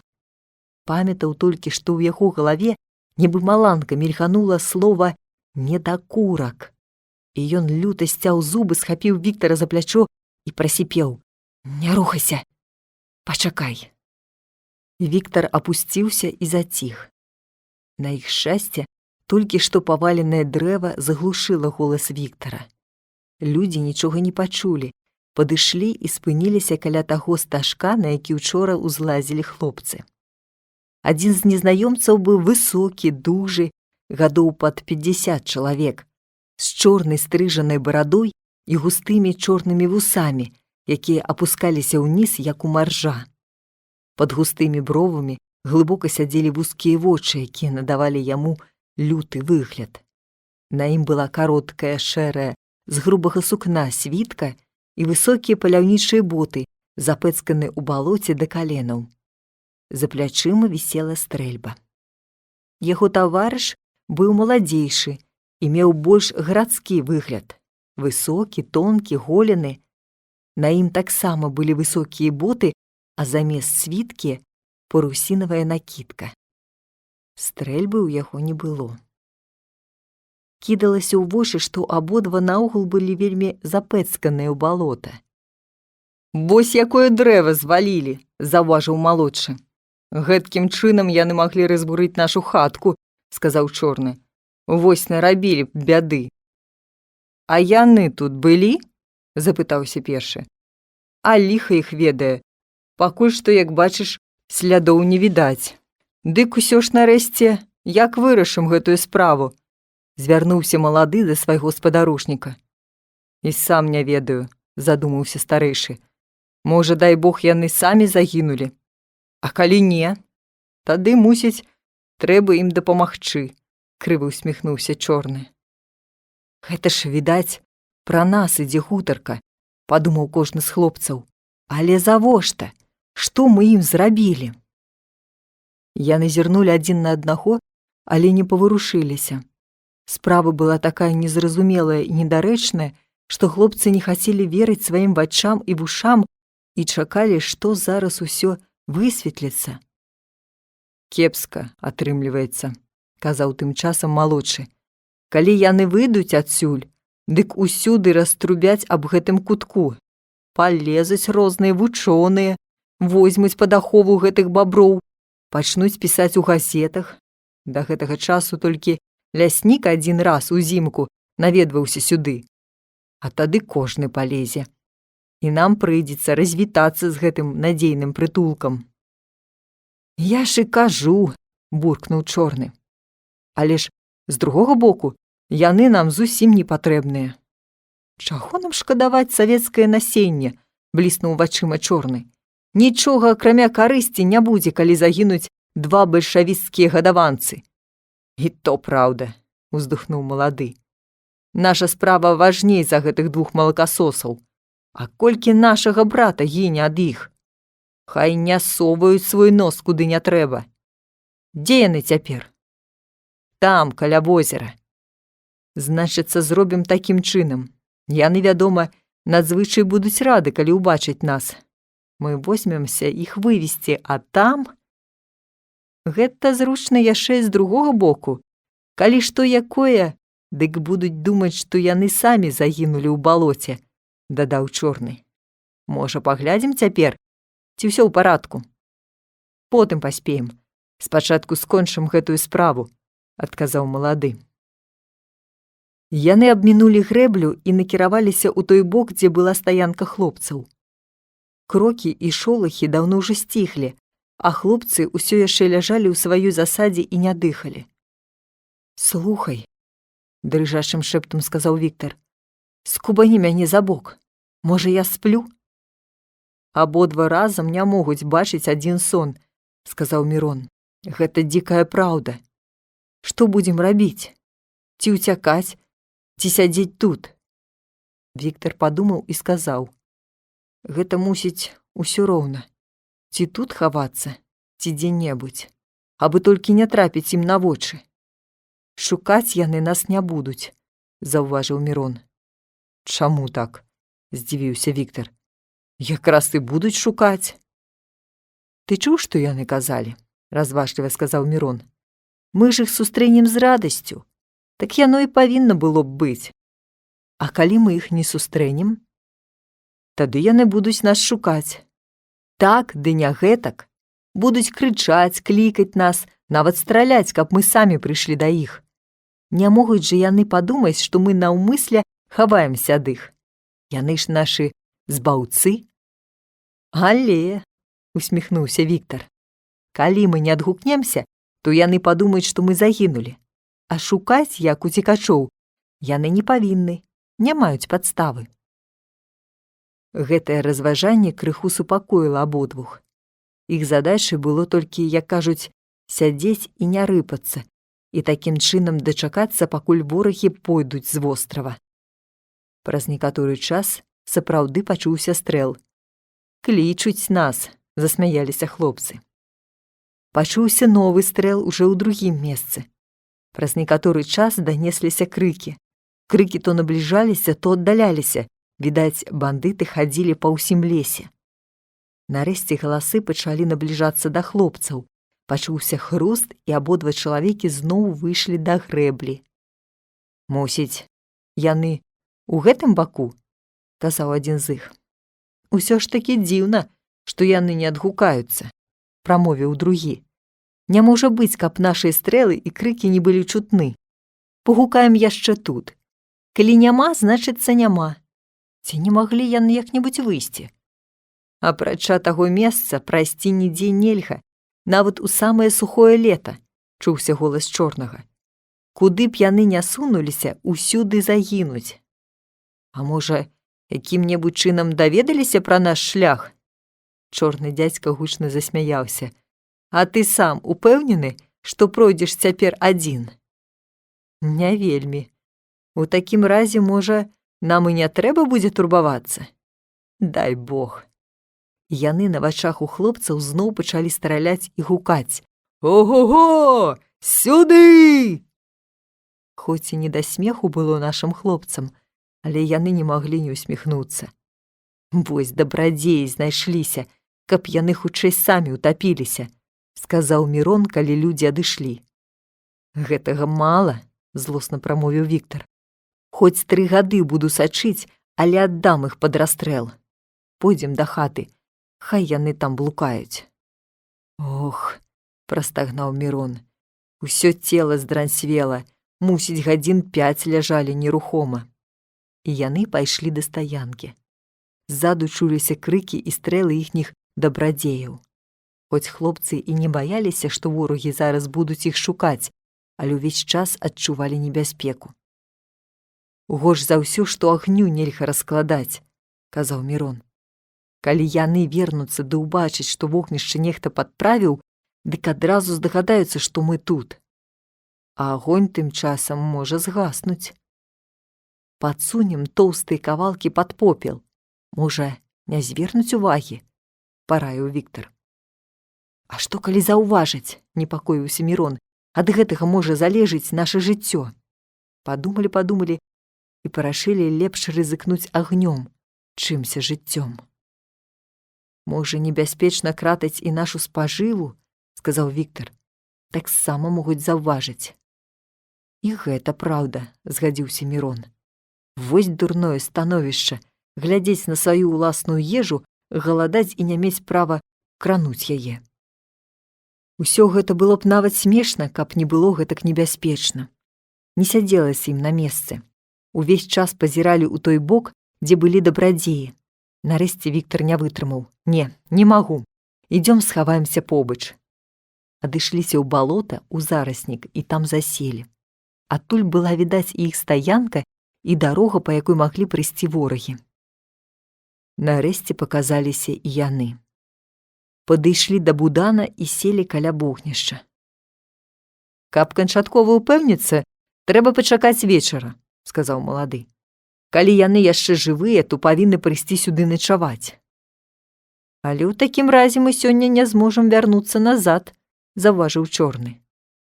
Ну, дык пераначуем тут. Вось і будан ёсць, нават барсучыная скура ў ім. А вунь і палова зайца, і рыба вісіць. Заяц, відаць, яшчэ свежы, значыцца, учора яны тут жылі. Калі загінулі, дык толькі сёння. Бандыты падклалі ў агонь дроў. Чорны выняў з торбы хлеба, сала, солі. Калі ўбачылі гэта хлопцы, дык у іх аж сліна пацякла. А можа, пакаштуем іхняга зайца? Сказаў малады. Не варта вас ждацца. Ну, дык я маленькі кавалачак сабе спяку. Падышоў, узяў зайца і сказаў. Як ён скрэмзаны, відаць, у іх і нажа не было. А вось неяк трымаліся, чортавы дзеці, буркнуў чорны. Якім чынам здолелі зайца злавіць? Мусіць, іх там навучаюць цяпер розным такім штукам, казаў малады, адразаючы нажом тонкую лусту мяса. Потым палажыў яе ў попел. Хвіліну помаўчалі, глядзелі, як скварацца мяса. Надыходзіў вечар. Навокал было так спакойна і мірна, што цяжка было падумаць пра тую людскую жорсткасць, якая панавала тут у гэты час. Відаць, гэты настрой мімаволі ахапіў і малодшага. А можа, плюнуць на ўсё гэтую справу і пайсці дадому, пакуль не позна, прамовіў ён. Чорны сурова зірнуў на яго. Праз 2 тыдні нам спатрэбіцца гэта месца. Калі мы страцім яго, нам самім прыйдзецца рызыкаваць жыццём. Няўжо ж з-за гэтых шчанят ты сам згодзін пацярпець? Ды я кажу толькі таму, што ўпэўнены ў іх смерці. Наўрад ці могуць яны столькі часу не прыходзіць. Каб цвёрда быць упэўненым, трэба перачакаць ноч, сурова сказаў чорны. Малады выняў мяса, пачысціў яго, пасыпаў соллю і са смакам пачаў есці.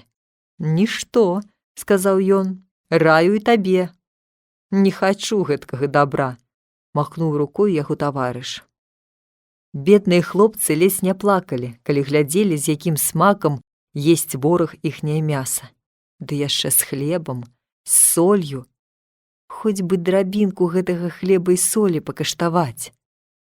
Кладзёмся спаць, прапанаваў стары. Калі прыйдуць, не пакрыўдзяцца. Яны спадзявацца не маглі ўбачыць тут людзей, якія могуць іх вывесці.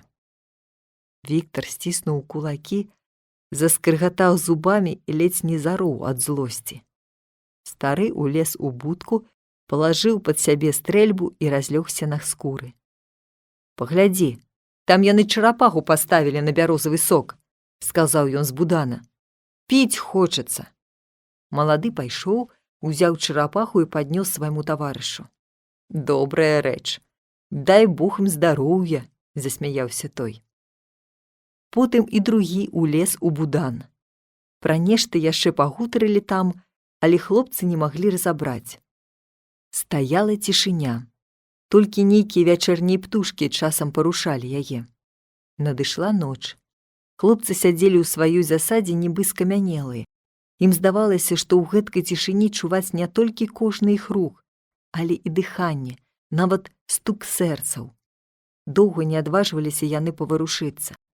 Вось ужо і храп пачуўся з будкі, а яны ўсё яшчэ баяліся крануцца з месца. Ад холаду і вільгаці пачалі дрыжаць. Ну, давай вылазіць, прашаптаў Віктар. Паварушыліся, і зараз жа храснуў леташні сухі чаротнік. Самлелі хлопцы, стаілі дыханне, прыслухаліся, нічога. Палезлі далей. І вось тут адбылося самае жудаснае ў іхняй гісторыі. Мірон заблытаўся нагамі ў лазняку і ляснуўся на зямлю. У будцы зараз жа заварушыліся, і адтуль вылез чорны бандыт са стрэльбаю ў руках. Зірнуў ва ўсе бакі, прыслухаўся, пачакаў некалькі хвілін і схаваўся назад. Што там такое? Можа, яны? Пачуўся сонны голас маладога. Не, мусіць, звер які. Хлопцы прыліплі да зямлі ў самых недарэчных позах. Мірон ляжаў тварам у балоце, задранай дагары нагою. Віктар перш сядзеў на кукішках, а пасля паваліўся на бок і абапёрся адной рукою аб зямлю. І ў гэткім становішчы яны павінны былі яшчэ доўга чакаць, пакуль можна было рухацца далей. Нарэшце дачакаліся гэтага часу і папаўзлі. Калі яны адышліся далёка, Віктар аж з кулакамі накінуўся на Мірона. Ах ты, мядзведзь касалапы, сіпеў ён, праз цябе ледзь не загінулі. Ну-ну, вінавата казаў Мірон. Нічога дрэннага не здарылася. Не магло ж ім прыйсці ў галаву, што гэта мы. Ну а калі б палічылі цябе за звера, ды ўсадзілі кулю, лепш было б. Ды кінь ты ўжо, усё мінула. Давай лепш памяркуем, што рабіць далей. Віктару рупіла падкрасціся да бандытаў і сцягнуць стрэльбу, але Мірон стрымліваў яго. Па-першае, казаў ён, стрэльбу выцягнуць з-пад яго нялёгка. Бачыш, як ён чула спіць? Па-другое, нават каб і ўдалося, ці здолеем мы з імі справіцца. У малодшага, можа, і ў старэйшага, напэўна, ёсць рэвальвер. Не пойдзе бандыт на такую справу без рэвальвера. А тады ўжо будзе іншая рэч. Думка аб рэвальверы не прыходзіла Віктару ў галаву і цяпер вельмі збянтэжыла яго. Нам толькі забіць гэтага старога чорта ў сне, а другому мы ўдвух далі б рады, трымаўся яшчэ Віктар. Яно можа і так, разважаў Мірон. А як ты заб'еш яго адразу, калі з будкі толькі ногі яго тырчаць? А калі толькі параніш, то з рэвальверамі яны нас перамогуць. Ты, мусіць, баішся, папікнуў Віктар. Што? Пакрыўдзіўся Мірон. У такім разе ты добра падумай і скажы, ці так я кажу, ці не. Калі ты шчыра скажаш, што не так, тады я пайду з табой на рызыку. Вось каб ведаць, што рэвальвераў няма, нерашуча прамовіў Віктар. Зноў кажу, яны ішлі спецыяльна, каб загубіць нас. Няўжо ж не ўзялі з сабой рэвальвера? Віктар павінен быў згадзіцца і з гэтым. Падыдзем бліжэй, паглядзім. Падкраліся, прыслухаліся, зазірнулі ўсярэдзіну. У цемры нічога не было відаць, толькі ногі высоўваліся з будана. Тут ужо і Віктар пераканаўся, што лезці ў цемры у цесную будку нельга. Якая прыкрасць, прашаптаў ён, калі адышліся. Вораг спіць побач, і нічога нельга яму зрабіць. Пакуль што добра ўжо тое, што самі выратаваліся. А ў тварах мы не забудзем і абавязкова знойдзем з дапамогай тых, каму гэта належыць. Гэтая думка канчаткова супакоіла Віктара. У такім разе пойдзем і мы спаць куды-небудзь далей, сказаў ён. Яны адышліся прынамсі на кіламетр і прытуліліся пад дрэвам. А калі на світанні зноў падкраліся да будана, бандытаў ужо не было. Не было і барсучынай скуры. Затое глянь, што яны нам пакінулі, сказаў Мірон. На зямлі засталася паперка з соллю і некалькі агрызкаў хлеба. Як шалёныя накінуліся хлопцы на гэтыя рэшткі і прыглынулі не толькі агрызкі, але падабралі і ўсе малюсенькія драпкі. Віктар нават узяў сабе ў рот каліўца солі. Ах, якая смачная, салодкая, цмокнуў ён. Смачней за ўсе цукеркі і ласункі. Пакаштаваў і Мірон. Аднак, калі Віктар яшчэ захацеў узяць, Мірон не даў. Гэтак ты ўсё з'ясі, сказаў ён і дадаў. Цяпер я не шкадую, што яны адрэзалі сабе нашага зайца. Я б і добраахвотна згадзіўся на такі тавараабмен. Раптам Віктар крыкнуў і пляснуў сабе па галаве. Як жа мы не здагадаліся прасачыць, кудой яны выходзяць? Вось гэта дык глупства з нашага боку, сказаў Мірон. І як мы маглі забыцца? Мусіць, непасрэдна небяспека ды соль зацямнілі наш розум. Пабяжым хоць цяпер, крыкнуў Віктар і кінуўся наперад. Стой, пачакай, затрымаў яго Мірон. Не забывайся, што небяспека не мінула. Можа, яны дзе па лесе ходзяць? Можа, мы ім трапім на вочы? Трэба красціся асцярожна, хавацца за кожным кустом, кожным дрэвам. Хоць такім спосабам і мала было надзеі дагнаць бандытаў, якія ішлі вольна, але бегчы было немагчыма. Доўга яны ішлі такім чынам, часам і перабягалі, але бандытаў не бачылі. Калі ўжо канчаткова пераканаліся, што іх на востраве няма, пачалі шукаць слядоў каля балота. Між тым сабраліся хмары, загрухатаў гром, упалі першыя кроплі дажджу. Трэба было бегчы ратаваць агонь. І калі хлопцы непадалёк ад таго месца, дзе яны самі перабіраліся на суседні востраў, заўважылі свежыя сляды 2 пар ботаў, яны не адважыліся пайсці па іх. Рызыкаваць агнём было нельга. Цяпер мы напэўна ведаем, што шукаць пераходу на нашым востраве няма сэнсу, сказаў Мірон, паварочваючы назад. Гэта ўжо добра. А дагнаць мы іх наўрад ці дагонім. Значыць, прыйдзецца чакаць 2 тыдні. Яны абяцалі прыйсці па нейкай сваёй цёмнай справе. Тады падрыхтуемся ўжо і будзем разумнейшымі. Глава 16. Цяжкія часы. Спатканне з старым знаёмым. Мядзведжая хвароба. Каменныя прылады. Дымарня. 2 тыдні чакаць смяротных ворагаў, каб з дапамогай іх вызваліцца. Хто б мог падумаць, што можа скласціся такое становішча? Ну, як табе падабаюцца нашы прыгоды, усміхнуўся Мірон. Ці такія яны прыемныя, як пішацца ў кнігах? Цяпер, калі я пад'еў мяса з соллю і калі непасрэднай небяспекі няма, Я адчуваю сябе досыць добра, адказаў Віктар. А наогул? Наогул зусім не цікавая справа. Я ахвотна адмовіўся б ад гэтых прыгодаў. А ты? І я таксама, уздыхнуў Мірон.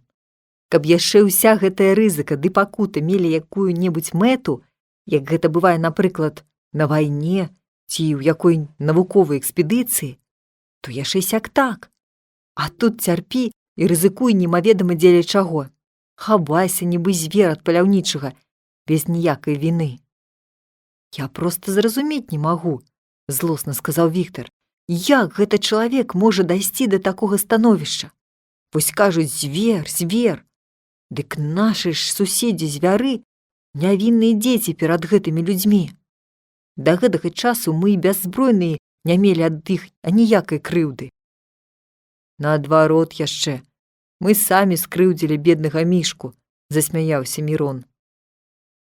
Доўга дзяліліся яны ўражаннямі аб мінулых падзеях. У кожным разе 2 тыдні сядзець і чакаць, склаўшы рукі, у іх не было аніякай ахвоты. Таму пастанавілі ўзяцца за працу сістэматычна, планава. Кожны дзень абследаваць невялікі ўчастак, але дасканала. Пры такой працы яны абавязкова павінны былі натрапіць на той праход, якім карыстаюцца бандыты.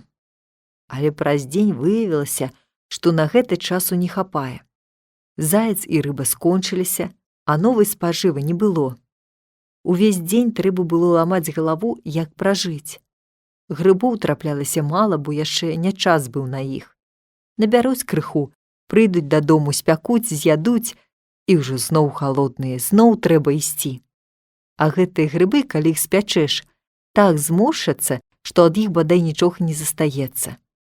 Калі б яшчэ з хлебам, дык сяк так, уздыхалі хлопцы. Адна толькі ўцеха была, што можна было на грыб палажыць драбінку солі, паёк, як казаў Мірон. Каб яшчэ да возера было як даступіцца, то, можа, прыдумалі б што-небудзь, каб рыбіну якую злавіць. Але возера нават відаць не было. Шырокае балота аддзяляла яго ад хлопцаў. Хоць бы яшчэ які заяц заснуў на дарозе, казаў Віктар. Другога зайца, мусіць, прыйдзецца чакаць столькі гадоў, колькі мінула ад таго часу, як твая бабуля натрапіла на соннага зайца, вылічыў Мірон. Затое замест зайца яны аднаго разу сустрэлі свайго знаёмага мядзведзя. Той стаяў каля вялікага старога дрэва і, задраўшы галаву, да нечага прыглядаўся. Мусіць, ён стаяў да хлопцаў тым бокам, з якога было папсавана вока, бо не заўважыў іх, калі яны выйшлі на адкрытае месца. Таварышы зараз жа схаваліся і пачалі сачыць. Цяпер яны зусім не спалохаліся. Мядзведзь здаваўся ім ужо не страшным, невялікім, нядужым. «Дай я падкрадуся і выб'ю яму другое вока», прашаптаў Віктар, сціскаючы ў руках сваю булаву. «Не думай, што зноў так будзе, як тады», папярэдзіў Мірон. Але і яму самому справа здавалася простай. Мядзведзь усё нюхаў паветра ды прыглядаўся да чагосьці на дрэве. Зірнулі туды і хлопцы, і заўважылі дупло, а каля яго нібы мухі лятаюць. «Пчолы», — сказаў Віктар. «Дык вось да каго ён прыглядаецца. Дзякуй яму за тое, што знайшоў, а выкарыстаць трэба ўжо нам». Хлопцы пачалі красціся да мядзведзя. Той абапёрся пярэднімі лапамі аб дрэва і сабраўся лезці. Ён быў так заняты сваёй справай, што мог бы не заўважыць ворага нават з абодвума вачыма, а з адным тым болей. Толькі ён прыстасаваўся лезці, як бац, яму нешта па галаве. Ды як крыкне нехта над вухам. Зароў наш мядзведзь, шугануў у бок, ледзь Мірона з ног не збіў і знік з вачэй. Напэўна, можна сказаць, што мядзведзь нават і не бачыў, адкуль на яго звалілася бяда. Але ён так спалохаўся, што адразу ў яго сапсаваўся жывот. «Вось бачыш, якая простая справа», — урачыста прамовіў Віктар. Мірон толькі плячыма паціснуў. «Мусіць, толькі ў нас гэтак здараецца», — сказаў ён. бо іначай людзі зусім не баяліся б мядзведзяў. А каб дастаць мёд, відаць, трэба спачатку выкурыць пчол дымам. Прыйдзецца ісці па агонь. Але спачатку пашукаем мядзведзя. Можа, у яго і другое вока выбіта, тады мы зможам забіць яго дубінамі. Каб было так, ён не ўцёк бы гэтак шпарка. Мусіць, бачыў. Яны пайшлі ў той бок, куды пабег мядзведзь. Яго няцяжка было знайсці, бо ён пакінуў след ад сваёй раптоўнай хваробы. Праз некаторы час яны пачулі ў гушчары хруст, енк, нібы тузаніну. Падкраліся, зірнулі. Курчыцца, валяецца мядзведзь, нібы яму трапілі ў жывот куляй. Калі ўбачылі гэта хлопцы, разам кінуліся да яго і пачалі малаціць дубінамі. Непрыемнае і цяжкое было гэтае паляванне. Нарэшце, бездапаможны мядзведзь загінуў пад ударамі дубін. Хлопцы, засопшыся, паваліліся на траву. Мусіць, мы адзіныя ў свеце людзі, якім без ніякай зброі пашанцавала забіць мядзведзя, прамовіў Мірон. Такі выпадак варта запісаць у кнігу. Запісана ўжо, адказаў Віктар. У адной навуковай кніжцы я чытаў пра такое здарэнне. Адзін паляўнічы заважыў у аўсе мядзведзя. Той ляжаў на зямлі, нахіліўшы на сябе пук аўсяных каласоў, і спакойна ласаваўся імі. У паляўнічага стрэльба была набіта толькі шротам.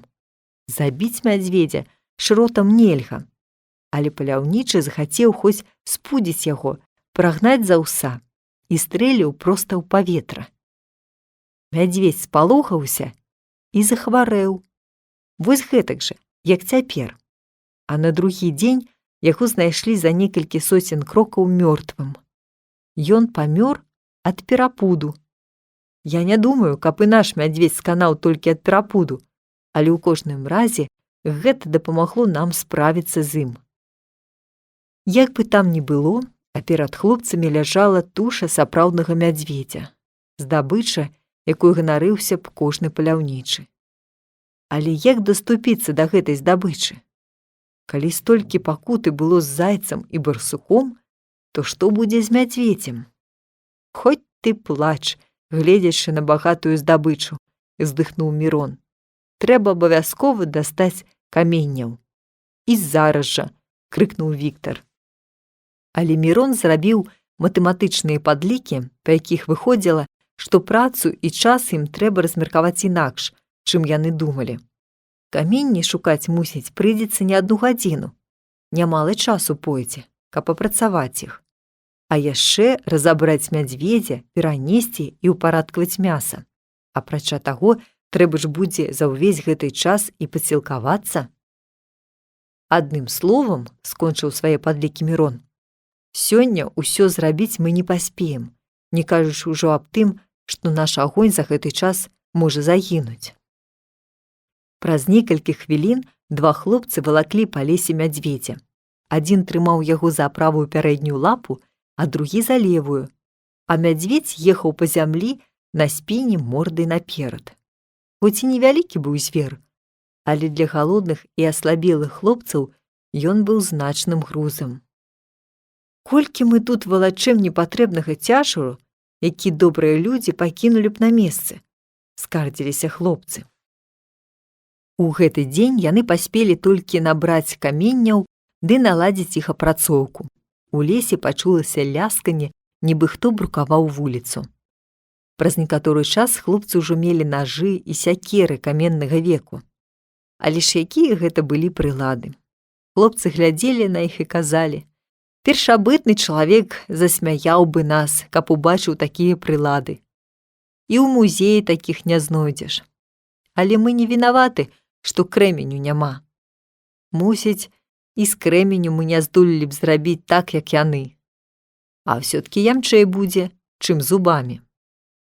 На другі дзень раненька ўзяліся за працу.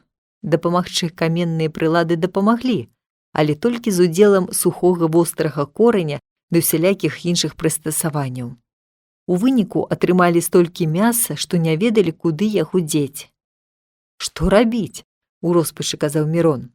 «Без солі яно і 3 дні не пратрымаецца». «Тады трэба наесціся на запас», – не то сур'ёзна, не то жартам сказаў Віктар. І сапраўды, яны так пад'елі, што ўвесь дзень і глядзець не хацелі на мяса. «Зноў мы зрабілі памылку», – сказаў Мірон. «Нам трэба было напаследак гэтак наесціся. Тады і добра было б, што не хочацца есці. А цяпер свежае мяса дарма гіне». «Давай тады акурым яго», – запрапанаваў Віктар. «І то праўда», – суцешыўся Мірон. «Хоць без солі ўсё роўна доўга не будзе трымацца, але, напэўна, даўжэй, чымся так». Змайстравалі з жэрдак козлы, скруцілі з лыка вяроўкі і павесілі шынкі. «За адзін заход павесім і свае гаршкі», – сказаў Мірон. «Мусіць, яны падсохлі ўжо». Гаршкі ляжалі ў ямцы, выкапанай у пяску пад коранем дрэва. У цяньку яны падсохлі досыць добра і не мелі аніводнай шчарбіны. Прыладзілі іх, але вышэй, чым мяса, каб да іх даходзіў толькі лёгкі дух. «Рызыкоўная справа з гэтым чарап'ём», – мармытаў Мірон. «Трэсне, і ўсё прапала». Стаянка прыняла зусім гаспадарчы выгляд. На дрэве вісела скура мядзведзя, на жэрдках акурваліся шынкі, каля вогнішча і будана увіхаліся жыхары. «Акурат як у людзей», – радасна казалі хлопцы. Пад вечар усё ж такі яшчэ пад'елі мяса і паляглі спаць у самым добрым настроі. Глава 17. Зноў дарэмная спроба. Апрацоўка запасаў. Памёт. Гібель гаспадаркі. Змаганне з роспаччу. Звярыныя недаедкі. Цяпер ужо можна было пачынаць пошукі дарогі. Першы дзень яны бадай увесь і патрацілі на гэтую справу. След бандытаў паказваў, што праход быў недзе за суседнім востравам. Значыцца, адразу адпадала патрэба шукаць за гэтым. За першы ж дзень яны добра агледзелі 3-ю частку ўсяго берага, які ім належала абследаваць. У адным месцы яны прасунуліся досыць далёка, аднак далей усё роўна была такая дрыгва, што прайсці праз яе і думаць нельга было. Але хлопцы і не спадзяваліся на хуткі поспех і вярнуліся дадому, задаволеныя ўжо тым, што частка задачы выканана. У дарозе яны выкарыстоўвалі кожны выпадак, каб скубануць чаго-небудзь расліннага, ці агеру, ці шчаўя, ці сыраежку, ці якую зялёненькую лісцінку. «Дзіўная рэч», – казаў Віктар. «Цяпер я ем кожную лісціну з большым смакам і ахвотай, як тады, калі 2 дні нічога не еў». «Гэта таму, – растлумачыў Мірон, – што наш арганізм патрабуе змены стравы, патрабуе зеляніны ці наогул чаго-небудзь расліннага». Паміж іншым, на галіне ліпы яны заўважылі нейкую цікавую расліну. Гэта быў нібы куст з доўгімі сцябламі, дробным светленькім лісцем і дробненькімі жоўценькімі кветкамі. Прыладзіўся ён на галіне стажком і, здаецца, з зямлёй ніякай сувязі не меў. Калі ўбачыў яго Мірон, то крыкнуў: «Гані вон гэтага драпежніка! Гэта аміла, шкодная расліна, таксама паўднёвы госць. Яна жыве выключна на чужым карку. Птушкі ласуюцца яе ягадамі, а потым чысцяць свой нос на галіне другога дрэва. Ліпкі сок прыклейваецца, і гэтага досыць, каб расліна пачала расці». Віктар ахвотна здзёр і скінуў драпежніка. «Але ж і ўчапілася», – заўважыў ён. «Мусіць, зноў пачне расці». Пэўна, бо свае тонкія карэньчыкі яна запускае глыбока ў дрэва. Нават можна па глыбіні пазнаць, колькі часу яна тут жыве.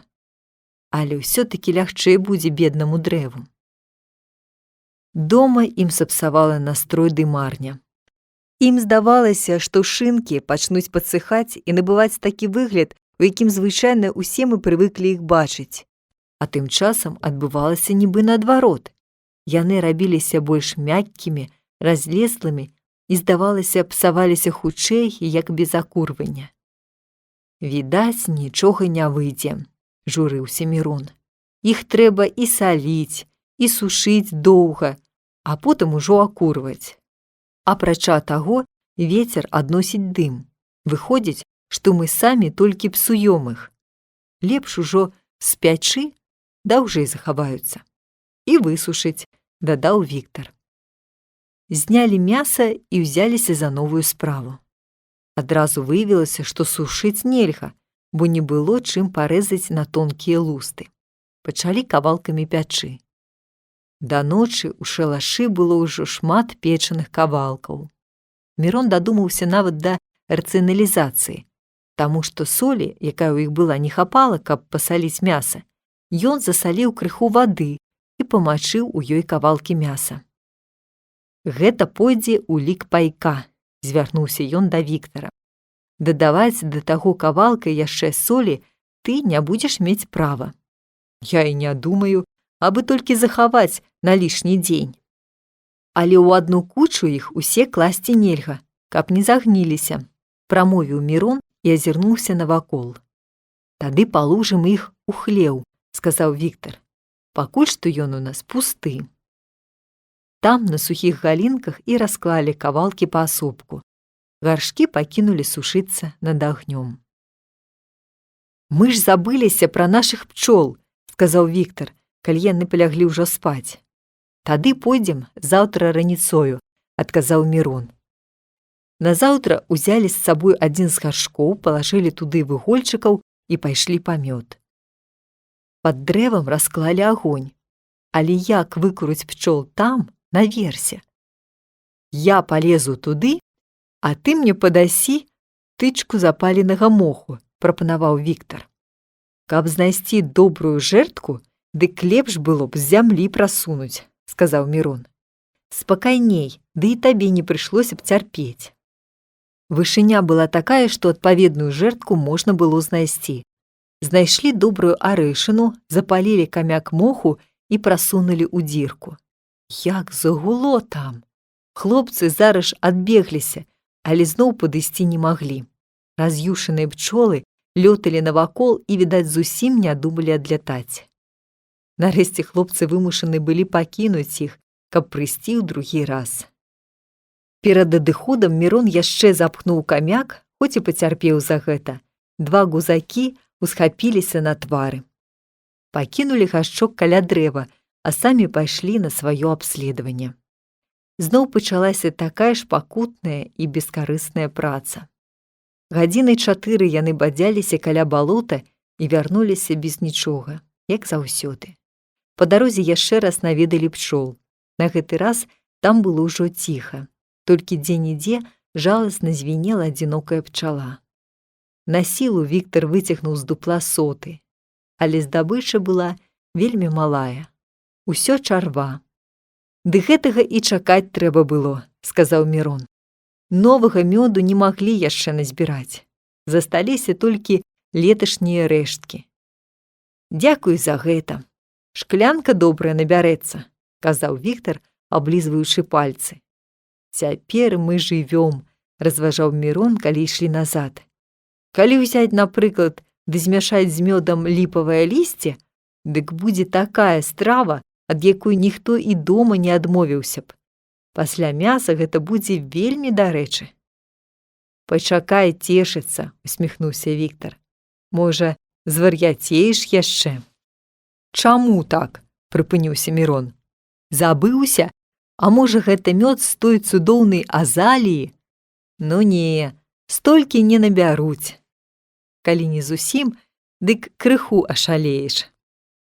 З гэткімі гутаркамі яны весела ішлі дадому і не думалі пра тое, што іх там магло чакаць.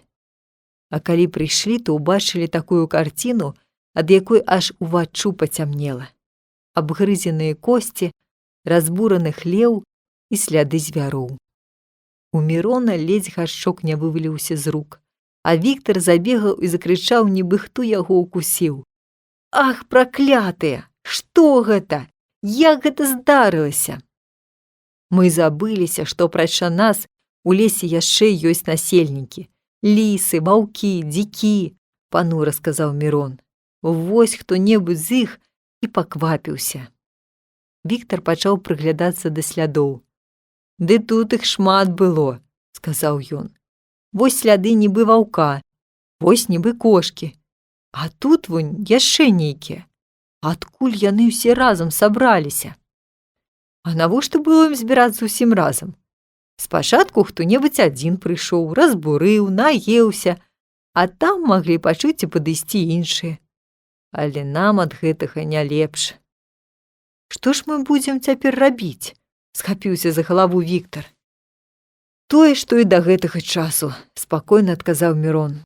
Трэба думаць, што не загінем, як і дагэтуль. Спакойны тон Мірона крыху суцешыў і Віктара. Выбух роспачы сцішыўся, а там яны ўзялі сябе ў рукі і сталі глядзець на справу цвяроза. Усё роўна назад не вернеш. Калі забыліся, дзе знаходзяцца, зрабілі памылку, дык трэба прыняць яе пад увагу і другі раз быць разумнейшымі.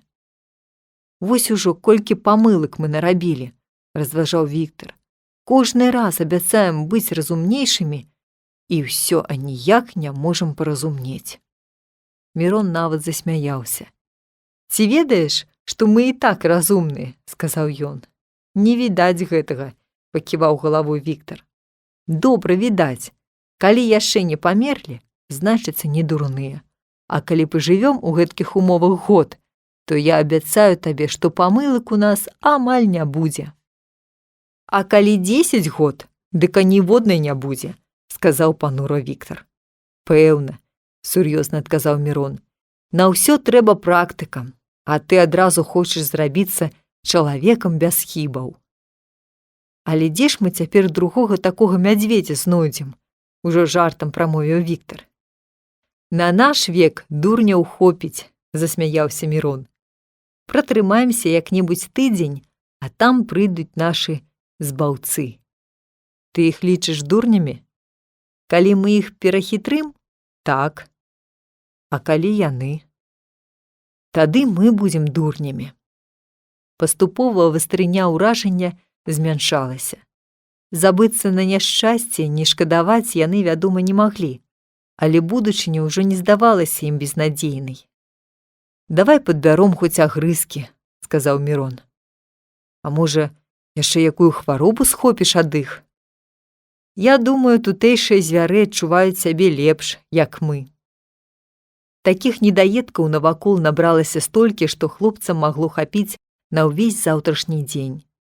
А потым яны пачалі суцяшаць сябе тым, што, можа, паслязаўтра мяса і само сапсавалася б. А калі ўбачылі, што рэштка солі засталася некранутай, то яшчэ лягчэй зрабілася на сэрцы. Глава 18. Панская страва. На баброў. Вось дык бабёр. Таемныя лісты. Рамонт бабровай хаткі.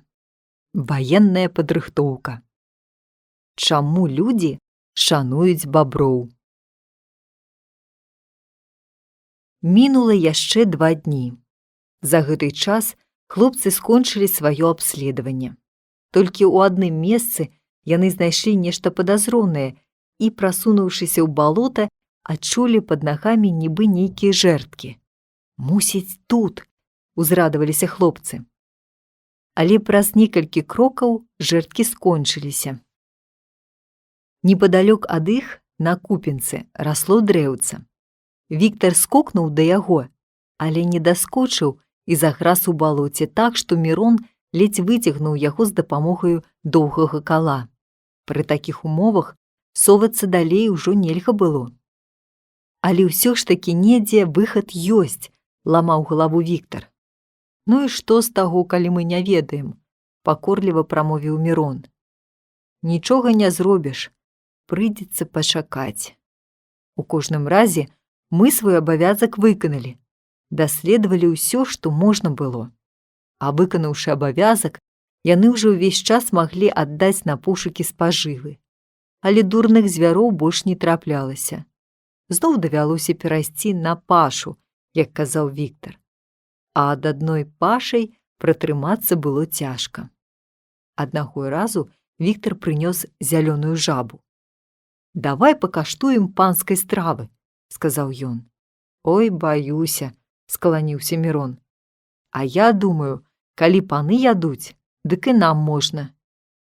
«Можа, не такіх?» «Прыблізна такіх, зялёных. А калі крыху і не такой пароды, то бяды не павінна быць. Шкада толькі, што ядуць адны заднія лапкі, а гэткімі кумпякамі не наясіся». Віктар каменем адрэзаў кумпякі і кінуў іх у агонь. Праз мінуту выняў, памачыў у соль і працягнуў адзін Мірону. Але той адвярнуўся. «Ты думаеш, будзе гэтак жа, як тады з зайцам?» – засмяяўся Віктар. «Не, браток, нічога лепшага цяпер ужо не дачакаешся». Смела паднёс да рота, адкусіў. «Ну як?» – з хваляваннем спытаўся Мірон. «Разоў 1000 лепш за сырога зайца», – адказаў Віктар і зноў адкусіў. «Бяры, пакуль не позна, а то ўсё з'ем». Узяў і Мірон, з агідай адкусіў. «Ну як?» – запытаў цяпер ужо Віктар. «Не разабраўся пакуль што». «Кусай яшчэ». Адкусіў Мірон яшчэ, потым яшчэ і нарэшце ўсё з'еў. «Праўду кажучы, нічога дрэннага няма», – прамовіў ён. «Вось бачыш», – сказаў Віктар, – «нездарма, кажу, паны ядуць. Я чытаў, што ў Парыжы, у рэстаранах, сытыя буржуі вялікія грошы плоцяць за гэтую страву. А нам плаціць не трэба. Затое нам, галодным, трэба, можа, па 100 такіх жаб. А дзе іх гэтулькі набярэш? Гэтая старая, а маладыя яшчэ не вывеліся». «Тады будзем есці ўсю», – сказаў Віктар. «Якая розніца паміж заднімі, пярэднімі нагамі, спіной?» Ён узяў яе ў рукі, але кінуў. «Не, яшчэ не магу. Не настолькі прагаладаўся». «А каб у кнізе было напісана, што ядуць усю, то з'еў бы?» – спытаў Мірон. «Напэўна», – засмяяўся Віктар. Пасля таго яны нават спецыяльна хадзілі лавіць жаб, але зноў злавілі толькі адну. На гэты раз з'елі ўжо і пярэднія кумпякі, і спіну. І нічога дрэннага не здарылася. «Мусіць, усё залежыць ад погляду і прывычкі», – разважаў Мірон. «Мусульмане не ядуць свініны, у нас не ядуць каніны, некаторыя ядуць саранчу». «Я ж тое самае і кажу», – падхапіў Віктар. «У кожным разе, праз тое, што гэта агідна, паміраць не варта. Але на адной жабе далёка не паедзеш. Хоця бы якую жывёліну здабыць. Усё з'еў бы. Ведаеш што? Паспрабуем злавіць бабра. Але ж іх нельга знішчаць». «І я гэта ведаю. Аднак мы двое важней за аднаго бабра». Супраць гэтага нічога нельга было сказаць, і хлопцы зараз жа накіраваліся да бабровага паселішча. Там ішло сабе мірнае бабровае жыццё. Звычайна бабры не любяць паказвацца ўдзень, але ў гэтым кутку, дзе іх ніхто ніколі не трывожыў, яны не надта сцерагліся. Калі хлопцы падышлі бліжэй, усе бабры схаваліся ў ваду. «Пойдзем да той вунь», – паказаў Мірон на 4-ю хатку, што была каля берага. «Наўрад ці ёсць там хто», – сказаў Віктар. «Але паспрабаваць можна». Яны падышлі да хаткі і зараз жа пачалі шукаць і завальваць выхады. 2 выхады былі пад вадой, а 3 крыху пад яе паверхняй. Мусіць, калісьці і ён быў пад вадой. Паспрабавалі прасунуць руку ў гэтую дзірку, але нічога не маглі дастаць. «Лепш разбяром зверху», – сказаў Мірон. Спачатку галлю лёгка было разбіраць, але далей яно так шчыльна перапляталася, так моцна было злеплена зямлёй, што справа пайшла вельмі марудна. Невядома, колькі спатрэбілася б часу, каб Віктар не абмацаў з боку месца, дзе галлё, здавалася, не было склеена і лёгка паддавалася пад рукой. Праз хвіліну заўважылі дзірку, якая вяла ў сярэдзіну. «Ну, цяпер пільнуй! Вось дзірка!» – сказаў Віктар і прасунуў руку. Памацаўшы крыху ў сярэдзіне, ён крыкнуў: «Нібы пакунак нейкі!» І сапраўды выцягнуў пакунак, старанна загорнуты ў тоўстую паперу. «Вось табе і бабёр!» Развязалі. Пакунак яшчэ быў абгорнуты ў васковую паперу і яшчэ раз завязаны ніткай. Зноў развязалі і ўбачылі жаночыя шаўковыя панчохі. Шмат панчох. «Дык вось у чым сакрэт!» – крыкнуў Віктар. «Кантрабандысты выбралі сабе тут прытулак. Вось чаму спыніліся тут нашы збаўцы і хацелі нешта паглядзець, ці ўсё ў парадку. Але чаму ж яны выбралі бабровую хатку, калі можна было закапаць у зямлю?» – здзівіўся Мірон. «У зямлі магло папсавацца ад вільгаці, а тут суха, бо бабры будуюць хату ў 2 паверхі, з якіх верхні заўсёды сухі і ніколі не заліваецца вадой. Акрамя таго, на зямлі кожны раз заставаўся б след, калі закопваць ды выкопваць. Гэта ж вялікае багацце!» «Якая карысць з гэтага?» – сумна прамовіў Мірон. «Вось каб гэтыя панчохі можна было есці? Пачакай, можа, там яшчэ што ёсць?» Зноў засунуў Віктар руку. «Ёсць!» – крыкнуў ён і выцягнуў новы скрутак. У ім былі перламутравыя гузікі. «А ну іх да д'ябла!» – вылаяліся хлопцы. Далей скрутак тонкага дарагога сукна. «Ды тут цэлы магазін!» – крыкнуў Мірон. «А ну, цягні яшчэ, можа, кілбасы выцягнеш?» «Пастараюся!» – адказаў Віктар і выцягнуў ужо нешта цяжэйшае. Гэта была скрынка, а ў ёй 2 рэвальверы. Радасць ахапіла хлопцаў.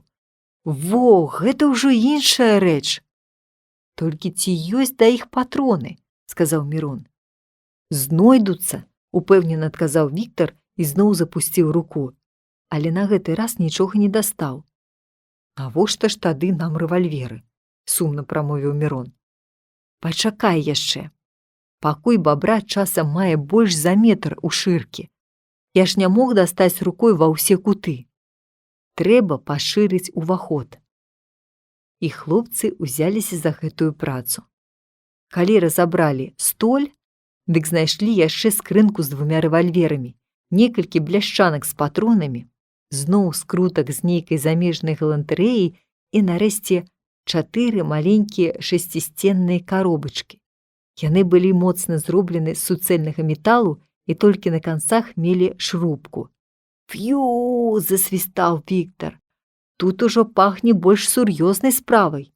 Гэта ж пераксілінавыя шашкі. Ого! Пакажы, пакажы!» – схіліўся Мірон. «У такім разе тут не проста кантрабанда, а нешта горшае». «Так», – пацвердзіў Віктар. «Значыцца, нашы збаўцы не толькі кантрабандысты, але і дыверсанты. Нездарма мяжа адсюль за кіламетраў 30. А вось яшчэ нейкія паперы». Хлопцы пачалі разглядаць незразумелыя лісты, напісаныя лацінскімі літарамі, але ніводнага слова не маглі зразумець. «Відаць, шыфраваныя», – здагадаліся яны. І нарэшце карта Беларусі з рознымі таксама незразумелымі адзнакамі, крыжыкамі, рыскамі, кружочкамі. «Тут сапраўдны штаб», – задуменна прамовіў Віктар. «Цяпер я добра разумею, чаму яны хацелі нас загубіць. У такім разе і мы арганізуем свой уласны штаб ды абмяркуем, што з усім гэтым багаццем рабіць», – сказаў Мірон. Пытанне было складанае. Узяць усё сабе немагчыма. Як цягацца з гэтым дабром, калі невядома яшчэ, як яны самі выкруцяцца з бяды? Знішчыць? Шкада, усё ж такі рэчы каштоўныя. Апрача ўсяго, і тое, і другое рызыкоўна. Калі бандыты прыйдуць і заўважаць, што склад іх знойдзены, дык адразу здагадаюцца, у чым справа, і пачнецца такое паляванне, ад якога не схаваешся. А хлопцам трэба было ціхенька сачыць, каб выведаць дарогу. Значыцца, у першую чаргу трэба зрабіць так, каб не было відаць, што сховішча знойдзена. А хлопцы ўзялі ды разбурылі хатку. «Што ж мы з табой нарабілі?» – сумна сказаў Віктар. «Зноў памылка. Калі ж будзе канец ім? Цяпер зноў прыйдзецца будаваць хату». «Відаць, прыйдзецца», – адказаў Мірон такім тонам, нібы ён адзін быў у гэтым вінаваты. «Але спачатку зробім вось што. Возьмем 2 рэвальверы, засыплем у скрынку пяску і паставім назад. Гэтак жа зробім і з патронамі. Барахло пакінем усё цалкам, а паперы возьмем з сабой, бо яны замінаць не будуць. Калі мы выратуемся, тады даставім, каму належыць каштоўныя паперы. А хатку нам усё ж прыйдзецца аднаўляць. Кожны раз новыя здарэнні, таму і нельга ўсяго прадугледзець». Віктар згадзіўся з гэтым планам, толькі ўнёс адну папраўку – узяць усе 4 рэвальверы. «Гэта ні ў якім разе не пашкодзіць, а можа і спатрэбіцца», – дадаў ён. Мірон не пярэчыў, пачалі ўпарадкаваць рэчы. Калі з адной бляшчанкі выбралі патроны, Мірон сказаў: «А бляшчанку адну трэба ўзяць сабе, яна можа служыць замест гаршка». «Правільна, тады не трэба будзе больш важдацца з гэтым праклятым чарап'ём». У апошні момант, калі пачалі былі закладваць гняздо, заўважылі ў галі новую рэч. Гэта быў кінжал у ножнах. Гэтая знаходка ўсцешыла хлопцаў больш, як усё папярэдняе. «Гэты нож нібы спецыяльна пакладзены для нас. Яны, можа, так сабе на кожны выпадак сунулі яго. А для нас якое шчасце!» – цешыўся Мірон. «Дай Бог ім здароўя на тым свеце», – прамовіў Віктар. Калі ўпарадкавалі рэчы, пачалі рамантаваць хатку. Трэба было зрабіць акурат так, як было раней. А гэта аказалася вельмі нялёгкай справай. Сувязь паміж галлём была парушана. Выходзіла звычайная куча ламачча, а не бабровая хатка. «Ах, каб на цябе ліха!» – злаваўся Віктар. «Ніколі не думаў, што давядзецца будаваць бабру хату». «Ды яшчэ акурат так, як яны», – дадаў Мірон. «Не, гэтак нікуды не варта. Разбурай зноў. Няма чаго спяшацца, рызыкоўна. Трэба прыгледзецца, як яны будуюць, і пачаць спачатку, па галінцы». «Вось не было яшчэ бяды», – бурчаў Віктар. «Гэтак увесь дзень патрацім». «Але ад гэтай працы залежыць наша жыццё», – сурова сказаў Мірон. «Эх, каб можна было папрасіць баброў, каб яны самі дабудавалі», – уздыхнуў Віктар. І, набраўшыся цярплівасці, хлопцы ўзяліся за працу павольна, метадычна. Некалькі разоў пачыналі спачатку, адыходзілі, прыглядаліся, зноў папраўлялі. Адным словам, сапраўды патрацілі бадай увесь дзень, пакуль зрабілі так, як было спачатку. Дадому вярталіся ўзброеныя да зубоў. З аднаго боку рэвальвер, з другога рэвальвер, ды яшчэ кінжал у дадатак. «Вось калі дапамаглі нашы ваенныя заняткі ў гуртку», – сказаў Мірон. «Без гэтага не толькі не ведалі б ніякіх там перакселінаў, але і рэвальверы не ўмелі б у руках трымаць. А цяпер толькі давай сюды бандытаў, усіх перастраляю», – храбрыўся Віктар. «Хай бы цяпер трапіўся які звер. Ну-ну, з рэвальверам на паляванне не ходзяць. Ці пацэліш ты хоць вунь у тое дрэва? А ну давай!» – з запалам крыкнуў Віктар. Стрэлілі яны па 3 разы, а трапіў толькі 1 раз Мірон.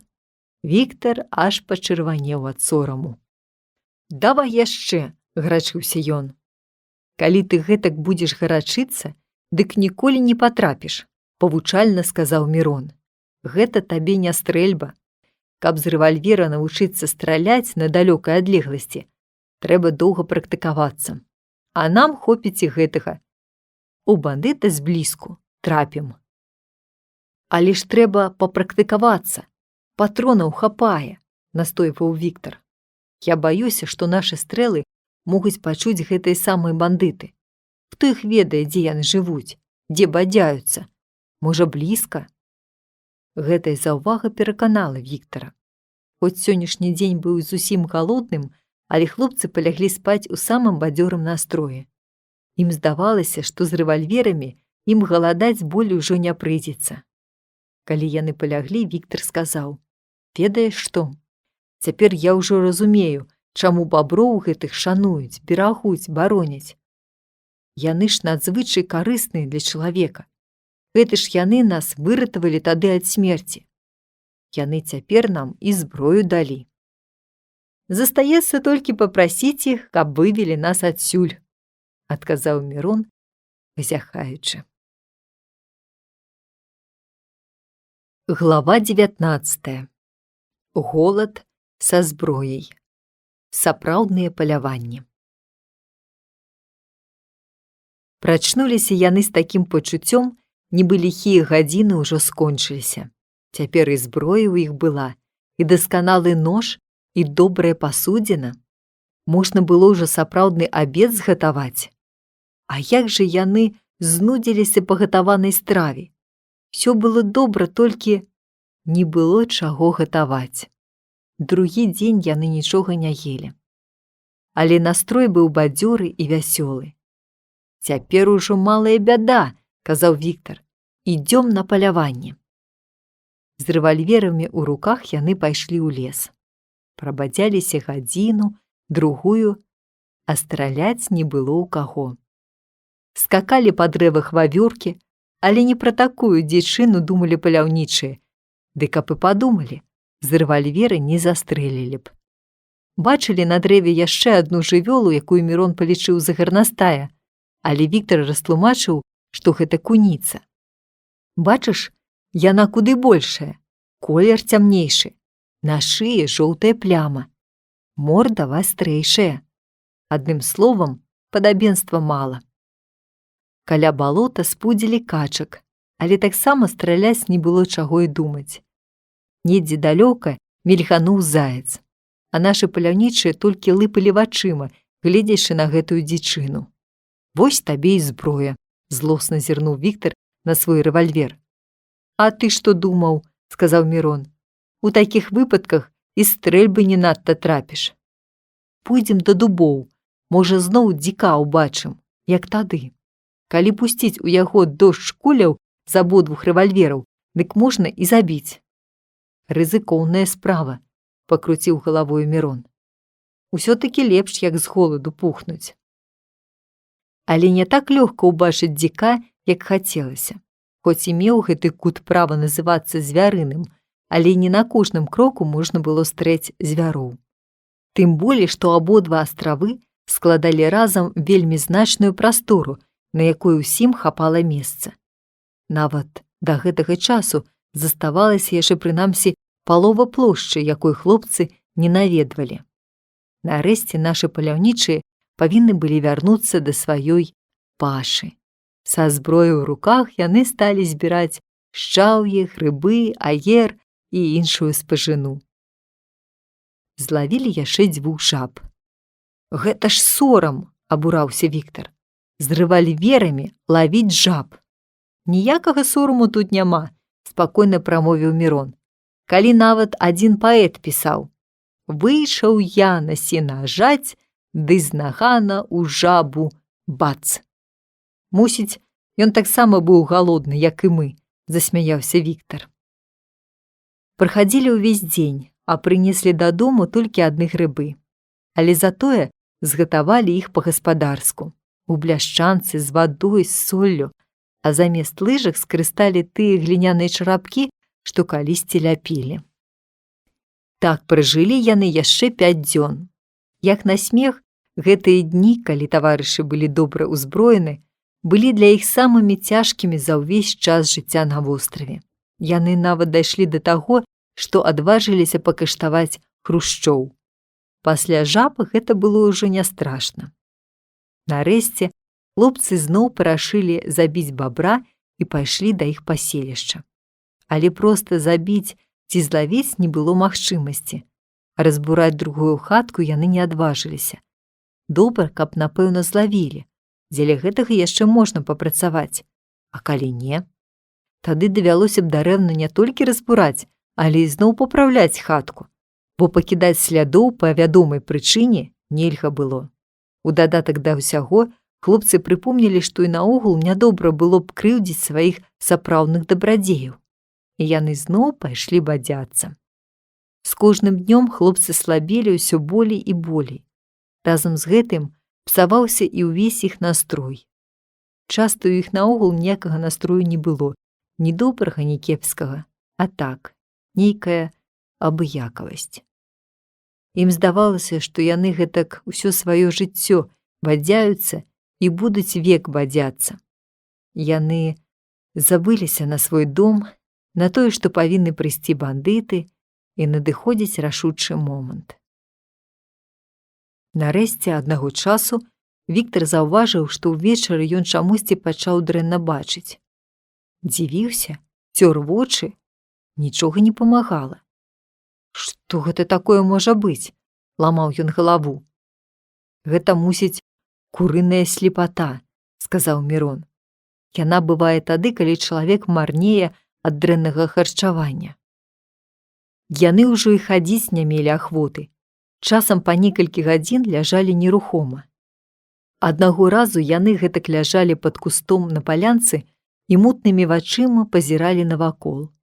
А дзень быў ясны, прыгожы. Уверсе шабяталі птушкі, унізе гулі розныя мухі, жукі, мільгалі матылі. Раптам па-за кустамі ціхенька хруснула. Уздыргануліся хлопцы, азірнуліся. У кустах стаіць казуля, зграбная, прыгожая.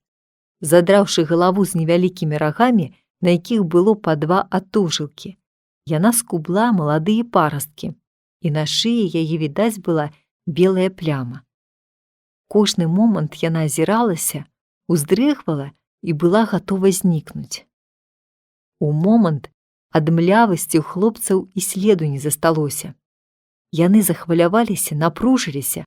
Кожны з іх добра ведаў, што ад гэтага можа залежыць іхняе жыццё і што яны маглі страляць цяпер з-пад поры, а гэта было ўжо зусім іншая справа. «Асцярожней, асцярожней!» – шаптаў Віктар, бо памятаў, як Мірон у той раз зачапіўся і паляцеў. Але Мірон сам добра разумеў адказнасць моманту. «Цаляй добра, не спяшайся!» – даваў загады Віктар. «Страляць па камандзе!» Віктар даў досыць часу, каб прыцэліцца, і шапнуў. «Плі!» Грымнулі стрэлы, падскочыла казуля і кінулася ў лес, наткнулася на дрэва, захісталася. Хлопцы ў бяспамяцці скочылі і кінуліся за ёю. Казуля хісталася і спатыкалася, але бегла наперад. Хлопцы ледзь паспявалі за ёй. Звалілася яна, ускочыла, зноў пабегла, зноў звалілася. Хлопцы былі побач ужо і скончылі яе пакуты адзіным стрэлам. З якой радасцю глядзелі яны на першы вынік свайго сапраўднага палявання. Казуля ляжала на баку, выцягнуўшы тонкія ногі. «Самец», – сказаў Віктар, – «самкі не маюць рагоў». Цяпер іх ужо не палохала далейшая праца. Яны мелі дасканалы нож. Мігам разабралі жывёліну і ўрачыста вярнуліся дадому з мясам і скурай. Зажылі нашы героі па-людску. Нават страву маглі згатаваць у бляшчанцы ад патронаў. А жылі хлопцы, павесялелі. Прайшла ў Віктара і курыная слепата. І ўжо неабыякавымі вачыма глядзелі яны навакол і на сваю будучыню. Глава 20. Падрыхтоўка да сустрэчы. З вуголлем у пушчу. Насарог. Выратаванне каштоўнай жывёлы. Запасны агонь. Нарэшце надышоў час, калі трэба было распачынаць падрыхтоўку. Надаць жыллю акурат такі выгляд, які яно мела раней, калі былі тут бандыты. Агонь загасіць, а самім выбраць другое месца, дзе яны будуць сядзець і чакаць. Месца гэтае павінна быць не на віду і разам з гэтым такое, адкуль добра сачыць за ворагамі. Вядома, увесь гэты час раскладаць агню ім будзе нельга. Значыцца, трэба назапасіць смажанага мяса. Па іх меркаваннях, 2 тыдні павінны былі скончыцца паслязаўтра. Але гэта не значыла, што бандыты акурат прыйдуць у гэты дзень. Яны маглі з'явіцца і раней, а больш магчыма, што і пазней. Невядома, колькі часу прыйдзецца сядзець і пільнаваць. А як быць з агнём? Пойдзем спачатку знойдзем сабе месца для назірання, а там пабачым, што рабіць, пастанавілі хлопцы і пайшлі на другі востраў. Востраў быў вялікі. Калі спыніцца каля берага, то будзеш бачыць толькі гэтую частку, а бандыты могуць перабрацца зусім у іншым месцы. Калі выбраць назіральны пункт у глыбіні вострава, дык наогул берага не будзеш бачыць. Нельга спадзявацца, разважаў Мірон, што мы акурат убачым, куды яны прыходзяць, і уцячом, пакінуўшы іх тут. Трэба меркаваць, што мы раней убачым іх тут, будзем сачыць, як яны пойдуць назад, і выберамся ўжо следам за імі. Таму я прапаную выбраць месца як мага бліжэй да бабровых хатак, куды яны, безумоўна, павінны прыйсці. Я ўпэўнены, казаў Віктар, што яны пераходзяць у тым месцы, дзе мы заўважылі нібы кладку. Толькі мы не ведаем, як гэта яны робяць. Калі там пільнаваць, мы гэта ўбачым. Але яно рызыкоўна, не згаджаўся Мірон. А што, калі не там? Тады яны могуць прыйсці і нават пайсці, а мы нічога і ведаць не будзем. Абадзяцца па лесе небяспечна. Яны могуць раней заўважыць нас, як мы іх. Віктару ўсё здавалася, што праход павінен быць там. Але з другога боку і разважанні Мірона былі слушныя. І Віктар пакуль што згадзіўся з ім. На тым беразе, каля якога стаяла бабровая хатка, пачыналася высокая сухая града. Спачатку яна была вузкая і ішла ўздоўж бабровай ручаіны, а потым пашыралася і гублялася ў глыбіні вострава. На ёй рос прыгожы бор з рэдкімі стройнымі соснамі, а па баках ішлі зараснікі алешыны, арэшніку. Калі схавацца ў гэтым арэшніку, вось за той купінкай, казаў Мірон, дык мы будзем бачыць усю гэтую граду. Яны абавязкова павінны прайсці па ёй, калі пойдуць да свайго склада. Месца добрае, сказаў і Віктар. Нам нават зручна будзе ісці па хмызняку за імі ўслед, бо па чыстым бары было прызыкоўна. Тут і вырашылі зрабіць назіральны пункт. Было крыху вільготна на зямлі, але хлопцы мелі 2 скуры. «Давай зробім рэпетыцыю», – сказаў Віктар. «Я тут сяду, а ты прайдзіся па градзе і паглядзі, ці можна заўважыць». Віктар сеў, а Мірон адышоўся крокаў на 20 у бок. Арэхавыя сцяблы без галля дазвалялі досыць добра бачыць, што робіцца на градзе. А вось як адтуль? «Ну як?» – нецярпліва запытаўся Віктар. «Пачакай», – махнуў рукой Мірон і некалькі разоў прайшоўся ўзад і ўперад. Вярнуўшыся назад, ён сказаў: «Калі ведаць ці падазраваць, што там нехта ёсць, то заўважыць можна. А так, мне здаецца, не павінны звярнуць увагі, асабліва калі не рухацца». «Ну і добра. А калі яны сунуцца, то ў нас жа ёсць чым сустрэць іх», – сказаў Віктар. Калі скончылі з гэтай справай, пайшлі ўпарадкаваць свой лагер. Трэба было зрабіць усё так, як было раней.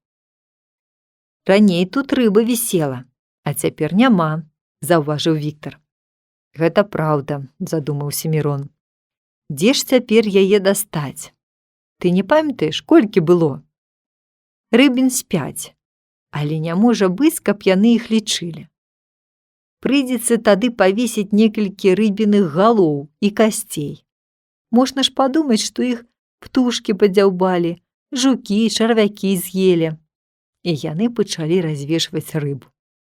Каб хто-небудзь убачыў, што мы робім, смяяўся Віктар, то, напэўна, падумаў бы, здурнелі хлопцы. А калі павесілі рыбныя рэшткі, то прыпомнілі. У будцы ж была яшчэ і палова зайца. Але з ім справа вырашалася прасцей. Зайца лёгка мог дакончыць любы драпежнік. Трэба толькі крыху касцей праскідаць навакол. А таксама убраць лішнія мядзвежыя і казуліны косці, дадаў Мірон. Упарадкавалі косці. Потым прыпомнілі яшчэ, што чарапашына павінна валяцца каля будкі, як кінуў яе той бандыт. Нарэшце ўзяліся за вогнішча. Здаецца, прыблізна было гэтак, казаў Мірон, калі раскладаў галавешкі. А я ўсё-ткі пазнаў бы, што тут нехта гаспадарыў, прамовіў Віктар. І кожны пазнаў бы, каб тады спецыяльна прыгледзеўся, усміхаўся Мірон. Але дзеля гэтага трэба было ўжо тады ўсё ведаць і прадбачыць. Цяжэй было вырашыць пытанне з агнём. Пагасіць вогнішча, безумоўна, трэба. Трымаць на сваім назіральным пункце агонь, безумоўна, нельга. Няўжо зусім адмовіцца ад яго? Гэта немагчыма, ускрыкнуў Віктар. Адмовіцца ад агню, потым і крывёю здабытага, сваімі рукамі выгадаванага, захаваўшага наша жыццё. Я нават збіраўся ўзяць яго з сабой дадому, бо ў нас зусім не такі агонь, горшы. Таму што лёгка здабыты запалкамі, дадаў Мірон. Пасля досыць доўгага абмеркавання вынеслі такую пастанову. Знайсці такі дзікі куток, куды ніякаму бандыту не было пахвоты соваць нос. І такі густы, каб і зблізку нельга было заўважыць у ім ні агню, ні дыму. Там і захоўваюць агонь. І туды пасля дзённай варты прыходзіць спаць. Узялі свой гаршчок, палажылі гарачага вуголля і пайшлі. Трымаліся бліжэй да возера, улічваючы, што ў гэты бок бандытам няма сэнсу ісці. Тут былі мясціны, куды і самі хлопцы ні разу не завітвалі.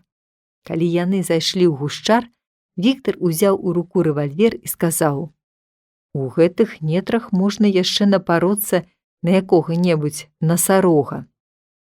А праз хвіліну пачуўся такі тупат і грукат, нібы сапраўды імчыцца насарог. Не паспелі хлопцы апамятацца, як на іх наляцела вялікая рагатая жывёліна. Яна выгіналася, падскоквала і, здавалася, хацела растаптаць нашых герояў. Мірон кінуўся ў бок, гаршчок вываліўся з яго рук. Віктар падняў рэвальвер, але жывёліна зачапіла яго бокам, і ён паваліўся на зямлю, стрэліўшы ў паветра. А пасля гэтага стрэлу нешта мільганула над галавой і зашуршала з другога боку. Тупат жывёліны зрабіўся раўнамерным і паступова аддаляўся.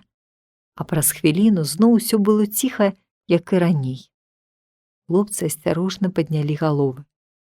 «Што ты бачыў?» – запытаўся Віктар. «Вярблюда». «Не, без жартаў. Мусіць, нейкі алень ці лось, але чамусьці з гарбом. А ці ведаеш ты, што мы цяпер зноў заслужылі падзяку ад дзяржавы? Завошта?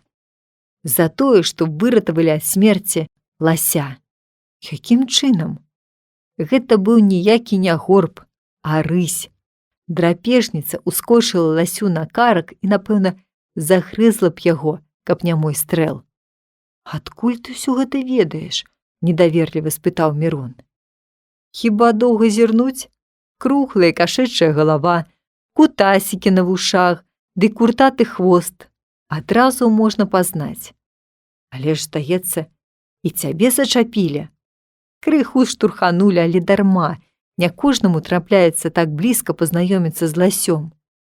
«Вось табе і насарог», – засмяяўся Мірон. «Толькі крыху не хапіла», – зарагатаў і Віктар. «Я цяпер уже не здзіўлюся, калі сустрэнем і слана». «Але наш гаршчок разляцеўся на кавалкі», – сказаў Мірон, збіраючы вугольчыкі. «Тады спынімся тут. Калі тут жывуць такія звяры, дык мусіць гэта і будзе самае глухое месца. Пад аховай шыракалапых елак расклалі яны вогнішча і доўга палілі, пакуль не набралася поўная яма жару. Заўтра яшчэ дадамо. А сёння пойдзем паспім апошнюю ноч у нашым родным Будане. Глава 21. Бясконцае чаканне. На кухні. Сонныя вартаўнікі. Рашучы момант набліжаўся. Хлопцы хоць і храбрыліся, хоць і жартавалі, але кожны адчуваў, як унутры нешта дрыжыць. Ці прыйдуць яны ў гэты дзень? А можа, яны так сабе сказалі? А можа, прыйдуць праз тыдзень? Праз месяц? Бывае ж на свеце так, што злейшых ворагаў прыходзіцца чакаць як родных бацькоў, злаваў Віктар. А можа, іх тут аж занадта набярэцца? Можа, у іх тут які бандыцкі з'езд прызначаны? Разважаў Мірон. Як бы там ні было, а нічога не заставалася, як толькі чакаць. На світанні пабеглі ў пушчу, падклалі ў свой запасны агонь дроў і са скурамі на плячах пайшлі на новае месца. Ззаду застаўся асірацелы будан і халоднае вогнішча. Забраліся ў свой арэшнік, парасцілалі скуры, натыкалі яшчэ сям-там галін, каб больш надзейна схаваць свой прытулак, і пачалі чакаць. Спачатку іх было адчуванне, што бандыты вось-вось павінны з'явіцца. Але міналі гадзіна за гадзінай, всё ціха і спакойна было навакол, і хлопцам пачало ўжо здавацца, што іх збаўцы ніколі не прыйдуць. Каля поўдня Віктар не вытрымаў. Чаго нам гэтак сядзець? Тэрмін жа яшчэ заўтра. Не спадзяваўся і Мірон, што сёння прыйдуць, але ўсё-ткі мільганула думка. А што, калі ўжо ідуць? Пачакаем яшчэ гадзіны са дзве і тады выйдзем. Высидзелі гэтыя гадзіны і вылезлі. І неяк несвядома абодва адчулі задавальненне, што бандыты не прыйшлі. Усё-ткі далей адсунуўся непрыемны час спаткання. Рэшту дня скарысталі, каб папасвіцца, хоць увесь час адчувалі сябе трывожна. Назбіралі крыху грыбоў і пайшлі на кухню, як казаў Віктар. Там згатавалі свае грыбы, павячэралі і засталіся на ноч каля вогнішча.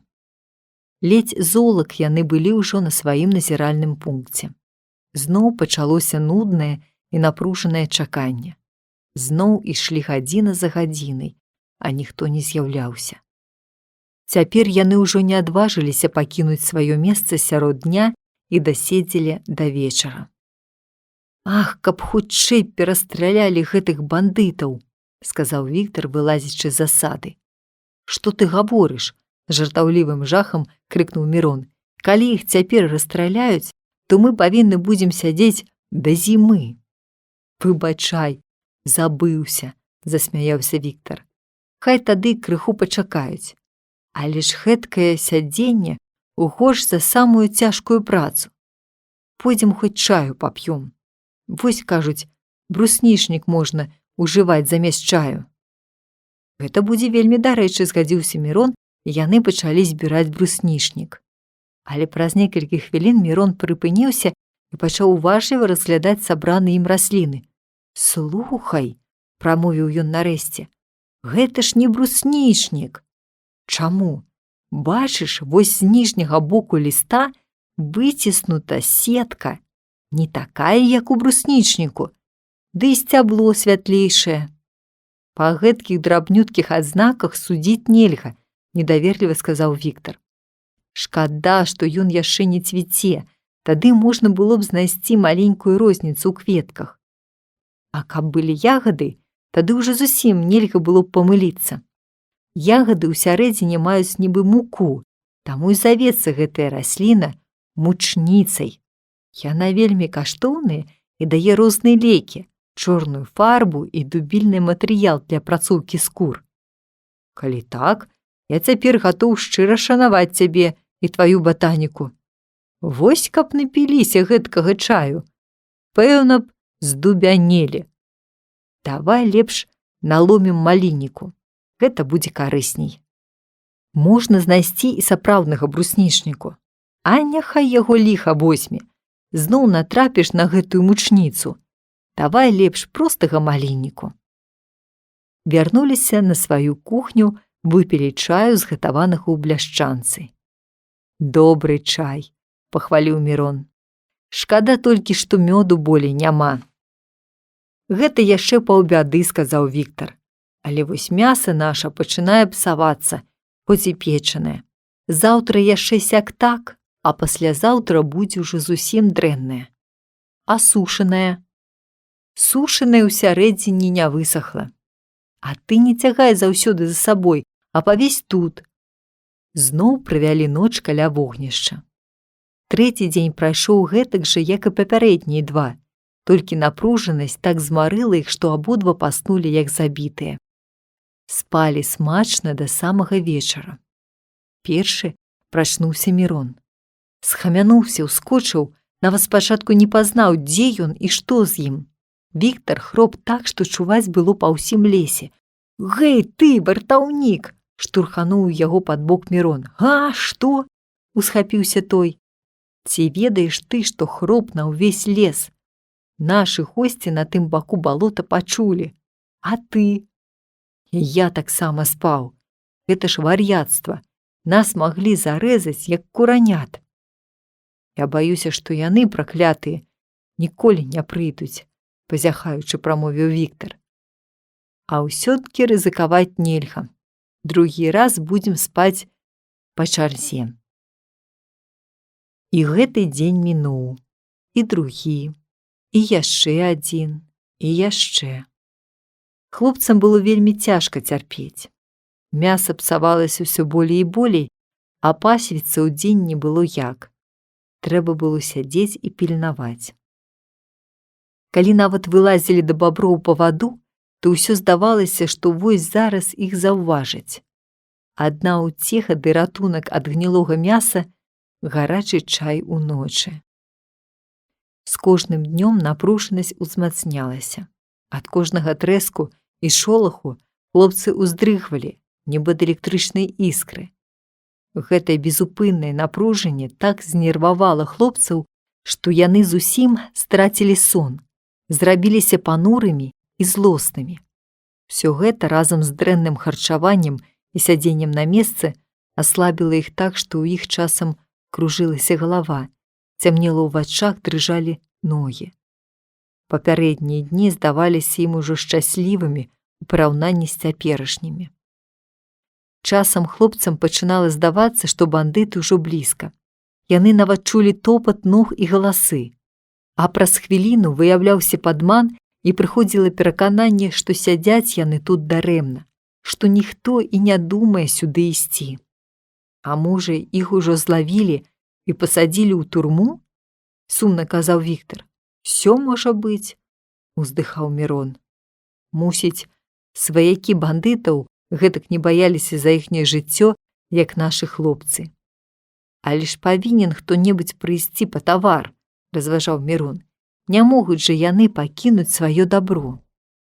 «Могуць прыйсці і ўзімку, і на другі год», – адказаў Віктар. «А калі іх злавілі ўсіх, дык могуць і ніколі не прыйсці». Пачуўся хруст. Хлопцы зноў напружыліся, зноў з'явілася надзея. Але гэта праціскаўся праз зараснік дзік. Цераз палянку было відаць, як ён спакойна і павольна капашыўся ў балоце. «Вось добра было б стрэліць у яго», – заблішчаў вачыма Віктар. «Напэўна, трапілі б, і мяса свежае было б». Засвярбелі рукі і ў Мірона. Што будзе, калі кантрабандысты не прыйдуць? Тады давядзецца яшчэ горш галадаваць, а між тым яны могуць зараз назапасіць мяса. Але нарэшце ён пачаў даводзіць Віктару, што гэта будзе надта рызыкоўна. Ці можам мы напэўна сказаць, што яны не прыйдуць? Не. Ну а калі прыйдуць, то мы загінем напэўна, і стрэл могуць пачуць. і сляды не паспеем знішчыць. Дзік тым часам схаваўся за дрэвамі. А ўначы каля вогнішча, як яны шкадавалі, што не выкарысталі магчымасці. Яны паспелі б ужо разабраць і схаваць дзіка, былі б забяспечаны свежым мясам. А цяпер што будзе? Ох, ужо гэтая разумная асцярожнасць, са злоснай насмешкаю сказаў Віктар. Мірон засаромеўся. Ён адчуваў, што перамудрыў. Але каб абараніць сабе, перайшоў у наступ. А скажы шчыра, ці мог ты паручыцца, што яны сёння ані ў якім разе не прыйдуць? Вядома, паручыцца ніхто не можа, але... Пачакай. Значыць, можна было думаць, што яны прыйдуць? Ну, можна. А ты ведаеш, чым пагражала гэтая магчымасць? Ну, ведаю.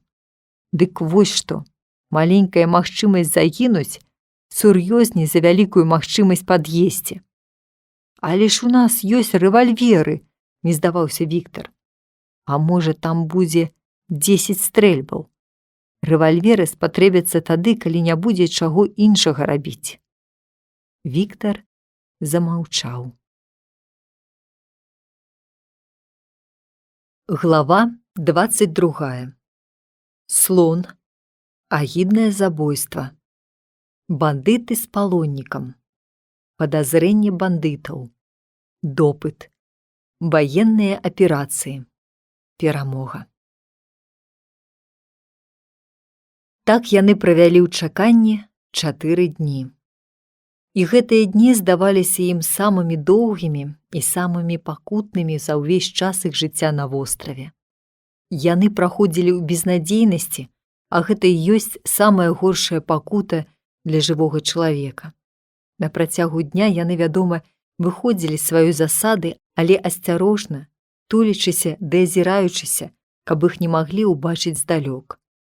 Такі напружаны перапынак быў не лепш за сядзенне і чаканне. Пад вечар ішлі начаваць у пушчу да свайго вогнішча, спалі зусім не так добра, як у Будане, і раніцой вярталіся на сваю службу. І ўсё часцей задавалі сабе пытанне. А што, калі яны зусім не прыйдуць? Або прыйдуць праз многа тыдняў? Няўжо ўвесь гэты час так і сядзець? Неўзабаве скончацца рэшткі сушанага мяса, а тады што? У такім настроі прыйшлі яны на варту і ў 5-ты дзень раніцою. А праз паўгадзіны пачулі нейкі тупат. Ішоў ён з таго боку, адкуль павінны былі з'явіцца госці. У хлопцаў моцна-моцна закалаціліся сэрцы. Тупат набліжаўся, цяжкі, глухі, часам чуўся гучны трэск вялікай галіны. Але бачыць, хто ідзе, нельга было. Або атрад бандытаў, або слон, прашаптаў Віктар. Вось ужо нешта мільгае між дрэў, вялікае, чырвонае, всё выразней, выразней. Зубр! У адзін голас крыкнулі хлопцы. Нейкі ўрачысты настрой ахапіў таварышаў. Яны бачылі жывога зубра, якіх у межах Савецкай Беларусі ўжо няма. Перад 1914 годам у Белавіжскай пушчы было яшчэ 400 зуброў, але за час вайны з іх засталося ўсяго толькі каля 20, ды і тых немцы вывезлі да сябе. Якім жа чынам ён трапіў сюды, дзівіўся Мірон. А ты не памятаеш, як некалькі часу назад пісалі ў нашых газетах, што ў нас бачылі аднаго зубра. Кажуць, што ён перабег да нас з Польшчы. Белавіжскую пушчу польскія паны прадалі англічанам, і тыя сякуць і вывозяць лес. Трэба думаць, што немцы не паспелі вылавіць усіх зуброў да апошняга. Мусіць, хоць адзін застаўся. І вось цяпер, калі пачалі высякаць яго родную пушчу, ён і ўцёк да нас, дзе лес гэтак не нішчаць. Я гэта чытаў, але пасля таго больш нічога не было чуваць аб гэтым. І вось ён перад табою. Не дзіва, што яго тут ніхто не бачыў. Магутны звер ішоў нейк трывожна. То спыніцца, то пачне нагамі рыць зямлю, то схіліць сваю галаву і пачне сапці. Плечы яго здаваліся нейкай скалой, за якой хавалася рэшта цела. Горб не толькі не шкодзіў, але, здавалася, упрыгожваў яго. Хлопцы ўявілі сабе, як павінен быў адчуваць сябе гэты зубр, адзін, без сям'і і таварышаў, далёка ад сваёй радзімы. «Апошні зубр!» – прашаптаў Мірон. «Апошні!» – адгукнуўся Віктар. Раптам грымнуў стрэл. Зубр кінуўся ўбок, стаў на дыбы і зваліўся пярэднімі нагамі на калені. У гэты момант разлёгся другі стрэл. Зубр паспрабаваў бы ўстаць, але захістаўся і ціха паваліўся на бок, нібы вялікі падсечаны дуб. Хлопцы сядзелі як скамянелыя. Яны не бачылі яшчэ людзей, але добра ведалі, хто гэта з'явіўся. Аднак уражанне ад смерці зубра было такое моцнае, што на момант яны зусім забыліся пра становішча, у якім самі знаходзяцца. Яны перажывалі гэтае забойства як забойства чалавека. «Падлюгі!» – хацеў бы ўскочыць Віктар, але Мірон моцна ўхапіў таварыша за руку і прымусіў сесці. Да зубра ўжо бег знаёмы чорны бандыт са стрэльбай у руках. «Няўжо адзін?» – падумалі хлопцы. Але чалавек паглядзеў на зубра, павярнуўся ў той бок, адкуль з'явіўся, і крыкнуў: «Гатова!» Праз хвіліну падбег яшчэ адзін незнаёмы, а потым падышлі яшчэ двое. З іх адзін быў той малодшы таварыш чорнага, а другі таксама незнаёмы, але звязаны. На ім былі звычайныя боты, запэцканыя ў балоце, як ва ўсіх, чорнае паліто і кепка. Рукі былі моцна закручаны назад, а рот завязаны хусткай. Яго адвялі крыху ў бок, штурханулі і сказалі: «Сядай!» Палоннік нязграбна сеў на зямлю. Бандыты абступілі зубра. «Здаровая штука!» – сказаў незнаёмы. «Але як скарыстаць яго?» – заўважыў малодшы. «Перацягнем па кавалках», – адказаў чорны. «А скуру?» «Таксама парэжам на кавалкі. Хвацкія будуць падэшвы». Потым пачалі раскладаць агонь і разбіраць тушу. Чорны скінуў світку, закасаў рукавы і ўзяўся за справу. Яму дапамагалі таварышы. Кожны шрам на целе зубра болем адбіваўся ў сэрцах хлопцаў. Чорны акрываўлены бандыт здаваўся катам. Цяжка было разбіраць гэтую магутную жывёліну, а ў іх, як відаць, былі толькі звычайныя паляўнічыя нажы.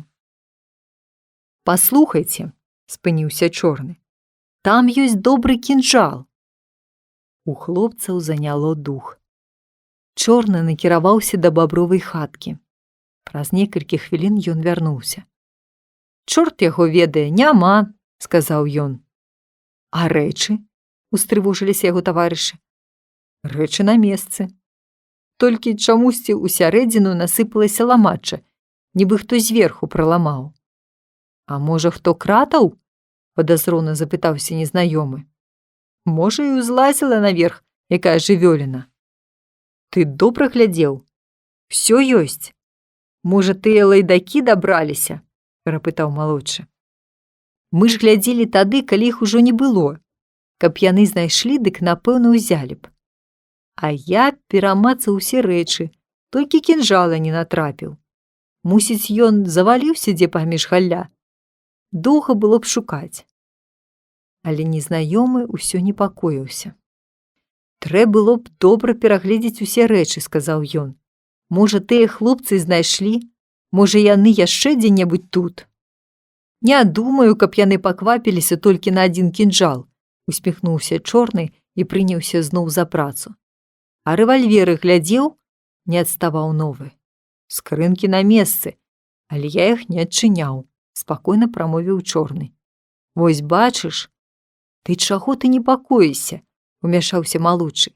Мы ж абышлі ўвесь лес, стралялі, гукалі, каб яны тут былі, дык адгукнуліся, пачуўшы людзей. Усе рэчы тады былі цэлыя, мы і рэвальверы глядзелі. А ўсё ж такі трэба пераканацца, паківаў галавой новы. Добра, супакоіў чорны. Зараз скончым і паглядзім. Пойдзем нават паглядзець іх хату. Хлопцы чулі ўсю гэтую размову і рыхтавалі сябе да апошніх рашучых падзей. Галоўнай іх перавагою было тое, што іх лічылі загінуўшымі. А калі здагадаюцца, што яны жывыя, тады ім ужо не справіцца з 3 такімі бандытамі, у якіх яшчэ і стрэльба была. Хіба толькі ўдасца схавацца. Тым часам бандыты знялі скуру і селі адпачыць. Трэ было б за гэтага ўзяцца, кінуўся малодшы на палонніка. Чаго з ім доўга валаводзіцца? Але, устаў чорны. Палоннік сядзеў на зямлі, апусціўшы галаву. Час ад часу ён торгаў рукамі, але дзе там было вызваліцца. Падзі сюды, сабака, падышоў да яго чорны, узяў за плечы, падняў і патапхнуў да вогнішча. Потым развязаў хустку. Хлопцы ўбачылі маладога чалавека гадоў 28 з прадаўгаватым сухарлявым тварам. Тонкія сціснутыя вусны і зморшчкі на лбе сведчылі аб яго напружанні, але вочы безуважна глядзелі некуды міма бандытаў. Цяпер ужо можаш крычаць, колькі ўлезе, засмяяўся незнаёмы. Тады падышоў малодшы і звярнуўся да палонніка. Слухай, ты можаш палепшыць сваё становішча, калі скажаш, якім чынам даведаўся пра нас. Хто табе ў гэтым дапамог? Назаві чалавека, які выдаў нас. Палоннік не адказваў. Бандыт прамаўчаў. Пасля пачаў зноў. Геройства тваё ўжо не патрэбнае. Ты ў поўнай нашай уладзе. Ніхто цябе не пачуе, калі скажа, што значна палегчыш свой лёс. А калі не, дык мы здолеем прымусіць цябе, прасіпеў бандыт. Палоннік усё маўчаў. Ну, грозна крыкнуў чорны, адказвай. Канчайце хутчэй вашу справу, а я нічога не скажу, нарэшце прамовіў палоннік. Канчаць хутчэй? Засмяяліся бандыты. Не, брат, пачакай яшчэ, гэта толькі пачатак. І чорны выцеў палонніка кулаком па твары. Небарака пахіснуўся і паваліўся на зямлю. З носа і рота паказалася кроў. У хлопцаў аж заляскалі зубы ад хвалявання. Нельга сядзець, не маем права. Трэба страляць, прашаптаў Віктар. Пачакаем хоць крыху, усхваляваным шэптам адказаў Мірон. Досыць далёка, не трапім, а тады канец і яму, і нам. Пакуль ён жывы, пачакаем. Можа, будзе лепшы момант. Чорны ўзяў галаўню і паднёс яе да твару палонніка. Можа, агонь прымусіць цябе гаварыць? Апрача таго, у нас і яшчэ знойдуцца добрыя спосабы. Часу хапае. Кажы лепш. Палоннік адхіснуўся і зноў нічога не адказаў. Слухайце, умяшаўся незнаёмы. Адкладзём допыт да таго часу, пакуль падыдуць нашы таварышы. Тады зробім гэта па ўсіх правілах мастацтва. А цяпер пойдзем паглядзім наш склад ды будку тых хлопцаў. Сапраўды, гэтак будзе лепш, падтрымаў малодшы. Добра, згадзіўся чорны. А ты тым часам падумай і не чакай хуткай смерці. Разбяром цябе на кавалачкі, але прымусім сказаць. А цяпер звяжам цябе так, каб ты спакойна мог праляжаць да заўтрага.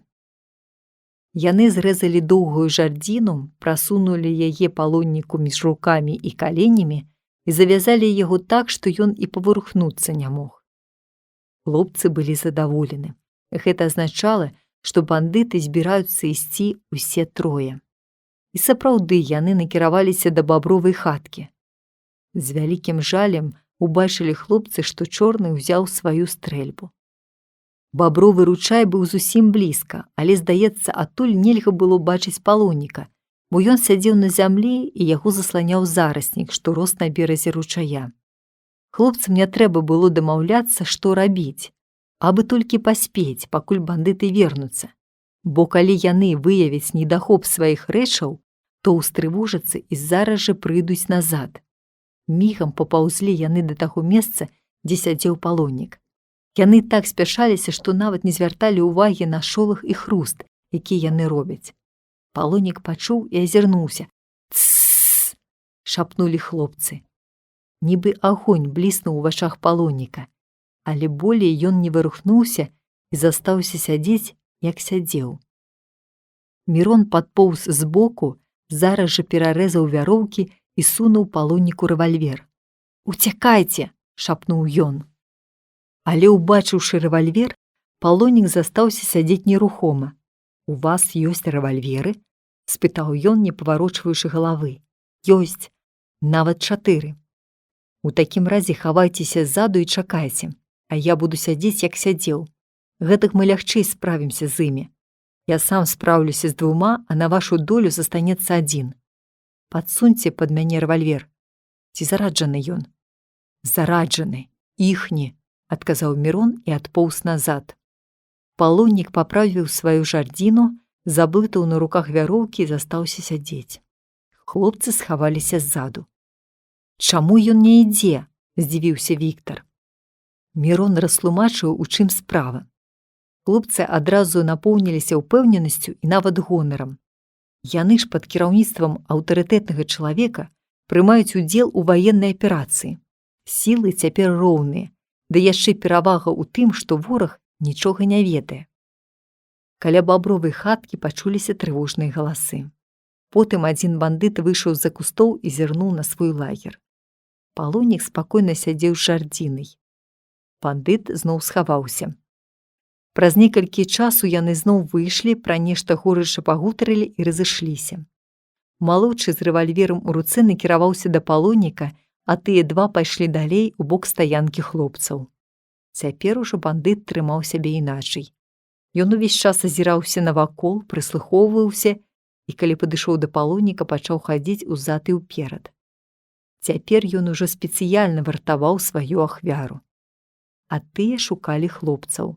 Толькі на гэты раз ужо не гукалі, не стралялі.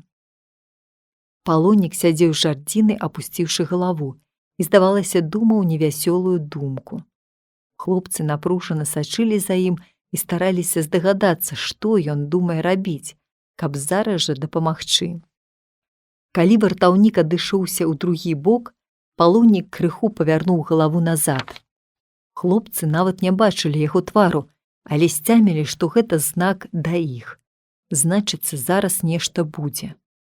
Вось вартаўнік набліжаецца зноў да палонніка. Правая рука з рэвальверам акурат з гэтага боку. Момант, і палоннік ухапіўся за руку з рэвальверам. Бандыт быў так здзіўлены, што некалькі секунд не зварухнуўся, нібы не даваў веры сваім вачам. А ў гэты момант абодва хлопцы былі ўжо каля яго.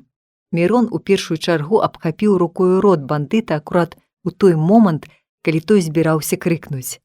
«Малайчына!» – пахваліў палоннік. Пасля таго ўжо нядоўга было звязаць бандыта такім жа спосабам, як раней быў звязаны палоннік. Зразумела, рот быў запхнуты і завязаны. «Дзякуй, сябры!» – паціснуў хлопцам рукі новы таварыш. «А цяпер трэба адцягнуць яго далей, а самім размясціцца гэтаксама, як і раней». Адцягнулі бандыта за 100 крокаў. Замацавалі так, каб ён ні ў якім разе не мог развязацца, і пакінулі. Вызвалены таварыш зноў прыладзіў сабе жардзіну, хлопцы зноў схаваліся ў кустах, і ўсё было ў парадку. Цяпер ужо хлопцы чакалі наступнай сустрэчы без страху. Якая ўжо тут магла быць небяспека? Але чакаць давялося доўга. Відаць, бандыты шнырылі па ўсім тым востраве. Нарэшце з-за бабровага ручая пачуліся галасы, потым з'явіліся абодва бандыты. «Незразумелая рэч», – пачулі хлопцы. «Няўжо гэта яны? Адкуль жа яны маглі ведаць, што ім трэба сцерагчыся?» Падышоўшы да стаянкі, яны агледзеліся, пакруціліся і спыталі ў палонніка: «А дзе наш таварыш?» «Не ведаю», – буркнуў той. Яны падазрона зірнулі на яго і падышлі бліжэй. «Зараз!» – мільганула ў галовах у хлопцаў. «А ў які бок ён пайшоў?» Зноў пачулася пытанне. «У той!» – неахвотна кіўнуў галавой палоннік і паказаў наперад. Бандыты глянулі ў той бок. Зараз жа грыбнуў стрэл, і чорны дзядзька храснуўся на зямлю, ухапіўшыся рукамі за жывот. Стрэльба яго пакацілася па зямлі. Другі бандыт азірнуўся, і ў яго не толькі вочы, але і рот раскрыўся на ўсю шырыню ад здзіўлення і жаху. Перад ім ужо стаяў палоннік з нацэленым рэвальверам у руках, а з-за яго спіны выбягалі яшчэ двое хлопцаў, таксама з рэвальверамі. «Рукі ўгору!» – грозна загадаў Мірон. «Рукі ўгору, калі хочаш жыць!» – звонкім голасам крыкнуў Віктар. Трэцяму бандыту нічога не заставалася, як здацца. На зямлі хрыпеў і курчыўся ў перадсмяротных сутаргах ранены бандыт. Глава 23. План новых военных аперацый. Расказ таварыша Саўчука. Яшчэ бандыты. Канец военных дзеянняў. Адказнае даручэнне. Хлопцы блізка падступілі да бандыта і бадай у сутыч наставілі на яго свае рэвальверы. Убачыўшы гэта, іх новы таварыш сказаў: «Даю вам параду. Ніколі не пасоўвайце рэвальвера так блізка, каб яго можна было схапіць рукою. Ад гэтага могуць быць усялякія непрыемнасці».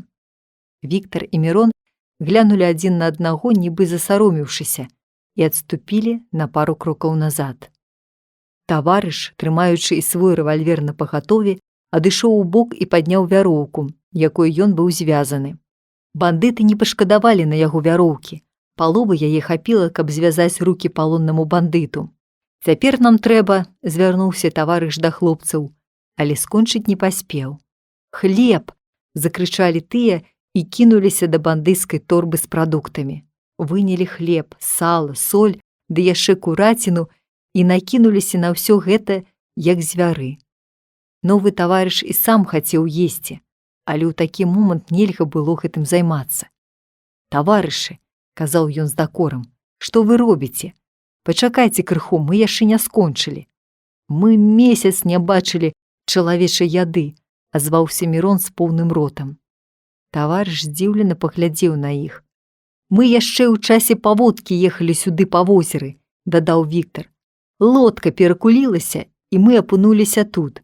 Гэтак і жылі цэлы месяц. А вы як трапілі да іх? Вы ведаеце, як выйсці? Пойдзем зараз». «Пачакайце, пачакайце», – перапыніў таварыш. «Аб гэтым пасля. А цяпер у нас ёсць справа важнейшая. Трэба падрыхтавацца да сустрэчы новых гасцей». «Такіх самых?» «Акурат такіх самых», – усміхнуўся таварыш. «Але спачатку трэба размясціць гэтых». Другога бандыта адвялі туды, дзе быў першы. Старанна звязалі яго з дапамогай жардзіны, а таксама заткнулі і завязалі рот, каб палонны не мог крыкнуць. Праверылі і падправілі путы першага. Затым пайшлі да раненага. Той ужо быў мёртвы. Яго адцягнулі ў зараснік, дзе толькі што хаваліся хлопцы. Падклалі галя ў агонь, раскладзены бандытамі ля забітага зубра, а самі схаваліся ў бліжэйшых да вогнішча кустах. Тады незнаёмы таварыш сказаў: «Зараз павінна прыйсці яшчэ некалькі чалавек з іхняй кампаніі. Трэба іх прыняць не горш, як гэтых. Вы, мае дарагія таварышы, паказалі сябе храбрымі і свядомымі савецкімі рабятамі. Думаю, і цяпер вы прымеце ўдзел у аперацыі». «А як жа?» – усклікнулі яны з радасцю. Пад кіраўніцтвам такога таварыша новая аперацыя здавалася ім нават прывабнай. Хоць і страшнавата, і сэрца сціскаецца ад хвалявання, але затое адчуваеш, што робіш важную справу. «Я думаю, іх будзе не больш як 2-3 чалавекі», – казаў далей таварыш. «Мы неспадзявана выскачым на іх, і яны, напэўна, здадуцца без бою. Тым больш, што наўрад ці яны ўсе будуць мець зброю. Для іхняга зборышча яна ім не патрэбная, а насіць так рызыкоўна. А калі іх будзе болей? Спытаў Віктар. Тады пабачым, што трэба будзе рабіць. А цяпер скажыце, як вас зваць? Хлопцы адрэкамендаваліся і ў сваю чаргу спыталіся, як яго зваць і як ён трапіў у рукі гэтых бандытаў. Прозвішча маё Саўчук Андрэй Александрович, пачаў ён свой расказ. Служу я ў пагранатрадзе. Гэты чорны жыве на хутары кіламетраў за 10 адсюль. Той малады часта прыходзіць да яго суседняга мястэчка. Аднаго разу мы атрымалі весткі, што гэты чорны, Становскім завецца, мае сувязь з кантрабандыстамі. Якраз учора трапіў мне на вочы гэты трэці незнаёмы чалавек. Ён накіраваўся на хутар, а хутар гэты знаходзіцца ў глушы, на водшыбе. Я пайшоў за ім. Але, відаць, і гэты чорны дзядзька быў не дурны. Ён, відаць, чакаў гэтага госця і прадбачыў, што за ім могуць сачыць. Калі мы ўжо былі недалёка ад хутара, яны абодва накінуліся на мяне, звязалі і па глухіх сцежках правялі сюды. Мусіць, вы чулі, як яны збіраліся мардаваць мяне, каб даведацца, якім чынам і ад каго мы пра іх даведаліся. Яны думалі забіць мяне, потым таго ці тых, хто сказаў, і гэткім чынам схаваць сляды. Каб не вы, скончыў ён з хваляваным голасам, я б перацярпеў такія пакуты, перад якімі смерць нішто. Дзякую вам. Завошта? Шчыра дзівіўся Віктар. Хто ж гэтага не зрабіў бы на нашым месцы? Усё ж такі вы рызыкавалі. Невялікая рызыка, сказаў Мірон. Вы для нас зрабілі болей, як мы для вас. А вось якім чынам вы прабраліся цераз балота? Мы аніяк не маглі знайсці выхаду і збіраліся сядзець тут да зімы. З таго боку ёсць падрыхтаваныя кладкі, але яны ў балоце, зверху іх не відаць. Я ж казаў, што там пераход, накінуўся Віктар на Мірона, а ты ўсё мудрагеліў. Усё роўна вы не прашлі б, усміхнуўся Саўчук. Там хітра зроблена. Вось такім чынам. Ён начарціў на зямлі план. Калі вы нават знойдзеце адну кладку, дык яна хутка канчаецца і вы трапіце ў багавінне. Другая кладка зусім у баку. Каб трапіць на яе, трэба цягнуць з сабою доўгую дошку і перакінуць яе на тую другую кладку. А праз некалькі крокаў і тая канчаецца. Тады трэба зноў шукаць наступную і зноў перакідаць дошку. Пераход цяжкі, марудны і небяспечны. Ніхто б не здагадаўся, калі не ведаць. Толькі вопытныя кантрабандысты маглі ўзяцца за гэткае мерапрыемства. Мусіць, іхняя справа мае шырокі размах. Нават занадта шырокі, прамовіў Віктар і выняў паперы. Вось, зірніце. А там яшчэ ёсць і пераксілінавыя шашкі, дадаў Мірон.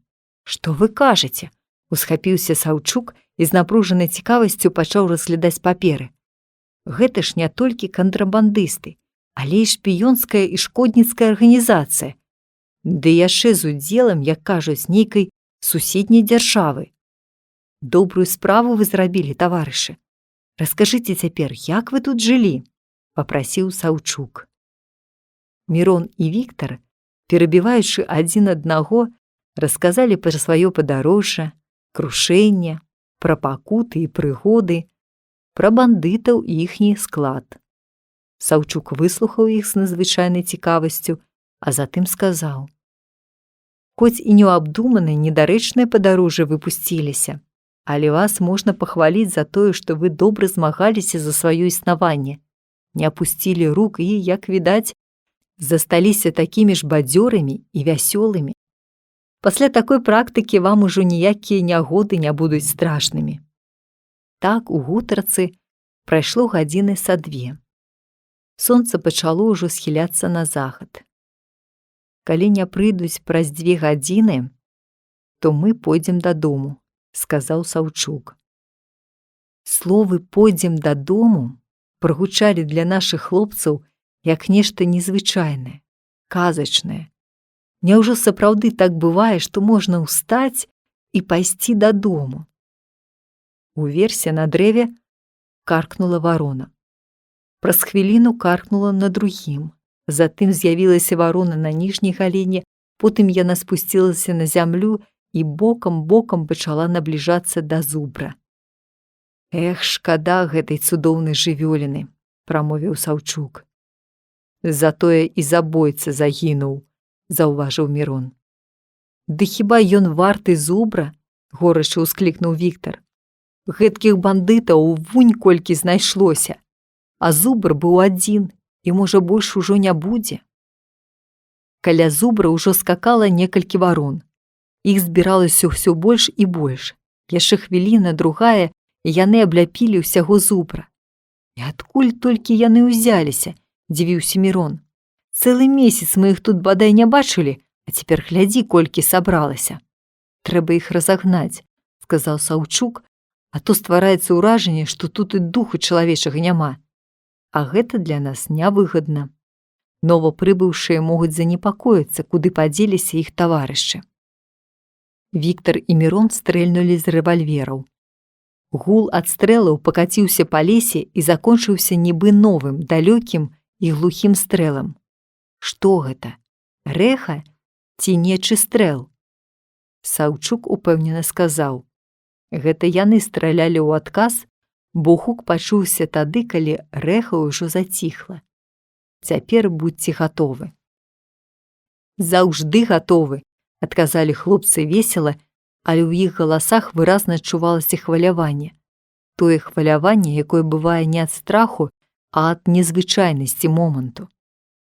Далёка між дрэў замільгалі людзі.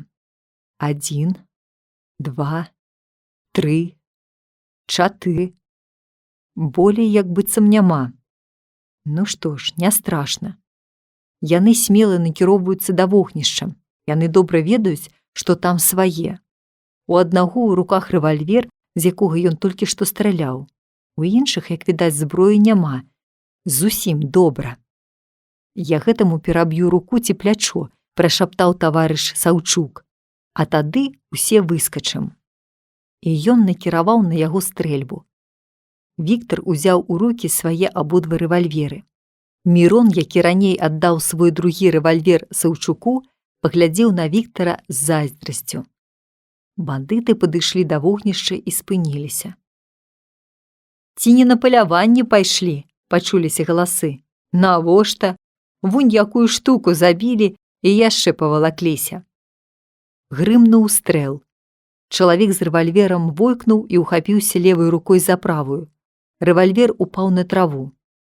Трое іншых не паспелі разабрацца, у чым справа, як убачылі, што да іх падбягаюць трое ўзброеных людзей. Рукі ўгору. Бандыты, азіраючыся навакол, відаць, у чаканні сваіх, трошкі паднялі рукі. Нападаючыя мігам апынуліся каля іх. Рэвальвер бандыта ляжаў каля ног Саўчука. Тады адбыўся нечаканы паварот. Адзін з бандытаў, убачыўшы, што з трох нападаючых двое зусім яшчэ маладыя, хлопцы, кінуўся пад ногі Саўчуку, зваліў яго і ўхапіўся за рэвальвер, што ляжаў на зямлі. Двое яго таварышаў апусцілі рукі і нарыхтаваліся кінуцца ў бойку. У гэты самы момант пачуліся 3 стрэлы. 2 разы стрэліў Мірон у бандыта, што схапіў рэвальвер. Той выпусціў зброю. Віктар, не цэлячыся, стрэліў у сваіх бандытаў, і гэта затрымала іх на тую секунду, якая патрэбна была Саўчуку, каб падняцца на ногі. А тады ўжо бандыты шчыра паднялі рукі. «Малайцы, хлопцы», – коротка сказаў Саўчук, і гэтыя словы з вуснаў камандзіра былі для іх самай лепшай пахвалой. 2 здаровым бандытам было загадана перавязаць сваіх раненых таварышаў. У аднаго з іх была перабіта правая рука, другому Мірон прастрэліў плячо і зачапіў бок. На бінты для іх прыйшлося рваць сарочкі. «Вы іх тут пільнуйце», – ціха сказаў Саўчук, – «а я прывяду тых 2». Як толькі Саўчук адышоўся, Хлопцы адразу адчулі трывожную напружанасць. Яны пачалі заўважаць, што бандыты, робячы перавязку, больш сачылі за хлопцамі, чым за сваёй работай. Яны паварочваліся і станавіліся не так, каб зручна было перавязваць, а так, каб зручна было кінуцца на вартавых. Памятаючы параду Саўчука, хлопцы трымаліся на такой адлегласці, каб адным махам да іх нельга было даскочыць, а рэвальверы не апускалі ні на адну хвіліну. Апрача таго, трымаліся блізка адзін ля аднаго і ўвесь час мянялі свае пазіцыі, каб было зручна ім, а не бандытам. Ніводнага слова не сказалі хлопцы адзін аднаму, а дзейнічалі так дружна і ўзгоднена, нібы ўсё ў іх было дагаворана. Значыцца, абодва добра навучыліся разумець становішча. Хлопцы ўздыхнулі вальней, калі падышоў Саўчук з двума ранейшымі палоннымі. Раты іх былі ўжо развязаны. «І вы папаліся», – з папрокам сказаў адзін з іх сваім новым таварышам. «Гэтак жа, як і вы», – злосна буркнуў нехта ў адказ. Саўчук падышоў да іх і сказаў: «Дазвольце ўжо і вам звязаць рукі. Мы вымушаны гэта зрабіць». Бліснулі бандыты вачыма, сцялі зубы, сціснулі кулакі, але за спіною стаялі хлопцы з рэвальверамі, і бандыты скарыліся. Каб перавязаць усім рукі і ногі, Саўчук зняў з бандытаў усе паясы і рамяні, якімі яны былі падпярэзаны. Віктар штурхануў пад бок Мірона і шапнуў: «Цяпер яны не ўцякуць, каб нават і ногі былі не звязаныя». Тыя два, якіх звязалі яшчэ раніцай, пачалі прасіцца: «Рукі здранцвелі, развяжыце хоць на некалькі хвілін». «Выбачайце», – адказаў Саўчук, – «цяпер аніяк нельга. Прыйдзецца яшчэ трошкі пацярпець. Я таксама цярпеў. Вы тым часам пасядзіце тут ля вогнішча, можаце нават распачаць свой сход. Шкада толькі, што старшыня ваш забіты». «Сам вінаваты», – сказаў адзін з бандытаў. «Не знішчыў гэтых шчанят, калі была магчымасць, дык цяпер і сам загінуў, і нас загубіў». Хлопцы адчулі задавальненне, што бандыты так высока ацанілі іхнюю ролю ў гэтай справе. Пасля таго Саўчук адвёў хлопца ў бок і сказаў: «Баявыя аперацыі мы з вамі скончылі паспяхова. Ёсць і трафеі, і палонныя. А як нам з усім гэтым выбрацца адсюль? Правесці ўсіх са звязанымі рукамі па тых кладках немагчыма.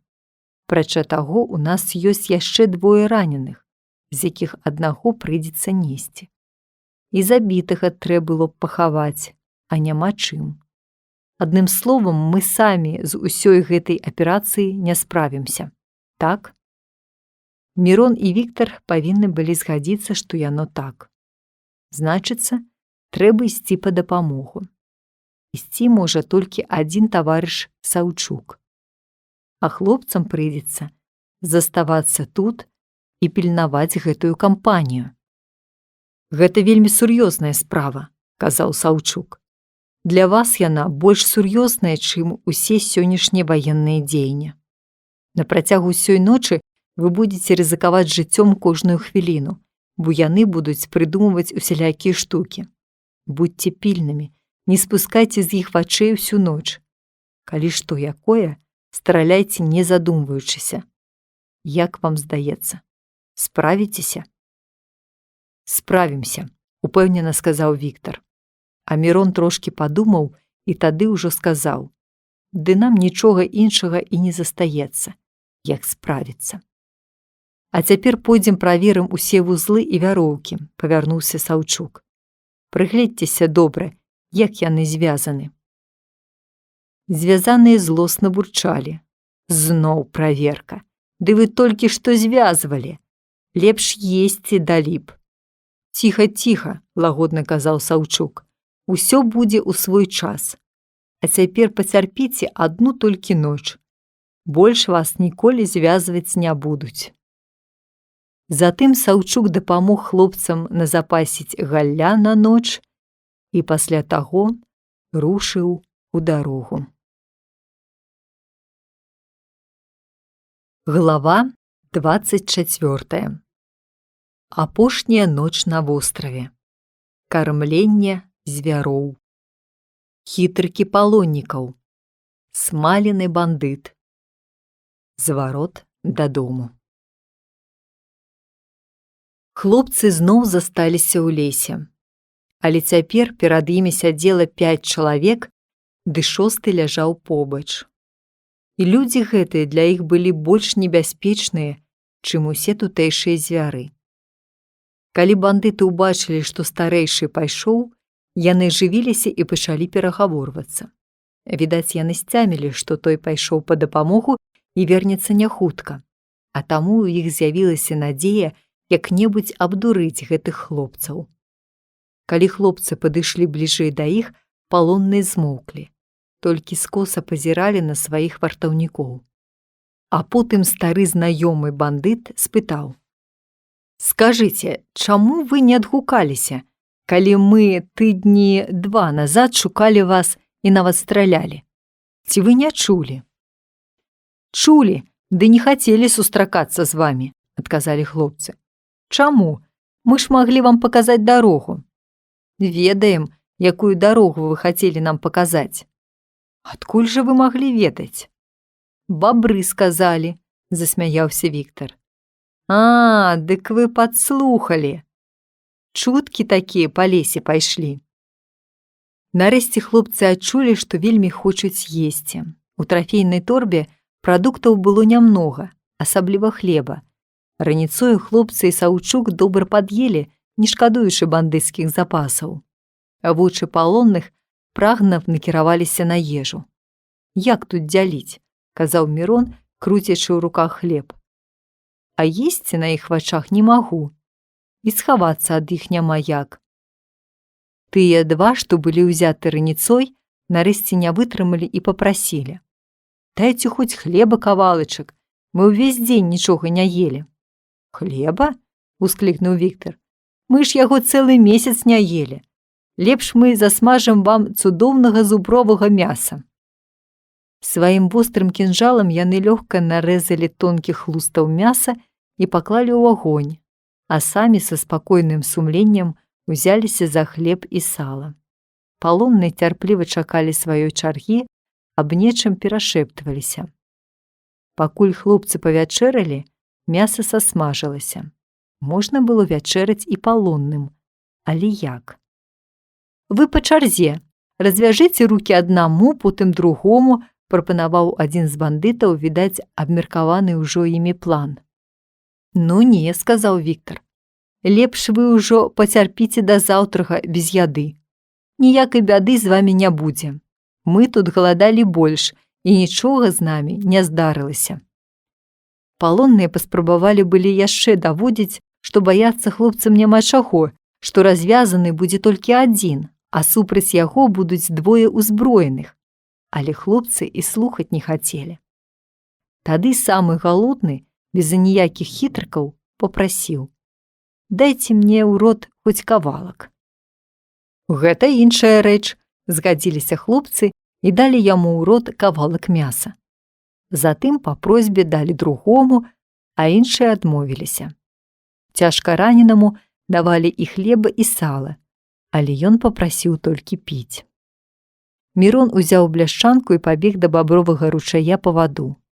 Калі напаіў хворага, папрасілі і здаровыя. Зноў пабег Мірон. «Вы б узялі другую бляшчанку і пабеглі абодва», – параіў адзін. «Дзякуем за параду», – насмешліва адказаў яму Віктар. Потым бегаў яшчэ Віктар 2 разы, пакуль напаілі ўсіх. Тады з'явілася новая просьба: «Дайце пакурыць. Вазьміце ў нашых кішэнях папяросы і запалкі». Віктар дастаў папяросы і пачаў соваць ім у рот. Потым паднёс ім агонь. Мірон занепакоіўся, каб Віктар і сам не закурыў, бо спакуса для яго была надта вялікая. Ён сквапна глядзеў на папяросы, што былі ў яго руках, узяў адну, пачаў круціць яе, разглядаць. Мірон кінуўся ратаваць свайго прыяцеля. Ціхенька ўзяў з яго рук папяросы і сказаў: «Паслухайся мяне, Віця, пацярпі. Столькі часу прайшло, ты ўжо адвык. Ці варта зноў пачынаць? Тон Мірона быў такі сяброўскі, такі шчыры, што Віктар усміхнуўся і сказаў: «Добра, не буду». Цяжкаранены вельмі часта прасіў піць, і хлопцы ахвотна насілі яму ваду. Не адмаўлялі яны і здаровым, толькі рабілі гэта неахвотна.